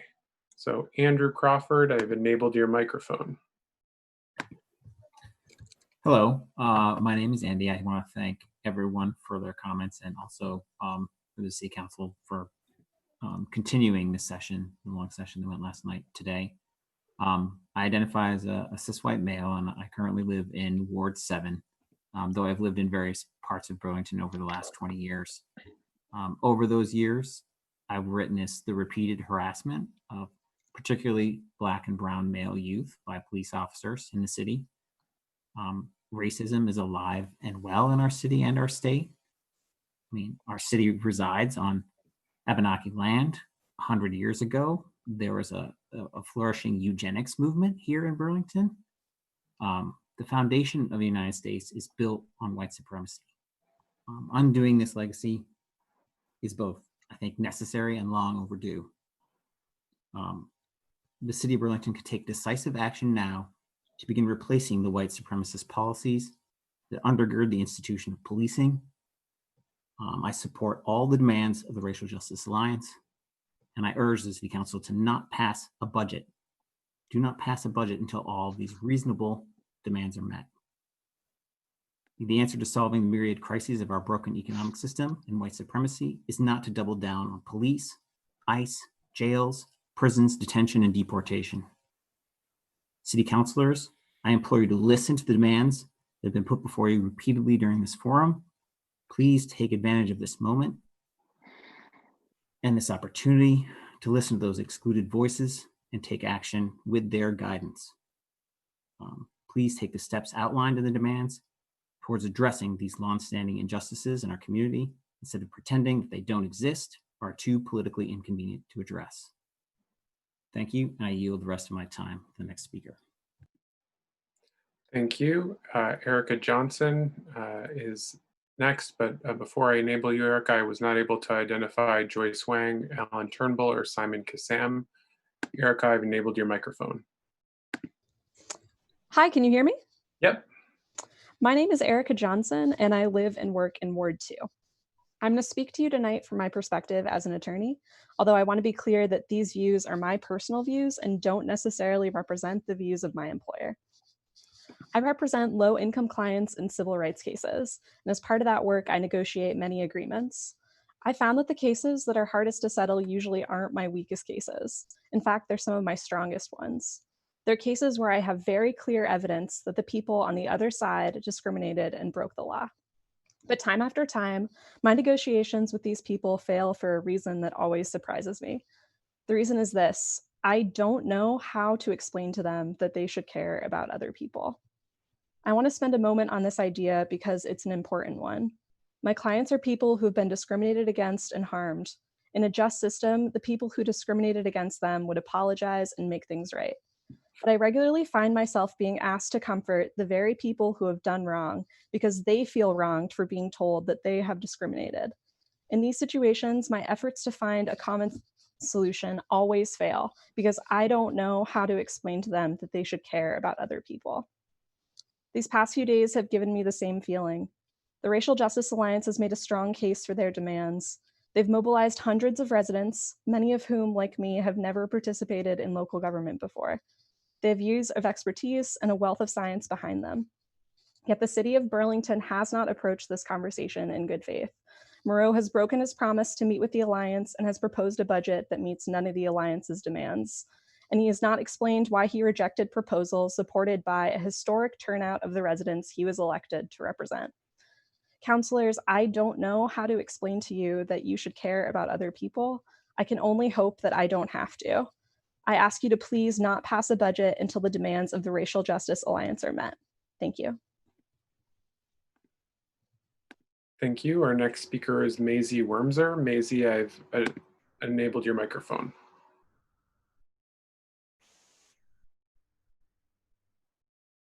Maisie, I believe you're going to have to unmute yourself on your end. Apologies. Thank you, everyone. And I just wanted to call attention to what Operation Phoenix, the Racial Justice Alliance, has put up in terms of implementing cultural empowerment. I believe it's important that communities, I live in Ward 2. I'm a white woman who lives in Burlington, Vermont. So it's important that our communities of color are at the core of our values because this is where we live and interact. We call on the city to partner with people of color-led business and community in the implementation of a cultural empowerment community collective. Located central to those it serves, the CECC will serve as a bastion of hope, purpose, and vision for the disempowered communities. And ideas include a community center, youth activity centers, education, training, and art centers of excellence, economic development, community partnership, adult basic education, basic computer skills, people development, STEM development, entrepreneurial cultivation programs, technical assistant grant fund, and then also Operation Phoenix highlights securing equal opportunity. Our values also inform us that everyone should be afforded an opportunity to prosper. This is currently not the case. The city must immediately establish an Office of Equal Opportunity, staffed with an EO officer with corresponding responsibilities for complaint management, assigned oversight of a newly formed minority-owned city business city procurement program, assigned oversight of a newly formed and targeted economic empowerment program with capital access program for grants and loans, business-to-business incentive mentorship program, technical assistance program for disempowered communities and businesses. And also, Operation Phoenix calls for expanding racial equality, inclusion, and belonging, fund racial equality, racial equity, inclusion, and belonging function to enable full operational capacity. Including capacity for data and policy analysis, training, and outreach. Funding must be made available for full baseline equity assessment, and full commitment must be made to ensure the implementation of the backend infrastructure required to support the requisite data collection, aggregation, and correlation that will be required to support the data-driven outcomes. So I just want to put attention on these incentives, and I yield my time. Thank you. The next speaker is Becky Laird. Becky, I've enabled your microphone.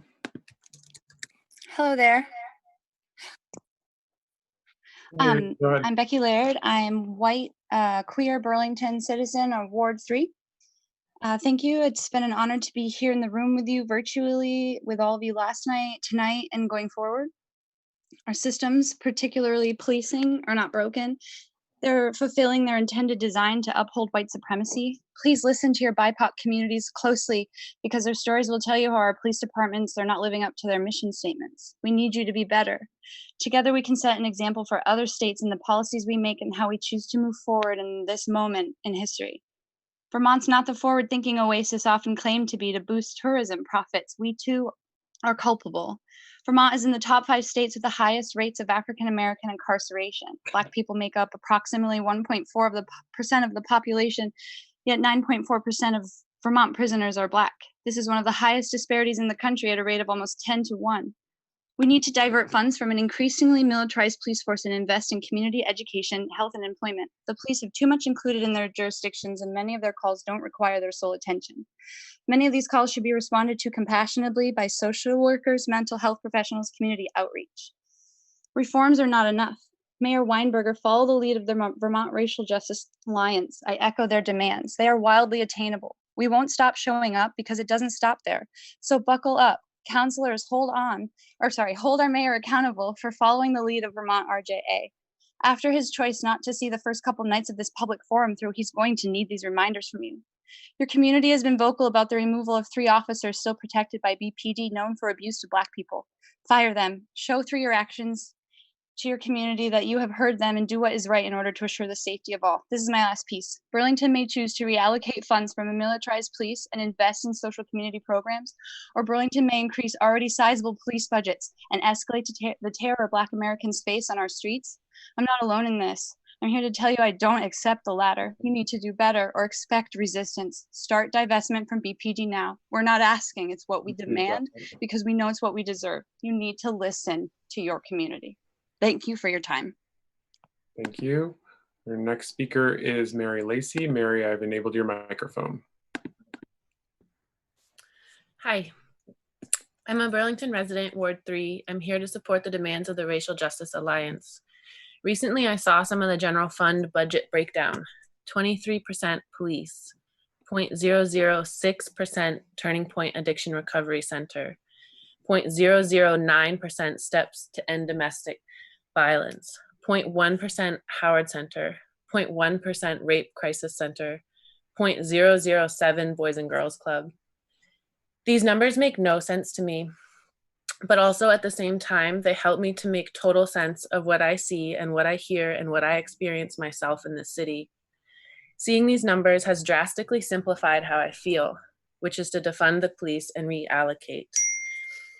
I understand it's not simple bureaucratically, but morally and as something to work towards with urgency, it feels crystal clear. We can make something new. It is not impossible. Start by extending the deadline for your budget and making the time to work with the Racial Justice Alliance. Personally, I believed in reforms. I saw the picture of Del Pozo on the cover of 7 Days in front of the graffiti mural downtown. I read the article, I believed it, and very complicitly did not look further. I was wrong. I was very, very wrong. We need to normalize being able to admit that we were wrong. Evidence in the form of lived lives and data show reform does not work. Mayor Moreau, we see your attachment to being right at the expense of your community. At the first budget meeting, public forum, 16 people called to defund the police, and apparently that was a record number of commenters at a single budget meeting. If 16 was a record, what is 1,000? When will you detach yourself from being right and work together with the Racial Justice Alliance as your community is asking you to do? Thank you. Our next speaker, I could not identify Nicole Seligson, but Max Green.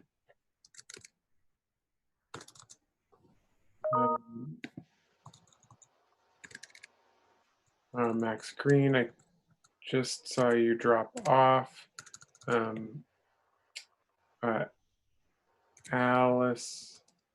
Allison Brown, I'm coming to you. You're enabled.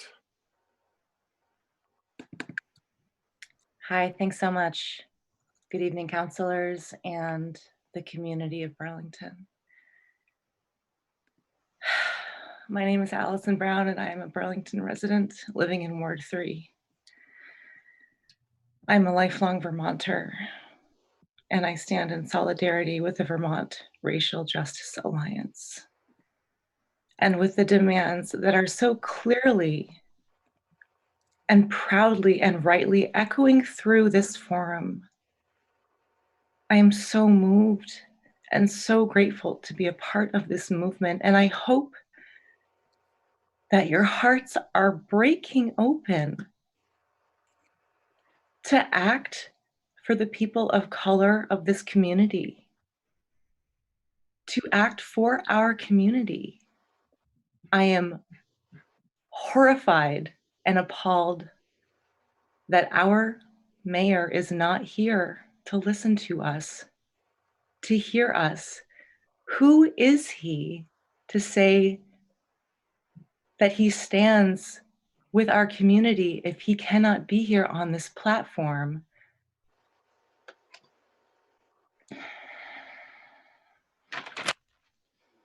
I'm going to go ahead and reiterate what everybody else yesterday and today has said, and what will continue to say.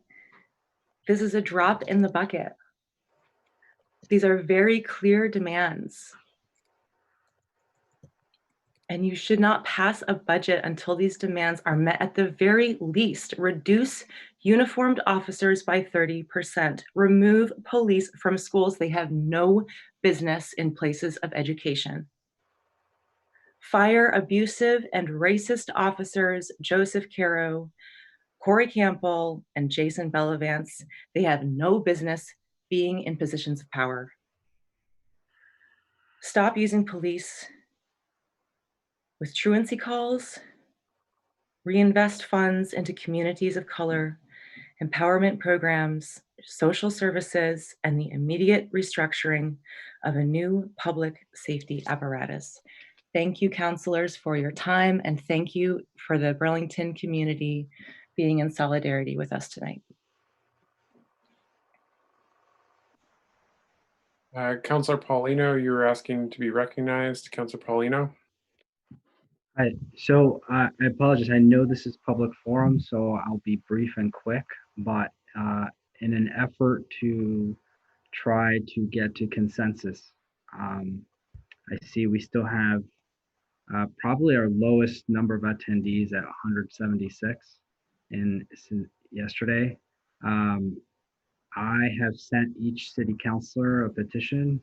I can try if Councillor Hanson can pull it up on his screen, I sent to his email. If there's a majority of the city council, we can call a special meeting. In that petition, it states Monday the 22nd at 5:30, or actually maybe 5 o'clock. The reason is that if we're looking at taking any kind of meaningful action or reform, and taking these requests that we're getting from people, and trying to meet our constituents and the needs of our department, the fact is that the 29th will be too late, because there will be other items that we need to deal with that day, not just the police department. So I just wanted to take a break for a moment and recognize that this is a path forward to try to get some results from the time we've spent, all that we've learned, and see what we can do. For those that agree, you can, according to the charter, you can just sign it, and email is fine. It just has to be in writing to CAO Shad. And if there's a majority of the council, we can call a meeting, a special meeting. And I do think this is an exception. This is an exceptional moment, an exceptional time.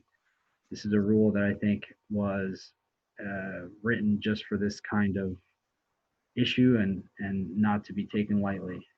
So I don't mean to create more work or more meetings after the week we're going to have this week. I'd like to have this meeting, frankly, tomorrow, but I recognize that we've already ruled that tomorrow will be public forum. But I'm just trying to get movement, and how we can meet the demands of the constituents that we've heard from at a time where there's worldwide requests for reform.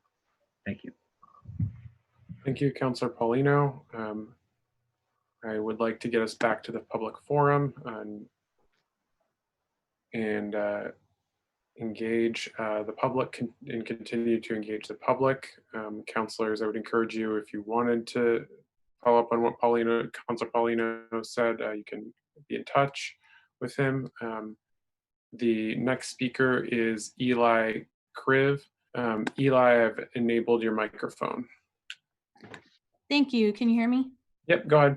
Awesome. My name's Eli Kriv. I'm a resident of Ward 3. I moved here to Burlington about 1.5 years ago, and these public forums have kind of been my introduction to city government.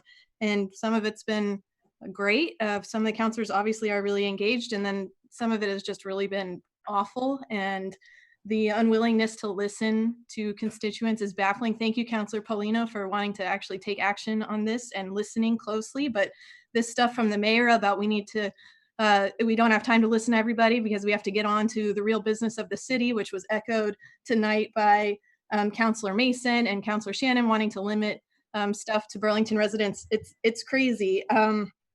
The refusal to listen is particularly chilling in the context of the murder of George Floyd that prompted this most recent spate of protests and this kind of movement toward defunding and abolishing the police. And I wanted to share quickly a comic that was written by Chanel Miller, who was raped by Brock Turner.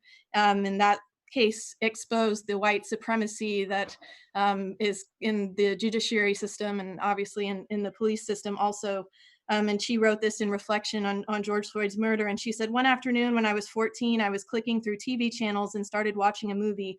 All I remember was a scene where a man was walking across a frozen river. Suddenly the ice breaks and he slips in and there's a current. So he's swept beneath the ice and brought downstream. He's sealed beneath the surface. He is pounding on the ice and screaming, but nobody can hear him.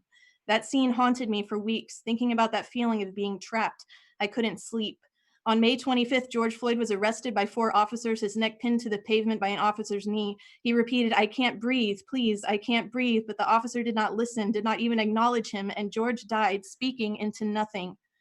Which means that not only does the Black community have to grapple with the physical threat of violence, unjust death, but also the deeper layer of psychological terror that what you say will not be heard, that you could die and disappear. That is that suffocating feeling that you could be trapped beneath the ice, your life swept quietly away. Listening is the most important thing that our leaders can do right now. Officer Chauvin did not listen to George Floyd as he cried for his mother and said he would be killed. He did not listen to the bystanders who called out to check for a pulse. And we have got to change the narrative here and start listening to people of color when they tell us what they need. And what that means right now for the city of Burlington is listening to the demands of the Racial Justice Alliance. These folks have lived this. This is their experience. They've worked on solutions. We have a way forward. Please make it happen. Thank you. Okay, our next speaker, I was unable to locate Krista Harder, Greta Brown, Ella Miguel, or Nathan Treadway, but Lachlan Ziegler, I've enabled your microphone. Hi, can you hear me? Yes. Thank you.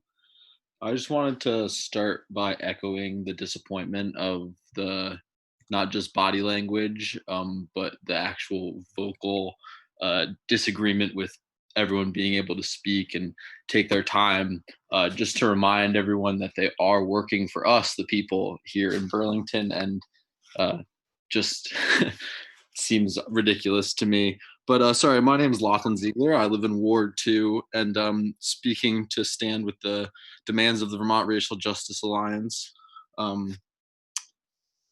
So Burlington Police Department is a small part of a greater systemic just problem of supporting mass incarceration and perpetuating modern day slavery through prison labor and just the small steps of people of color being scared to interact with police is a huge step in the wrong direction. And clearly by abolishing eventually, but starting with the minimal of defunding is really dire right now.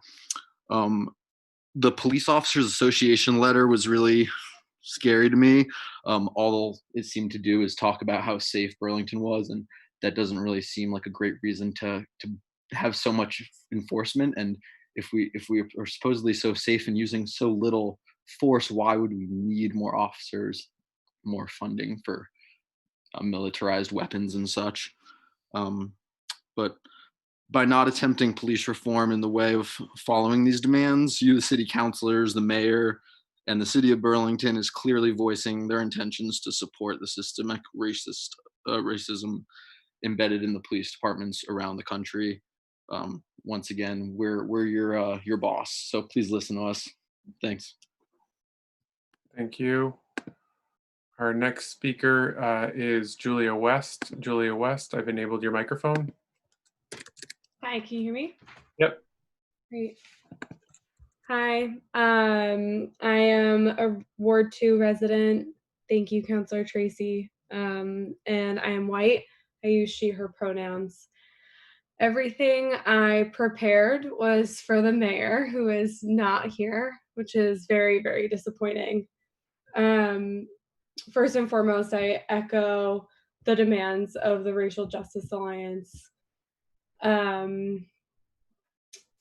I just want to remind everyone that those demands are a compromise. They're already being presented as a compromise. I think that's really important to remember as you're making decisions and thinking about them. I recently learned that, so I work in public health, and I recently learned that the leading cause of death for a Black American male is death by a gunshot from a police officer, which is so inexplicable to me because I have lost a lot of people in my life. I've lost people to car accidents. I've lost people to suicide. I've lost people to cancer. I have never known a person to be killed by a police officer, and that's because I'm white. And I think that just goes to show how disparate that system is. And it's a really good reminder that just because we don't see things doesn't mean that they aren't happening. And it shouldn't take 1,000 of us showing up in such a small community to be heard. Thank you. Our next speaker is Laura Williams. Laura, I've enabled your microphone. Yeah, hello. I'm a white resident of Burlington, a parent and a public school teacher. My pronouns are she and her. I believe that reform in policing is not enough.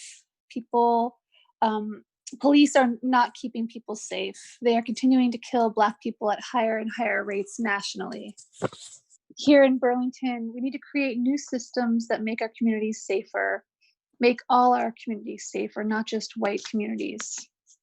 Over the last week, I've heard leadership in the police department say that defunding the police would be radical and dangerous. What is radical and dangerous is keeping the status quo. I stand with the demands of the Racial Justice Alliance. Restructure public safety by immediately refocusing on who, what, and where we are policing. Get all police out of schools. Stop using police for truancy calls. Reduce the uniformed police officers by 30%. Fire abusive officers, Joseph Coro, Corey Campbell, and Jason Bellavance. Strengthen civilian oversight of the police department by giving the police commission the power to oversee the transition. We need to invest in communities of color by working with communities of color and others to create a cultural empowerment community collective with community and youth centers, education, arts, communities of excellence, and economic development community partnership. Establish an Office of Equal Opportunity staffed with an EO officer with oversight of a newly formed minority-owned business city procurement program. Fund the racial equity, inclusion, and belonging function to enable full operation capacity. I urge you, please do not pass a budget until these demands are met. Thank you. Thank you. Our next speaker is Christopher Fuddy. Christopher, I've enabled your microphone.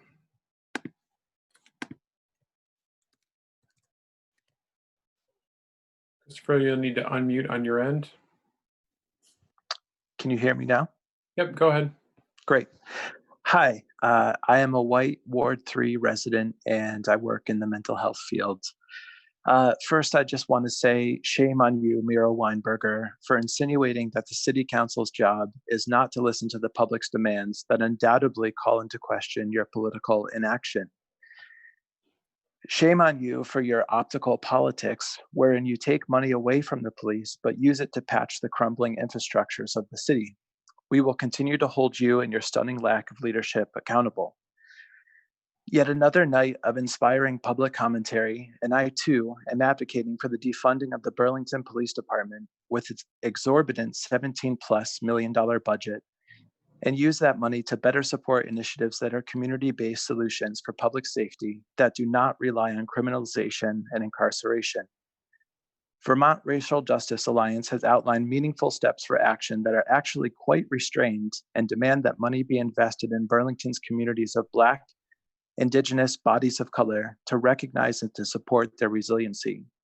To me, as a white citizen in this country, this is an immediate way of recognizing the necessity of reparations in our country and the multi-level disenfranchising legacy of chattel slavery. We need to reckon with the legacy of white supremacy in ourselves and in our communities, and our dues need to be paid, as James Baldwin would explain if he were here now. We've learned that body cameras and crisis intervention trainings don't work.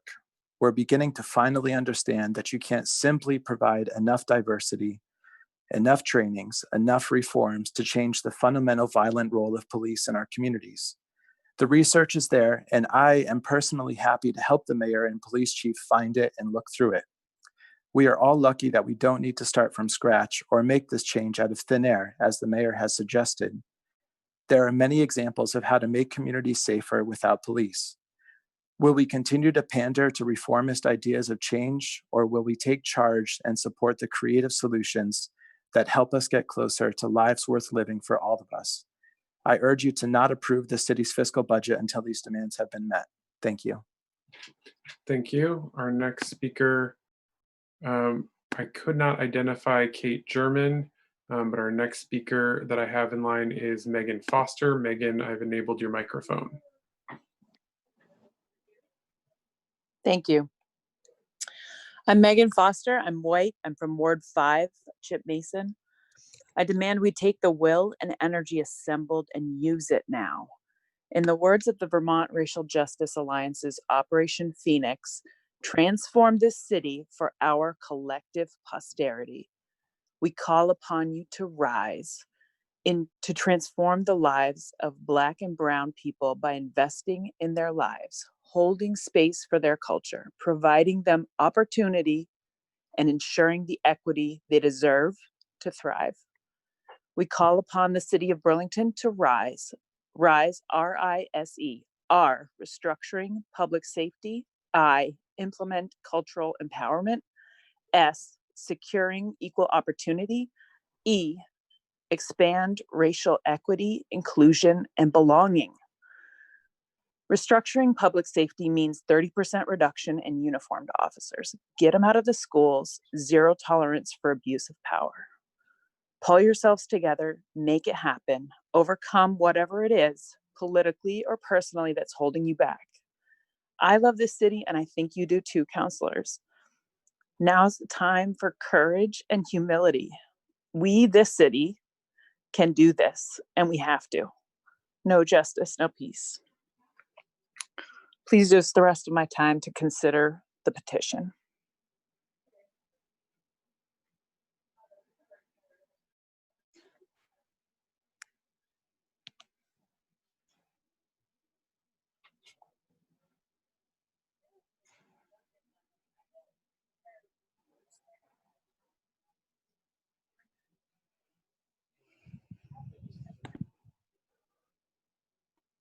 Okay, our next speaker is Helen Asamina. Helen, I've enabled your microphone. Hey, can you hear me? Yep, go ahead. All right. My name is Helen Asamina Sastason. I'm a white resident of Ward 6 in Burlington, and I stand with the demands of the Vermont Racial Justice Alliance. I first want to say one thing to the white council members tonight. White supremacy and systemic racism aren't new. The fact that a lot of us learn about this from books and articles, the fact that we need statistics to convince us to act, well, this ignorance is a large part of why it continues. It's in the fabric of our country, in the fabric of our state, in the fabric of our local government. Inaction isn't neutral. By not doing anything, we're being racist. By not actively changing this system, communities of color are hurting. Children, families, real lives are hurting. So please listen to these demands. The work to do has been so clearly set out by our leaders of color. Go look up Operation Phoenix. It's the work that you need to do is set out for you. We demand that you restructure public safety. We demand that you have an immediate refocus on who, what, and where we are policing. Get all police out of schools. Stop using police for truancy calls. We call for a 30% reduction in the uniformed officers. Please fire abusive officers Joseph Caro, Corey Campbell, and Jason Bellavance. Give the police commission the power to oversee the transition. We demand that you invest in communities of color. We demand that you work with communities of color and others to create a cultural empowerment community collective with community and youth centers, education art communities of excellence, and an economic development community partnership. Thank you. Thank you. Our next speaker is Abby Morin. But before I go to you, Abby, I'm going to read a bunch of names off of people who are on deck. We have Rob Reeves, Reed Frost, Callie, Jody Whalen, Haley Ronconi, Ellie Seitz, Sarah Hugui, Michael Hennessy, Alexa Zane, Lauren Darren, Grace Budd, Sarah Eaton, Amy Dorfman, Emmy Hedrick, Nick Kavanaugh, and Hunter Hedenberg. So Abby Morin, I'm coming to you. I've enabled your microphone. Hello, can you hear me? Yep, go ahead. Hello, this is Abby Morin. I'm a member of the Burlington community, Ward 3. and I use they, them pronouns. And I am standing here among the many powerful voices speaking in solidarity with the Racial Justice Alliance and their demands to defund the Burlington Police Department. And I know so many minds close when the phrase defund the police is uttered, but I implore you to listen to reason and to listen to truth and ask yourselves in general, why are our police in our country and in our community given so many roles and so much of our budget with so little accountability to go along with that? We know it is proven that social services help to strengthen communities. Schools with counselors and mental health professionals keep us safe. Why should a person with a gun be answering a truancy call? We know that police consistently bungle cases of sexual assault and domestic violence. These are not the people that we need to be calling into these sensitive situations, and we need to reckon with the fact that our state stands out internationally with our disproportionate rates of incarceration among people of color. And you have shown the people of this community that the people in charge have infinite power, like it's some sort of fraternity. What a slap in the face that our tax dollars have equipped police with body cams for then the footage to just be ignored. Fire the violent officers, and recognize that the word budget is not just having to do with money, it is the cost of Black and brown bodies. This is the cost of your inaction. It is their safety and comfort is the cost. And I cannot accept that. Black Lives Matter. Thank you. Thank you. Our next speaker is Rob Reeves. Robert Reeves. I've enabled your mic, Robert. Hi, can you hear me? Yep, go ahead. Thank you. Thank you, counselors, for another night of public forum. My name is Rob, and I am a Ward 1 resident here in Burlington. I am white, and I'd like to start with a phrase from our mayor who ghosted us quite a while ago. At the beginning of this meeting, he said he was optimistic about big and real change happening in this historic moment.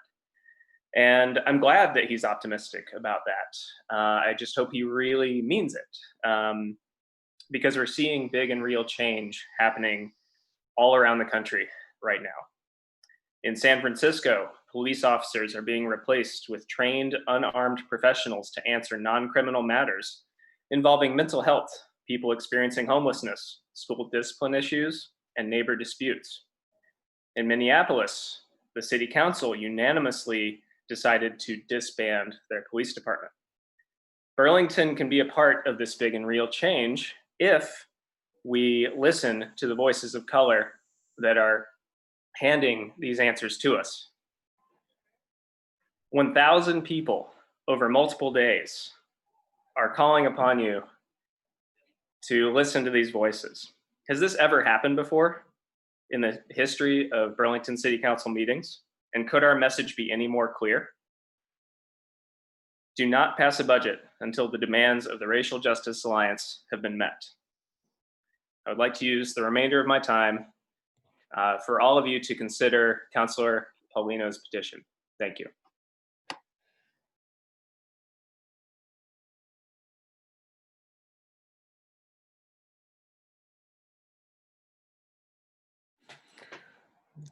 Okay, thank you. Our next speaker will be Callie Flynn. Callie, I've enabled your microphone.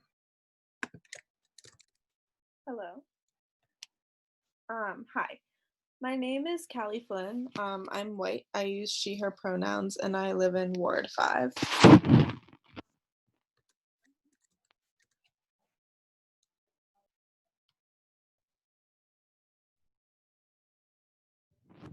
Members and also Mayor Weinberger, to the white city councilors and Kelly, I'm having a hard time hearing you. I'm sorry. If you could.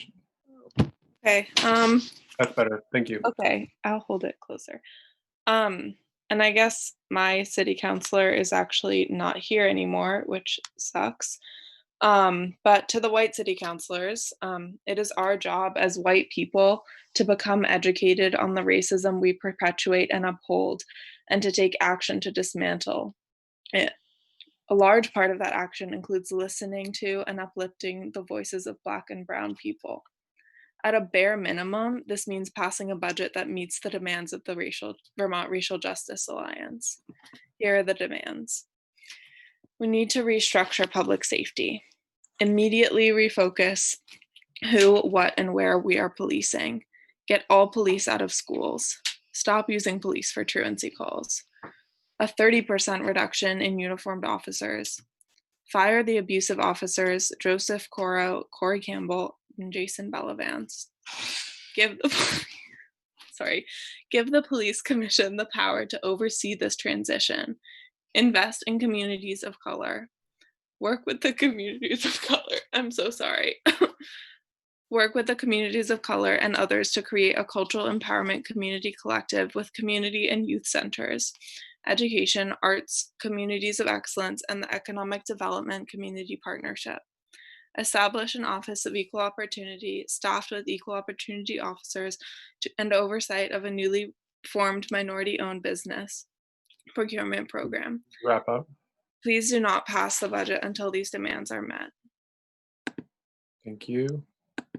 Our next speaker will be Haley Ronconi. Haley, I'm going to enable your mic.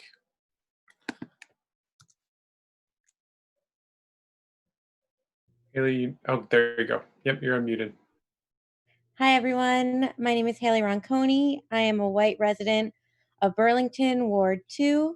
Thank you for those who have spoken before me. Thank you to the city council members for the time. I'm speaking, as many others have, to stand with the Vermont Racial Justice Alliance to defund the Burlington Police Department.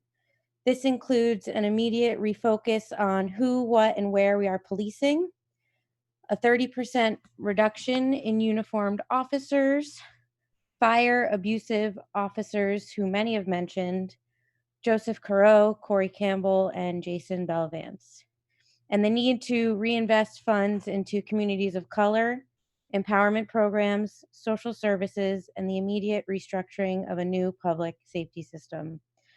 The City Council must prioritize the eradication of systemic racism in Burlington, Vermont. Now is the time for the City of Burlington to lead in transformation to a place where for once all people are afforded equal protection and an opportunity to prosper. Do not pass the budget until these needs are met. Black Lives Matter. Thank you for listening. Thank you. Our next speaker is Ellie Seitz. Ellie, I've enabled your microphone. Hey, you got me? Yep, go ahead. My name is Ellie Seitz. I'm a white Burlington resident living in Ward 1. I'm speaking tonight to echo the demands of the Vermont Racial Justice Alliance and to amplify the voices of the Black Vermonters leading this movement. The police force is an inherently racist institution that exists to enforce white supremacy and protect white life and property. We must defund and dismantle the police. These are our demands, and they are the very first step. Get all police out of Burlington schools, stop using police for truancy calls, 30% reduction in uniformed officers, firing the abusive officers Joseph Coro, Corey Campbell, and Jason Bellavance. Frankly, it's disgusting, but sadly not surprising that they haven't been fired already. We demand that you work with communities of color to create a cultural empowerment community collective and an economic development community partnership. Establish an office of equal opportunity, staffed with an EO office with oversight of newly formed minority-owned business city procurement program. Fund the racial equity, inclusion, and belonging function to enable full operational capacity. Do not pass the budget until these demands are met. Mayor Weinberger, if you were here, I'd tell you that when you do attend these meetings, you begin each of them by standing for the Pledge of Allegiance and saying that you will uphold liberty and justice for all. You must know that while there is a police presence, there cannot be liberty for all because there cannot be liberty for Black Vermonters. There can only be liberty through community mutual aid. We will speak these demands at each and every meeting that you have, and we will not relent. I'd like to use the remainder of my time to remind the hundreds of other white Vermonters who are listening to this that while we wait on these structural changes to happen, we can all immediately have impact by paying direct reparations to our Black neighbors. Thank you.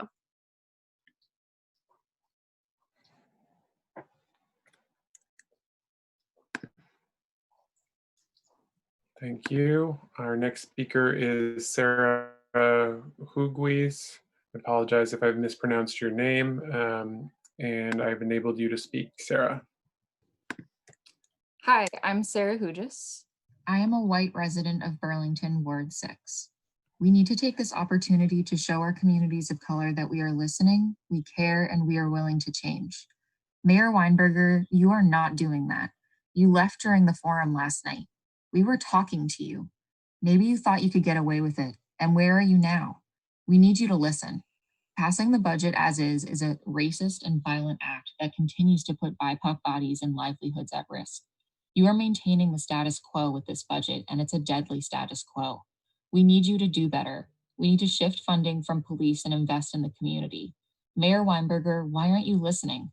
Why can't you lean into the discomfort with us instead of running away? Please hear this. Defunding the police is just the tip of the iceberg. Reform will never be enough. Like so many, I stand with the demands of the Vermont Racial Justice Alliance to defund the BPD. We must reduce officers by 30%, get cops out of school, and fire abusive cops, Coro, Campbell, and Bellavance. Why are we still paying for these violent men's salaries? There are no good cops in a racist system, and they all must go. Do not pass a budget until these demands at the bare minimum are met. Mayor Weinberger, I can assure you that you do not have a better plan than those whose lived experience is being BIPOC in Vermont. You thinking you know better is the perfect example of white supremacy. It is arrogant and disappointing. The community is watching you all, and I really hope you're hearing the 1,000+ constituents that are urging you to accept the plans and demands that the Vermont Racial Justice Alliance has so generously offered to you. If not, we'll see you at the polls and vote all politicians protecting racist institutions and officers out of office. Black Lives Matter, Trans Lives Matter. Thank you. Thank you. Our next speaker is Michael Hennessy. Michael, before I come to you, I'm just going to read the next couple of names of folks who are on deck. We have Alexa Zane, Lauren Darren, Grace Budd, Sarah Eaton, Amy Dorfman, Emmy Hedrick, Nick Kavanaugh, Hunter Hedenberg, Catherine Westbaum, Leif Taranta, Chris Murphy, Jonathan Davis, Brianna Hauser. Michael Hennessy, your mic is enabled. Hi, can you hear me? Yep, go ahead. Hi, thanks. I am a white resident of Burlington in Ward 4. I'm here in support of the Racial Justice Alliance. City councilors do not pass the budget until the demands are met. I'll keep coming here. White supremacy is real and rampant in this country. It's in the city, and it's in our police institution. How do we continue to see police as competent providers of community service? We need traffic safety experts. We need child advocates. We need mental health crisis professionals. Perhaps every once in a while, this community needs a public safety officer authorized to use force. That is not the goal. Here's what I see the budget gets us. For me, as a privileged white person, encounters with police are fortunate enough to constitute little more than harassment. Parking fines, speeding tickets, harassment does nothing to encourage learning or growth in our city. For our BIPOC community, each encounter with police brings trauma, fear, a very measurable potential for violence. This violence cannot be understated, intertwined with the incarceration industry. It's by design, for profit. It is multifaceted. This violence could be mitigated by moving away from its primary enforcement mechanism, the police. Furthermore, the injustice of police constitutes the most tangible incentive for the public to take back our beloved democracy. These institutions were not created with the thoughtful contribution of the public. They were created through the coercion of white supremacy and the result of colonialism. The budget $17 million is not needed to protect your community from a direct threat. It just follows a deep generational myth of white supremacist culture. It's long past time that we address this mess together. The thoughtful demands of the Racial Justice Alliance are the only reasonable starting point. If I have to come back here again for this specifically, I'll be sure to repeat them for you, although I think you've heard them plenty of times tonight. I'll use the rest of this time just to, respect all of the lives, not even lost, but families destroyed by needless incarceration throughout this war on drug and for petty crimes. Thank you. Thank you, Michael. Jody Whalen, I could not identify you, but Kate German, I could identify you. So I'm going to come to you, Kate. I'm allowing you to speak. Thank you. I'm a white resident of Ward 5. I also work in Burlington. I'm here tonight in support of the demands set forth by the Racial Justice Alliance. There's been such incredible power in 900 plus members of the Burlington community showing up to these forums to say the exact same thing. It's like a mantra or a meditation at this point. A 30% reduction in uniformed officers, no police in schools, fire the abusive officers, and so on. It's a vision for a better world that's generously, graciously offered to us by leaders of color. Counselors, we are asking you to start doing the hard work of dismantling systemic racism in Burlington. The system of policing didn't invent systemic racism, but since slavery, policing has been a violent tool used to perpetuate white control over Black bodies and lives, over queer lives, over poor lives, over the lives of everyone pushed to the margins. Defunding police is not going to solve racism, and we will have so much more work to do to create communities of care. White supremacy and the violence of policing too often shows up in other areas of our lives as well. When social workers act like cops, when educators act like cops, when we act like cops with each other. But defunding the police is an important and tangible step we can take right now to create a world where we are all safe. The call to defund police is a call to fully fund the services that enable Black lives to thrive. The call to defund police is an opportunity to redirect those funds to our Black communities as an act of love. Some might even call this reparations. Whatever you call it, the time is now. We can imagine a better world. If you can't, that's okay. It's been made really easy for you. All you have to do is follow the lead of the Racial Justice Alliance. Do not pass a budget until these demands are met. Thank you. Thank you. Alexa Zane, I'm not able to identify you. Lauren Darren, I have enabled your microphone. Hey, can you hear me? Yep. Great. My name is Lauren, and I am a white resident of Ward 1. I'm calling in because I want to voice my solidarity with the Racial Justice Alliance demands to first restructure public safety, getting police out of schools and stop using police for truancy calls, a 30% reduction in uniformed officers, firing abusive officers, Joseph Caro, Carrie Campbell, and Jason Bellavance, and to invest in communities of color, and to not pass the 2021 budget until these demands are met. I'm also hoping to read a quick poem. This was written by Ross Gay after Erica Gardner was killed by the NYPD in 2014. It's called A Small Needful Fact. Is that Erica Gardner worked for some time for the Parks and Rec Horticulture Department, which means perhaps that with his very large hands, perhaps in all likelihood, he put gently into the earth some plants which, most likely, some of them, in all likelihood, continue to grow, continue to do what such plants do, like house and feed small and necessary creatures, like being pleasant to touch and smell, like converting sunlight into food, making it easier for us to breathe. Thank you. Thank you. I was not able to identify Grace Budd, Sarah Eaton, or Amy Dorfman, but I do see Emmy Hedrick. Emmy, I'm coming to you and enabled your mic. Hi, I'm here. My name is Emmy Hedrick.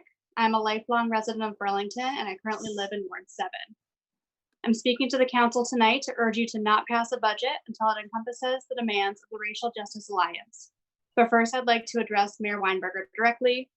Seeing as he decided to leave his own party, I hope that he reviews the recording of this meeting in its entirety. For the councilors that feel inconvenienced by the length of this forum, it is just as important for you to hear these words. The actions of our mayor clearly show where his priorities lie, and they are not for the benefit of the people of Burlington.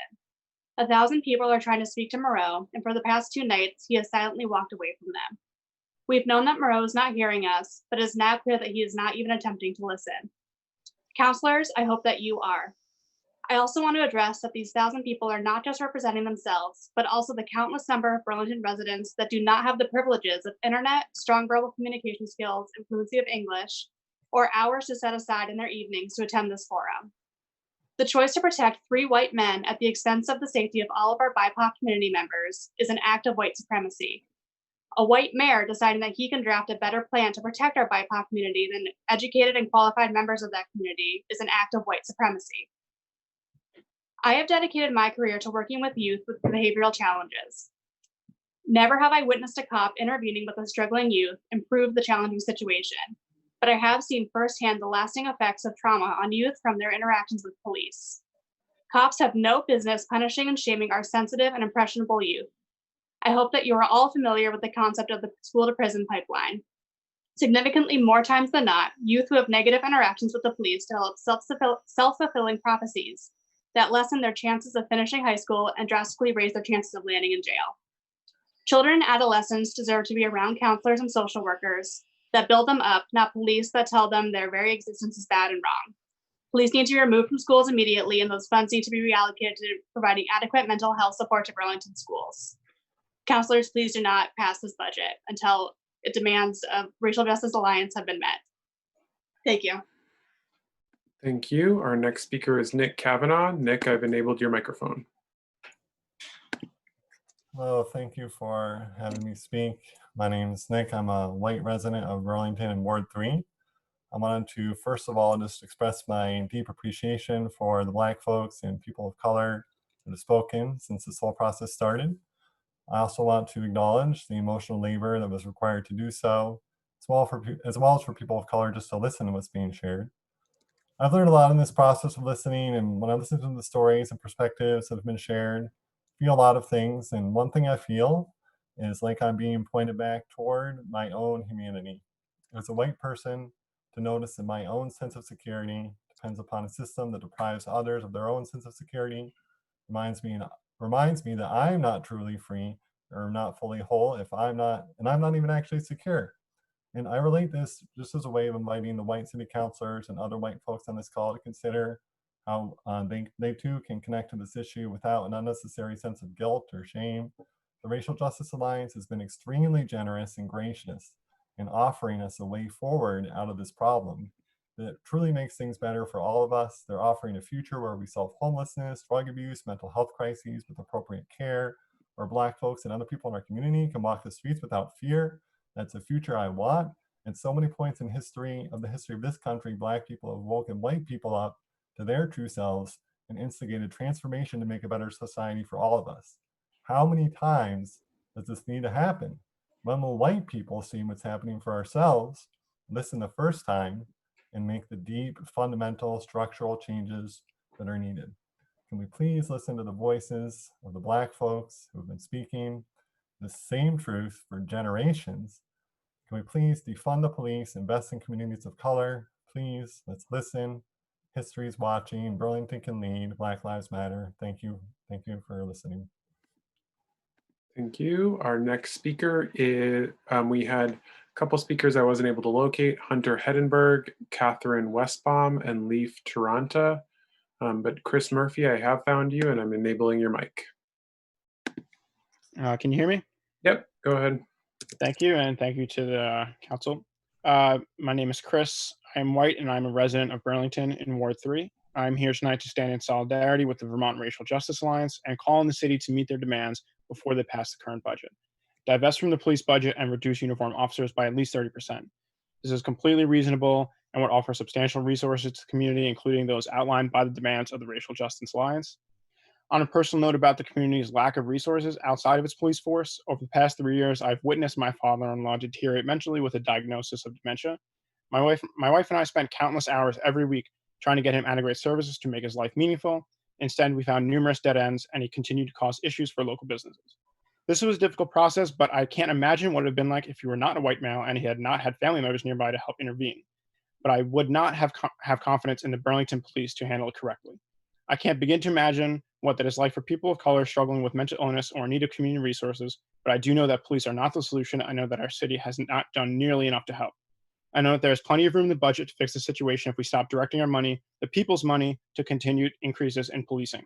And I hope that when these resources are allocated towards these demands for the right community support, is not in a half-assed way where a handful of poorly compensated people cannot actually make a difference in people's lives because they don't have the right tools and supplies and can't hire enough staff to make a measurable impact.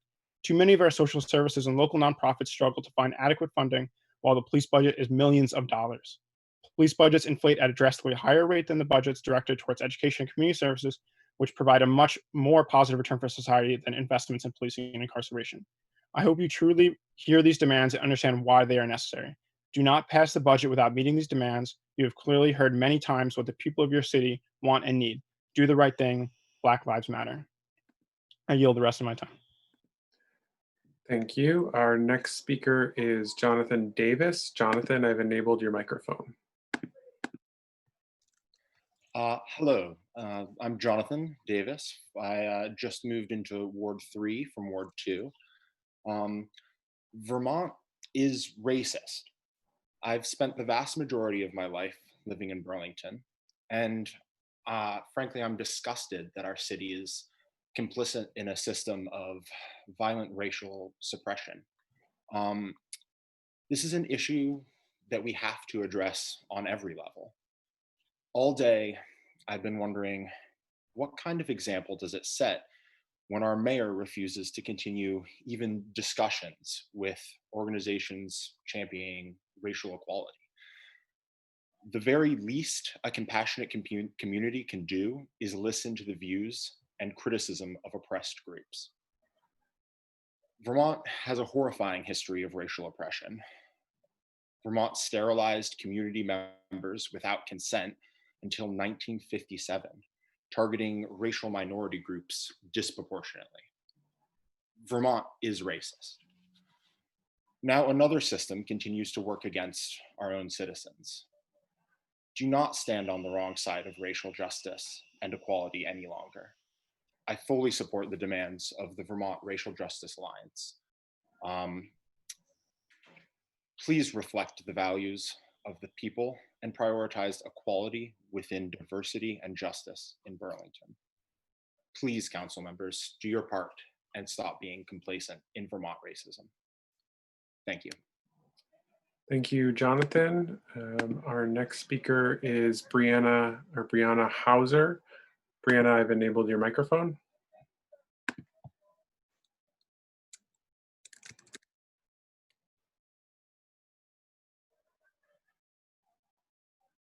Brianna Hauser. Should be enabled. You're unmuted. Can you hear me now? Yeah, you're a little soft. If you could maybe get a little bit closer or speak louder. Can you hear me? It's a little soft. If you could maybe speak a little louder. Is that better? Yeah. Okay, sorry about that.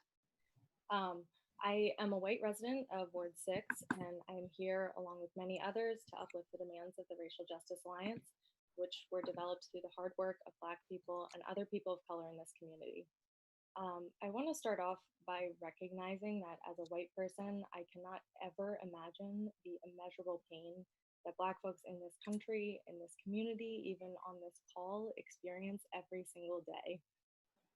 But especially when having to listen to what amounts to a debate over their humanity and dignity. a debate over whether we should get rid of an institution that is systematically killing them, an institution that has never and was never intended to protect Black people.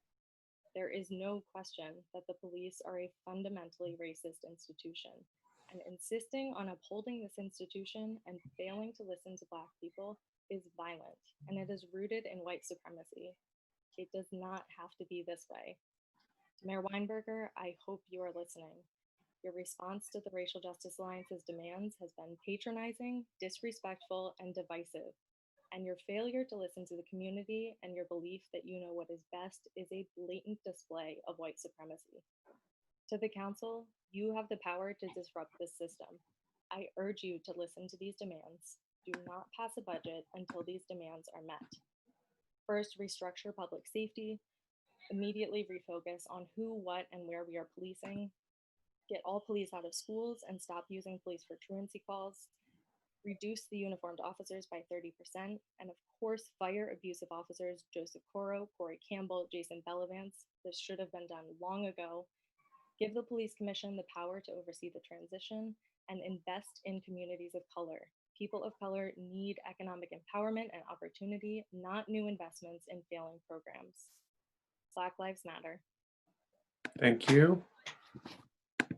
Our next speaker is Chloe Egan.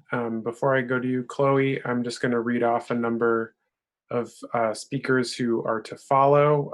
There's Holiday Rochman, Rockman, Sarah Caliendo, Avery Muzikar, Linnea Johnson, Jonathan Kassam, Catherine Gosselin, Sarah Briggs, Eugenia Papasov, Laura Mistretta, Jean Markey Duncan, Olivia Stern. So I'm going to come to you, Chloe Egan, and your mic is enabled. Hi, can you hear me? Yep. Okay. Hi, my name is Chloe Egan. I'm a white Burlington resident and a member of Ward 3. I grew up here and I moved back in 2018. I'm here tonight to stand with and support the demands of the Racial Justice Alliance. We must fight to end the cycle of racist violence that has been perpetuated by the police in our country, including in Burlington. Minneapolis and many other cities are proof that spending more money on reform does not prevent the murder of Black Americans by police. We must shift money away from the Burlington Police Department and into communities of color, as the Racial Justice Alliance is outlining. We need more funding for social workers, mental health counselors, as well as for the youth centers in our community. If big cities like San Francisco and Minneapolis can redistribute police funding, so can we. And we have to actively dismantle the white supremacy that exists in Vermont. Mayor Weinberger, I am disturbed by who you are choosing to listen to and who you are not. Your actions illustrate which voices you are prioritizing and who you are protecting. By refusing to call for the firing of Coro, Campbell, and Bellavance and adopt all of the Racial Justice Alliance's demands, you are disregarding the needs of your community. We must listen to the Racial Justice Alliance and to Black voices who have been speaking out and doing this work for years.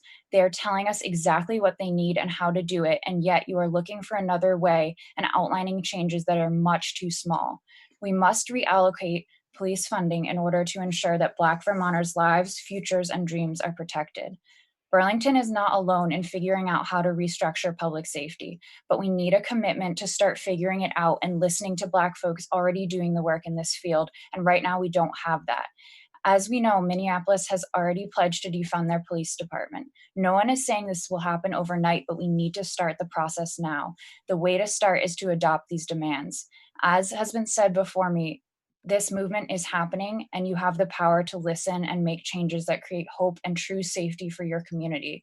The Vermont Racial Justice Alliance is giving you a plan to fight injustice, and these demands must be met before passing a budget. Thank you. Thank you.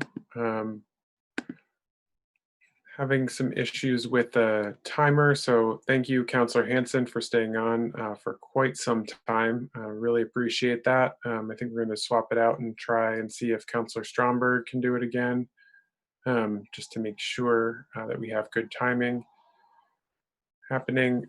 I could not identify Holiday Rochman or Sarah Caliendo, but I did identify Avery Muzikar. And so I'll go to you next, Avery, but I'm just going to switch over to the different, to the next speaker. Jack, Councilor Hanson, if you could just stop sharing your screen so that Councilor Stromberg could do it. Sorry, folks, my internet has been in and out the last like 5-10 minutes. Okay. So yeah, if someone else could take over the timer, that would be helpful, because I don't know what it was on your end, but I wasn't hearing anything the last 5 minutes. Okay, all right. Thank you for that, and thank you again for your time. Thanks for Councilor Stromberg for taking over. Councilor Freeman, you said you were having some issues. Are you good now? I can see you moving. Oh, no. I was just checking to make sure your internet was okay. Yeah, no, I'm on it. Okay, awesome.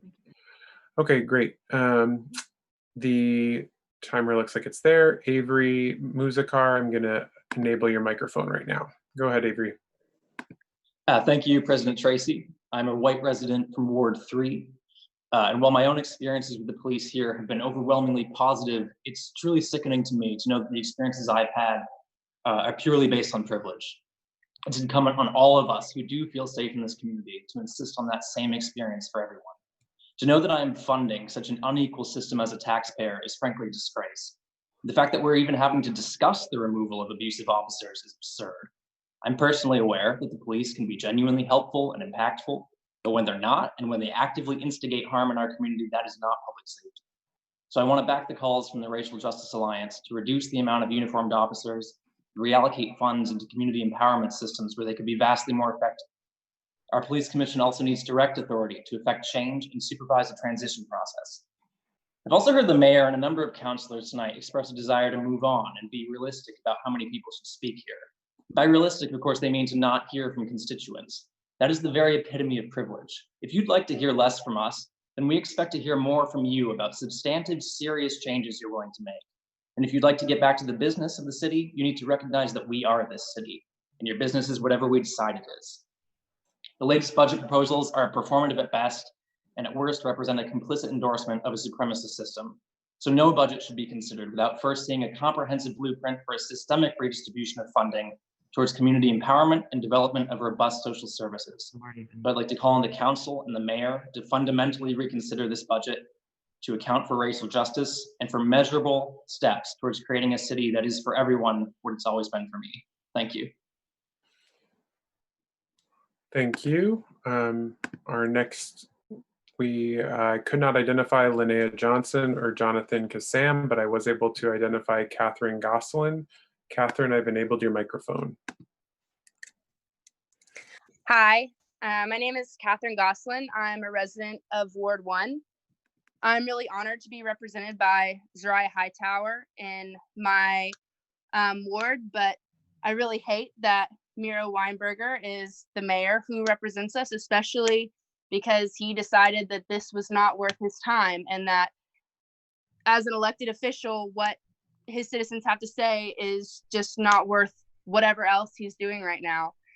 I think it's even more messed up that while he's off gallivanting, doing whatever he's doing, he's left two people of color to sit and listen to this call and listen to people say things that these people might have lived through every single day. I understand that all of the city councilors are probably really bored and tired of hearing the same demands over and over and over, literally 1,000 times. But with COVID and so many of us being unemployed and having nothing but time to do this, like, you can expect us to call and protest and do whatever it takes to get these demands heard. I feel like in Burlington, everyone has been so peaceful, and other cities have rioted and burned things down. And I don't know what it's going to take to get y'all's attention. We are literally asking for some bare minimum shit, but all y'all want to do is protect those evil motherfuckers. I, along with 1,000 other people, stand with the Racial Justice Alliance. You guys say that these demands are radical and dangerous, but what's radical and dangerous is thousands of people who have taken the time to be heard, but elected officials aren't listening. and the mayor is not, we don't even know what he's doing right now. So listen to the Racial Justice Alliance or shit will go down and it's gonna be y'all's fault. We elected you for a reason. Don't fail us. Thank you.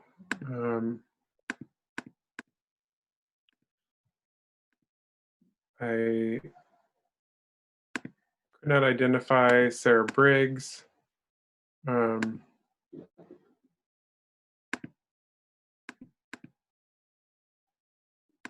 Eugenia Papazov. I could not identify you.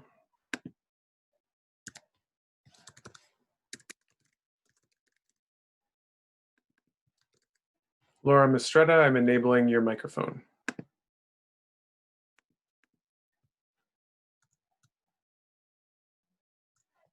Laura, yeah, I believe you need to unmute yourself.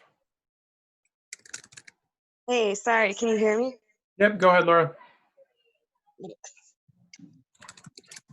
All right, hi, yeah.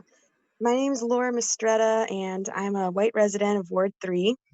I speak today in support of the demands put forth by the Racial Justice Alliance. This is undoubtedly a unique and precious time in our country's history, and it is critical that we do not waste this moment. The Black Lives Matter movement and its allies have put in over 6 years of hard work to open hearts and minds and answer the question, what does it look like for society to value Black lives?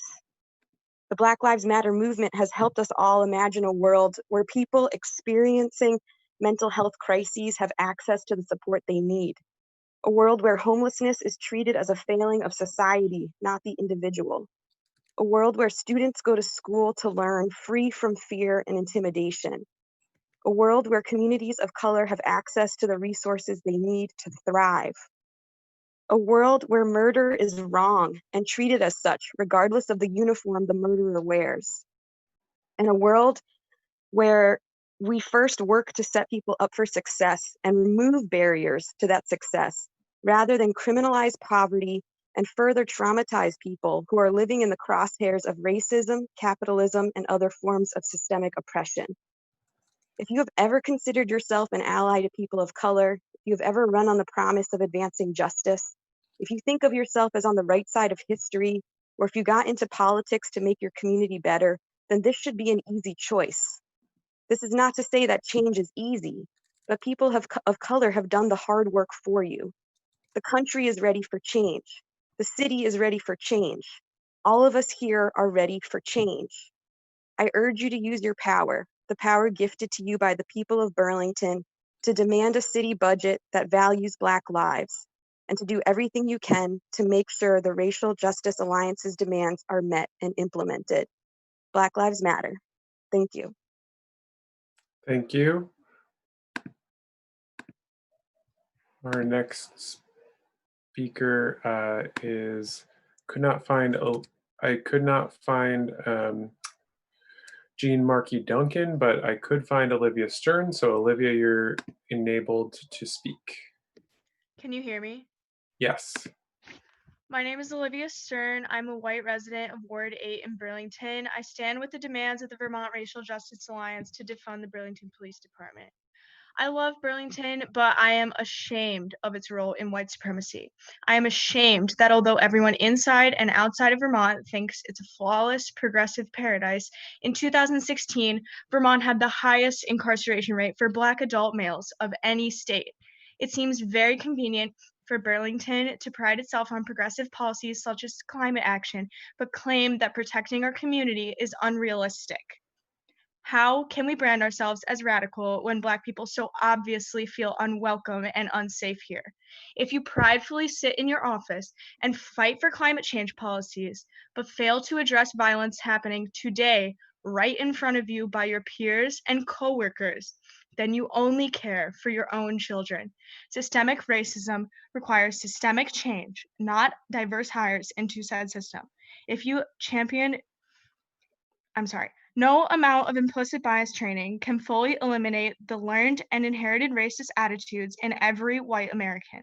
White supremacy relies on us to be unimaginative and pessimistic about the world we are born into. But Burlington has shown that it can be imaginative. It can go above and beyond the policies of the rest of the country when those policies are helping white people. Therefore, I will not support a movement that claims to simply reform the primary means of violently enforcing white supremacy. We cannot accept band-aid solutions. 2020 has undoubtedly been a horrific year, but I beg of you to see the pandemic and economic upheaval going on right now as a catalyst and opportunity for radical change, because only radical change can entirely remedy the problems our country faces. Please set aside your pride and realize that listening and responding to the needs of your community is not only your priority, but your entire job. The Black community should not only be listened to, but should be spearheading the transition to a genuinely effective public safety apparatus. The Please. blood is on. Thank you. Thank you. Okay, I was not able to identify Emily Benz, but I was able to identify Caroline Rainville. Caroline, I've enabled your microphone. It looks like you need to unmute yourself. Hi, can you hear me? Yep, go ahead. Hi, my name is Caroline Rainville, and I'm a white citizen of Burlington living in Ward 2. I just want to say thank you to everyone who spoke last night, who spoke tonight, and who will speak in the future. Every voice matters, and as Councillor Freeman said at one point last night, this is truly a historic moment and should be treated as such. The time is now, and Burlington is not an exception. I am here tonight to express my support for the demands of the Vermont Racial Justice Alliance. Do not pass the budget until these demands are met. There must be a restructuring of public safety, an immediate refocus on who, what, and where we are policing, get all police out of schools, stop using police for truancy calls, and a 30% reduction in uniformed officers, fire abusive officers Joseph Caro, Corey Campbell, and Jason Bellavance. There also must be an investment in communities of color. As the leaders of the Racial Justice Alliance have put it, people of color need economic empowerment and opportunity, not new investments in failing programs. You must use your power as a public servant, envision a new society built on equal treatment and mutual aid, and act on it. Thank you. Thank you. Our next speaker will be Chris Fiore. Chris, I've enabled your microphone. Can you hear me? Yep, go ahead. Thank you. I won't say that the demands to defund the police are entirely without anger. There is anger, and it is justified. The anger stems from citizens in our country, our state, and our city who are tired of being afraid of police who have too much power. And when we put as much power and money into the police as we do, arm officers as we do, and provide as poor oversight and regulation of these officers as we do, we end up with the system we have before us, one that is built by white people for white people. Do not mistake this call as an interest in more training. It has been more than 100 years of increasing police budgets, and while the methods have changed, the ways in which police misuse their power and fall short in their ability to protect and serve its citizens remains. I dream of a day when police hold bake sales for new squad cars as our schools give students free lunch and after-school dinner. Instead, I wish to see a Burlington in which the reasons why crimes happen are addressed before they are ever committed. Food, housing, adequate education, drug rehabilitation centers, on-call social workers for domestic disputes. I'm not naive enough to believe that we can eliminate any and all crime with these initiatives, but imagine how different our city could be if we divested from a system that has been proven to be volatile to our society's most marginalized, and instead invested in programs which provide refuge, assistance, and support. So while there is anger in our demands to defund the police, we are also measured. We know a better regulatory body is possible, and we urge you to consider these possibilities before approving yet another budget that puts $18 million into a traditional police force. Do I want to see Burlington police officers go hungry or without housing? Of course not. These are basic human rights. But whether the police want to admit it or not, the system they are a part of has failed to protect and serve us, while failing to allow honest police to thrive and succeed. And I'm sick of hearing that the system of policing is broken. It is not broken. It is working exactly as it was intended. And in this rare moment, we have an opportunity to listen to those it was not built for, to protect and instill a new era of city regulation. For advice on what this might look like, I urge you to look no further than the demands of the voices of color who have given their hearts and minds to this forum and to the demands laid out by the Racial Justice Alliance. Thank you. Thank you. Our next speaker will be Sarah Caliendo. Sarah, I'm going to enable your mic. Hi, thank you. So my name is Sarah Caliendo, and I'm a resident of Ward 4. I'd like to thank the council members for listening to us, especially those that have advocated to hear us all out. I know it's a lot to listen to 1,000 people speak for 2 minutes each, but I think we can all recognize how important it is to hear our voices. Also, it's pretty amazing how many people want to speak. I think it shows how important this issue is. Thank you so much to everyone who has already spoken, especially to Black and Brown folks who have shared. I feel that it's time that we really need to listen to their voices. It's long overdue.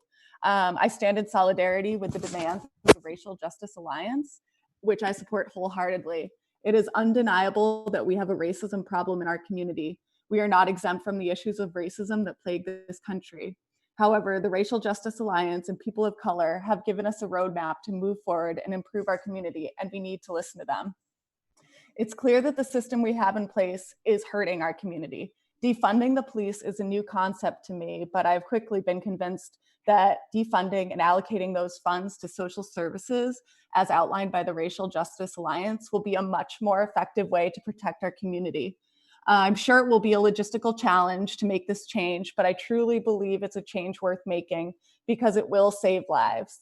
We've heard firsthand testimonials from people of color about this. We have a chance to create something new and innovative as a community and to be a leader in the nation by creating a vastly better system. The Racial Justice Alliance has a plan that could start us down this path.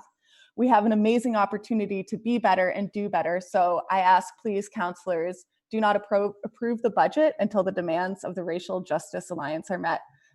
Thank you so much.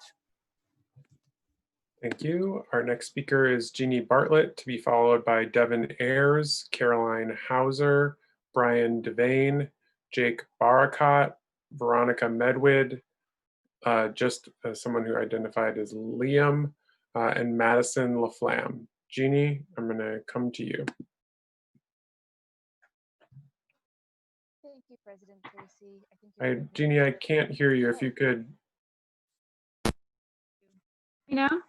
Yep, that's better. Okay, great, thank you. Thank you, President Tracy. I think you're doing a terrific job managing this public comment. My name is Jeannie Bartlett, and I'm a white resident of Ward 5. I support the vision and strategies of the Vermont Racial Justice Alliance, and I urge the City Council to not pass a budget until you have enacted their vision. I believe the outrage we're hearing is absolutely justified, but tonight I'm going to speak to some of the specific concerns I've heard from councilors and the mayor. One piece is truancy.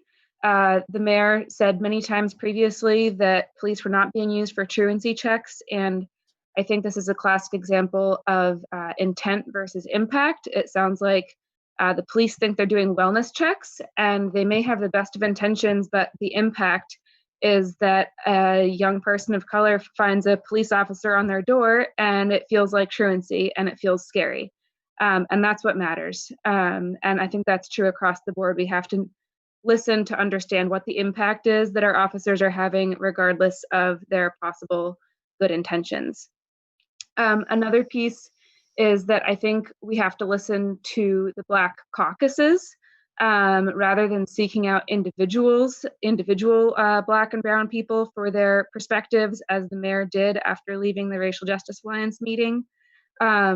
What people say to people of their own group is often really different than what they might say individually. And so I wish that the mayor would have taken representatives of the Racial Justice Alliance with him to his subsequent meetings so that they could have all understood each other and participated together in those follow-up conversations. Finally, I think it is imperative that we fire Coro, Campbell, and Bellavance, and that will require changes to the police union. The police union as it stands is unacceptable. I understand we're in a binding contract. That needs to change. This is not like other labor unions. We need to be able to fire and hold our officers accountable. Please wrap Thank up. you. Yeah, thank you. Thank you. Our next, I could not identify Devin Ayers, but Carolyn Hauser, I did find you, and so I've enabled your microphone. Hi, can you hear me? Yep. Hi, my name is Caroline Hauser. My pronouns are she, her. I'm a white resident of Ward 6. So first of all, I'd like to thank the Racial Justice Alliance organizers. Thank you to the city councilors who have stayed on the call thus far. I'd also like to ask Moreau for an explanation as to his absence tonight and remind him that the business of the city is to listen to and to serve its people. So along with 1,000 other people, I stand in solidarity with the Racial Justice Alliance in their call to restructure public safety with an immediate refocus on who, what, and where we are policing to get all police out of schools, stop using police for truancy calls or wellness checks or whatever it is that we want to call them, a 30% reduction in uniformed officers. And I want to point out that the median number of uniformed officers per 10,000 person population, according to governing.com, is 16.1. For a town the size of Burlington, that would be about 64 officers. So asking for a 30% reduction is still leaving Burlington with a greater number of uniformed officers than the median number for the US. I also ask that we fire abusive officers, Coro, Campbell, and Bellavance, which should have been done a long time ago, and give the police commission the power to oversee that transition and restructuring public safety. I also ask for investment in communities of color, so divesting from the police and putting that money where it will support communities of color to empower them economically, to create opportunities for them, to fund the racial equity, inclusion, and belonging function to enable full operational capacity. And I ask that all of you do not pass a budget until these demands are met. Thank you so much. Black Lives Matter. Thank you, Caroline. Our next speaker, I tried to identify Brian Devane, Jake Barakat, Veronica Medwid, and Liam, but I could not identify you. I did, however, find Madison LaFlamme, and Madison, I am enabling your microphone. Hi, can you hear me? Yep, go ahead. Hi, my name is Maddie LaFlamme. I'm a resident of Burlington in Ward 8, and I'm speaking today, like many others, to stand with the demands of the Vermont Racial Justice Alliance to defund BPD. These demands, as you have heard from many before me, include reducing uniformed officers by 30%, removing police from schools, ending the use of police for truancy calls, firing the abusive officers Coro, Campbell, and Bellavance, and reinvesting funds into communities of color and programs that benefit community well-being.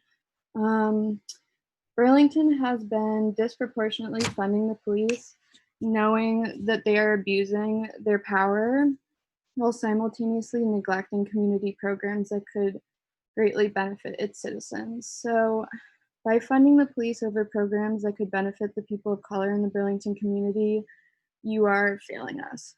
The Vermont Racial Justice Alliance has laid out a clear and attainable way to move forward, and they have done literally all the work for you.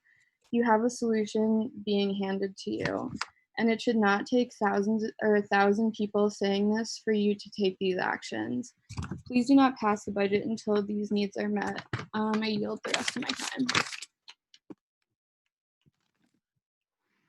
Thank you. Our next speaker is Jessica Savage. Jessica, I have found you, but I'm going to just read off a couple more names. We're coming up closer towards our 12 o'clock cutoff for deadline or ending point. And so the ones to follow Jessica are, the people I should say to follow Jessica are Rex Dazzle, Jake Pill, Hannah Yates, Beth, Cecilia, Shay Rowlandson, Audrey Clayton, Josh, and Tom, and then Zaiva Jason. So Jessica Savage, I've enabled your microphone.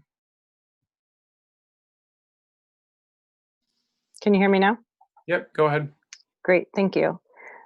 So I am Jessica Savage, a white resident of Ward 3, mother of 2, and I am calling, as many others have, to 100% support the Vermont Racial Justice Alliance demands I, like many others, am noting in disdain the mayor's absence.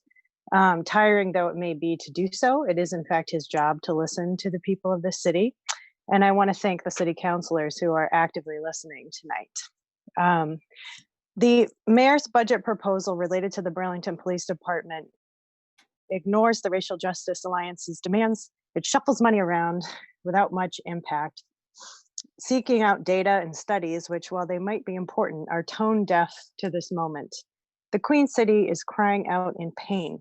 Will you listen? As I watch my husband, a Black man, head out to work late at night, I don't fear his fellow citizens much. But I do fear what the police might do if he was in the quote wrong place at the wrong time or needed them. Would they be the quote unquote good ones? Or would it be one of the officers who are currently employed by this police department who have beaten and killed people, and especially Black people, for no justifiable reason? As we recently had to explain to my daughter, who is 6 years old, police don't always protect brown-skinned people, and sometimes they kill them for no reason. Do you know what she said to that? She said that she was glad that I, a white woman, her mother, would be safe. My response, as I held back tears, was that I would never be safe until her and her brother and her father and all of our family were safe. Indeed, none of us are safe until all of us are.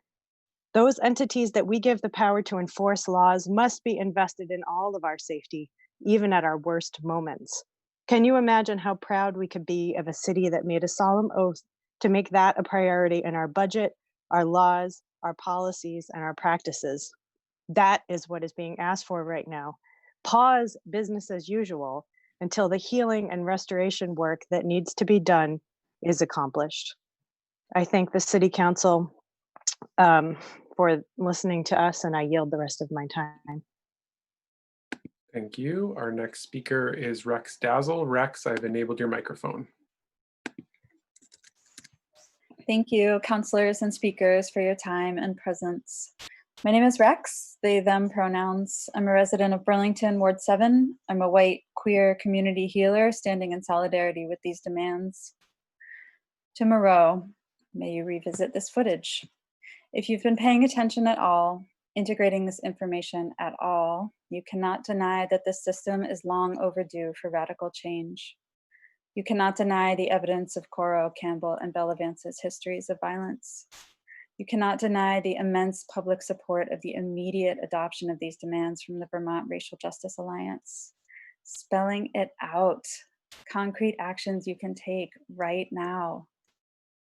This movement has been happening. You're already late, but you have an opportunity here, and we are all watching. Show us that you want to do better. Every day is a chance to begin again and do better. Show us that you want to listen and respond to what your community is asking for. And let meeting these demands be just the beginning of your investment in all of the people in this community, well beyond your time in office. Prioritizing at long last the voices and needs of communities of color and doing your part to dismantle systemic racism. That is the work of the city. Examine what's in the way for you with this. Make that part of your work. For your constituents, for your children. You have a chance to do the right thing here. You showed us with COVID that you're capable of supporting and implementing swift and radical change. You're capable of extending that same level of attention and support here, right now. This is an invitation to move forward with care and integrity and make it happen. Please don't pass a budget until these demands are met. Black lives matter. Black trans lives matter. Thank you.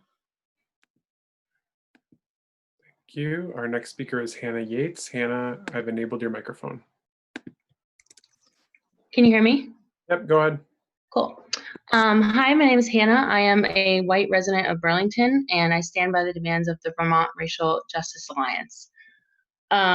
We must, as a community, prioritize the eradication of systemic racism, and I think we can really, as a city, lead some sort of, major change or help lead a major change within the country. These demands are really the bare minimum and are extremely reasonable to meet. Reducing uniformed officers by 30%, removing police from schools, stop using police for truancy calls, fire the officers who are accused of abuse, Joseph Coro, Corey Campbell, and Jason Bellavance, reinvest the policing funds into communities of color, empowerment programs, social services, and the immediate restructuring of a new public safety apparatus. Do not pass the budget until these demands are met.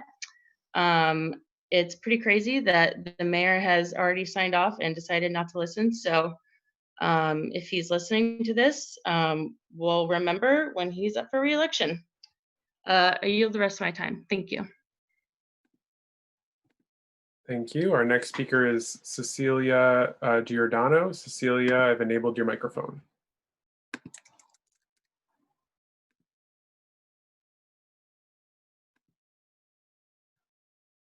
Cecilia, you're going to need to unmute yourself on your end.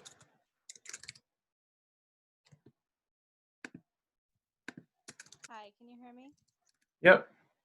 Okay, great. Actually, you're a little soft at the. Here, hold on. Can you hear me now? That's better. Thank you. Yeah, I just had headphones on. Hi, my name is Cecilia Giordano, Ward 5, Chip Mason. I just want to say that I'm here to support the demands made by the Racial Justice Alliance. Do not pass this budget until you adopt the changes we're asking for today. I also have a background in sustainability, and I know that that's something that Mayor Myro's administration has touted for a long time as being a big, decision maker and how he's moving forward in terms of progress. And it's my opinion that racial justice and racial equity is a matter of climate emergency, and it's a matter of sustainability. My life has been fundamentally affected by white supremacy and by anti-Black racism as a member of a racially diverse mixed family and as a disabled queer poor femme growing up in here in Vermont. As a young person invested in the well-being of this city and in the future of my Black family, I want to see the city respond to this problem. I know, as someone who understands the power of a budget, that you, as my council members, are in an incredible position to enact justice through your mechanisms of power by not continuing to fund systems that are not serving our people. It's your responsibility to respond now and to the demands your community is bringing to you, not cherry picking the preferred actions Mayor Myro and council members. Our Black, brown, and poor community members and our children will continue to listen to the many people who have been upholding anti-racism work from before I was born. They have led my way since I was 13. Let them lead yours. We need to grow anti-racist systems now. Use your position. Please. Please. Thank you. Our next speaker is Shay Rowlinson. Shay, I've enabled your microphone. Hi, can you all hear me? Yep. You're a little soft. If you could lean in or. I'll try to speak louder. Does this work? Yeah, that's okay. Okay, I'll try my best.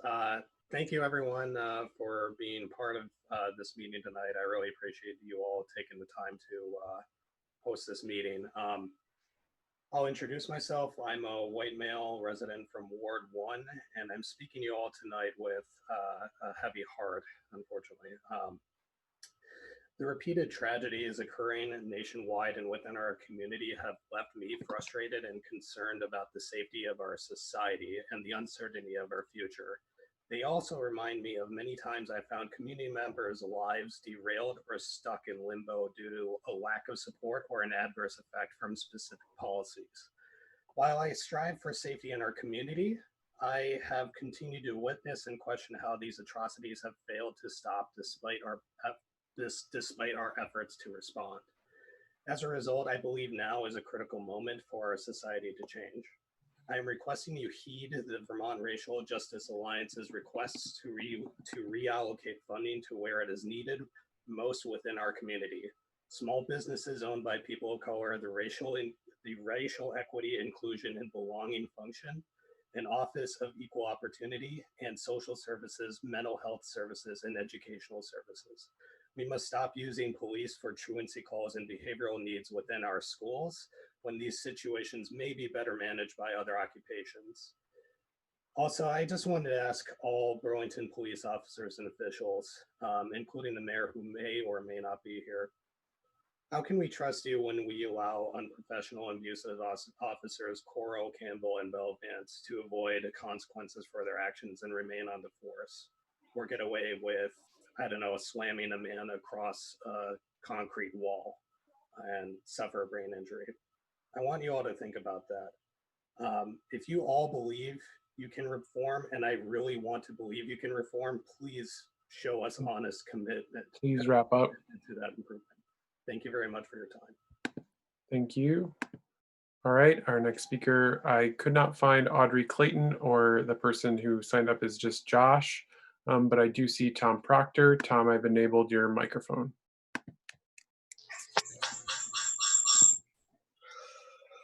Good evening. My name is Tom Proctor. I'm a white cis male at the Chittenden County Organized for Rights and Democracy and a resident of Ward 1 in Burlington. Thank you, City Councillors, for sitting a second day of public comment.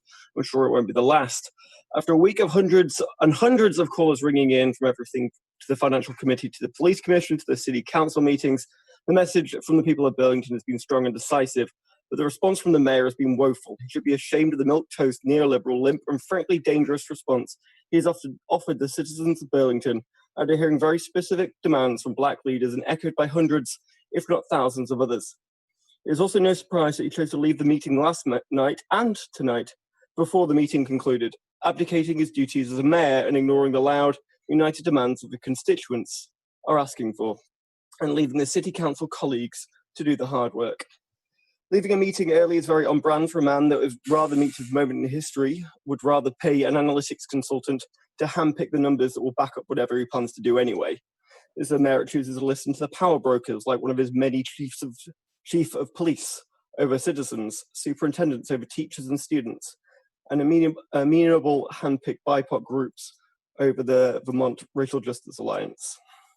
This mayor who only cares about inch deep and paper thin image and legacy, a man who will publicize he sat down with the VRJA, but neglect to tell you walked from that meeting. And the words of VRJA member Mayumi Cornell, he lied to us. He's lying to all of us. The mayor's actions are not shocking, as he has proven time and time again that he's not fit to face this moment. He's not fit to lead the city with the actions necessary to fundamentally change the way that we protect and serve a community. The mayor has been tone deaf, absent, uncaring, elitist, and ignorant, but city councillors, you do not have to be. You don't have to follow this small coward of a man. You don't have to stand with him in the moment as the moment passes him by. Over the next 2 weeks, you'll have a chance to put our city on the right track or maintain a broken system. You'll have a chance to be a part of this movement or stand against it. Use your power, use your voices, and demonstrate to Burlington and Vermont that you believe that Black Lives Matter. Thank you.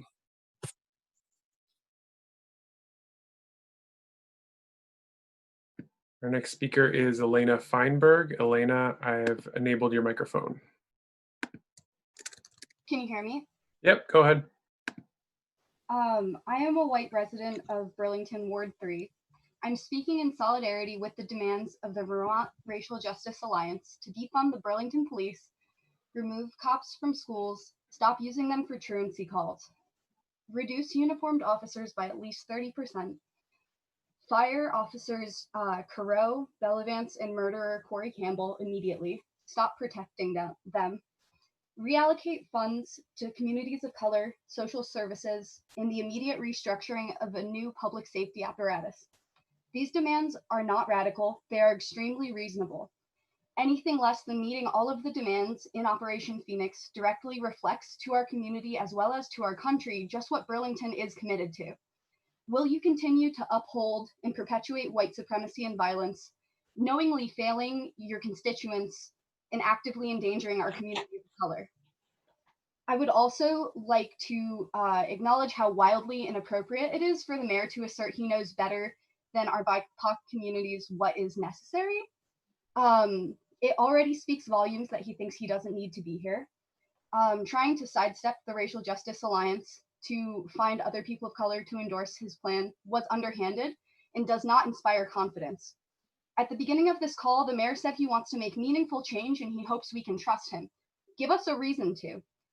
Show us you value Black and brown lives. Do not pass this budget until these demands are met. Invest in your communities of color. Listen to your constituents. Black lives matter. I would like to use the rest of my time for a moment of silence.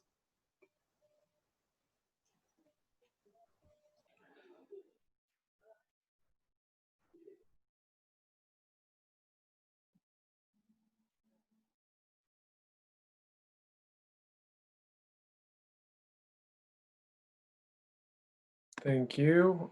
Our next speaker will be Dan Kirk. Dan, I unmuted your mic. Go ahead. Thank you, President Tracy. Dan Kirk, Ward 3. And thanks to the work of the Racial Justice Alliance, this community is demanding action steps in areas of focus and refocus for you to implement. I want to take my time here to focus on police presence in schools. According to the Harvard Civil Rights, Civil Liberties Law Review, after Columbine, over 10,000 school police officers were hired in case a school shooting happened. 2 decades later, they haven't stopped a single school shooting. Instead, they've arrested over 1 million kids, mostly students of color, for routine childhood behavior violations, overwhelmingly for low-level civil violations and misdemeanors or vaguely defined offenses like obstructing governmental administration. Unsurprisingly, the students of color are far more likely to bear the consequences. According to the Department of Ed, Black students make up just 16% of total student enrollment, but 27% of students referred to law enforcement and 31% of students, quote, involved in a school-related arrest. 70% of students involved in in-school arrests are referred to or referred to law enforcement are Black or Latinx. Students with a disability are 3 times as likely to be arrested at school than students without a disability, and a staggering 75% of the students physically restrained at school, including by handcuffs, are disabled. All of this amounts to a massive civil rights issue, the systemic school pushout of students of color and disabled students. Because of the massive racial gap in student discipline, students of color are disproportionately likely to be arrested in school, which means they lose out on class time, which in turn means they may fall behind in school. This contributes to an enduring education gap. Like I said, the Racial Justice Alliance is demanding action steps in areas of focus and refocus for you to implement. I implore you to work with them to implement their demands. Thank you. Thank you. Our next speaker will be, our final speaker for tonight will be Tim Woos. Tim, I've enabled your microphone. Hi, thank you. My name is Tim Woos. I live in Ward 2. I'm a white resident. My pronouns are he, him. I'm calling, like everybody else, to support the demands put forth by the Racial Justice Alliance. I'd like to say to all the white members of this council, once again, Black organizers have done the work for you. These demands are clear. They must be considered and put into effect before any kind of budget is passed. And I'm pretty disgusted that Mayor Weinberger isn't here right now. This meeting is really not going late. It's ending at midnight. Like, drink a cup of coffee. You should be here. You should absolutely be here. This is the most important thing that you need to be here for. And I wanted to say something about the response to, like, Mayor Weinberger's response to Police Chief Del Pozo's resignation. And I was pretty offended by the idea that Del Pozo fell off of his bike and hit his head, and this was some sort of saying that he had mental illness as a result of that, et cetera, et cetera. This is yet another lack of oversight over our police department. If we had a, and I quote, mentally ill chief of police for months, then Mayor Weinberger needs to resign immediately if that is what he's saying. Thank you. Black Lives Matter. Thank you. So that concludes tonight's meeting. We will reconvene tomorrow at 5:30 p.m. And we will be in communication with folks. I'll work with Chief of Staff Riddell to get the list updated and sent out again tomorrow.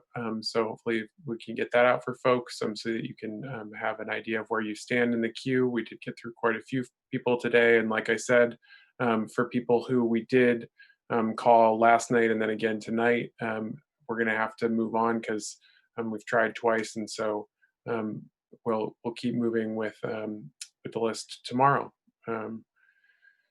Thanks so much, counselors, and thank you to the members of the public for all of your wonderful thoughts and that you were so gracious to share with us tonight. Have a great night, everyone.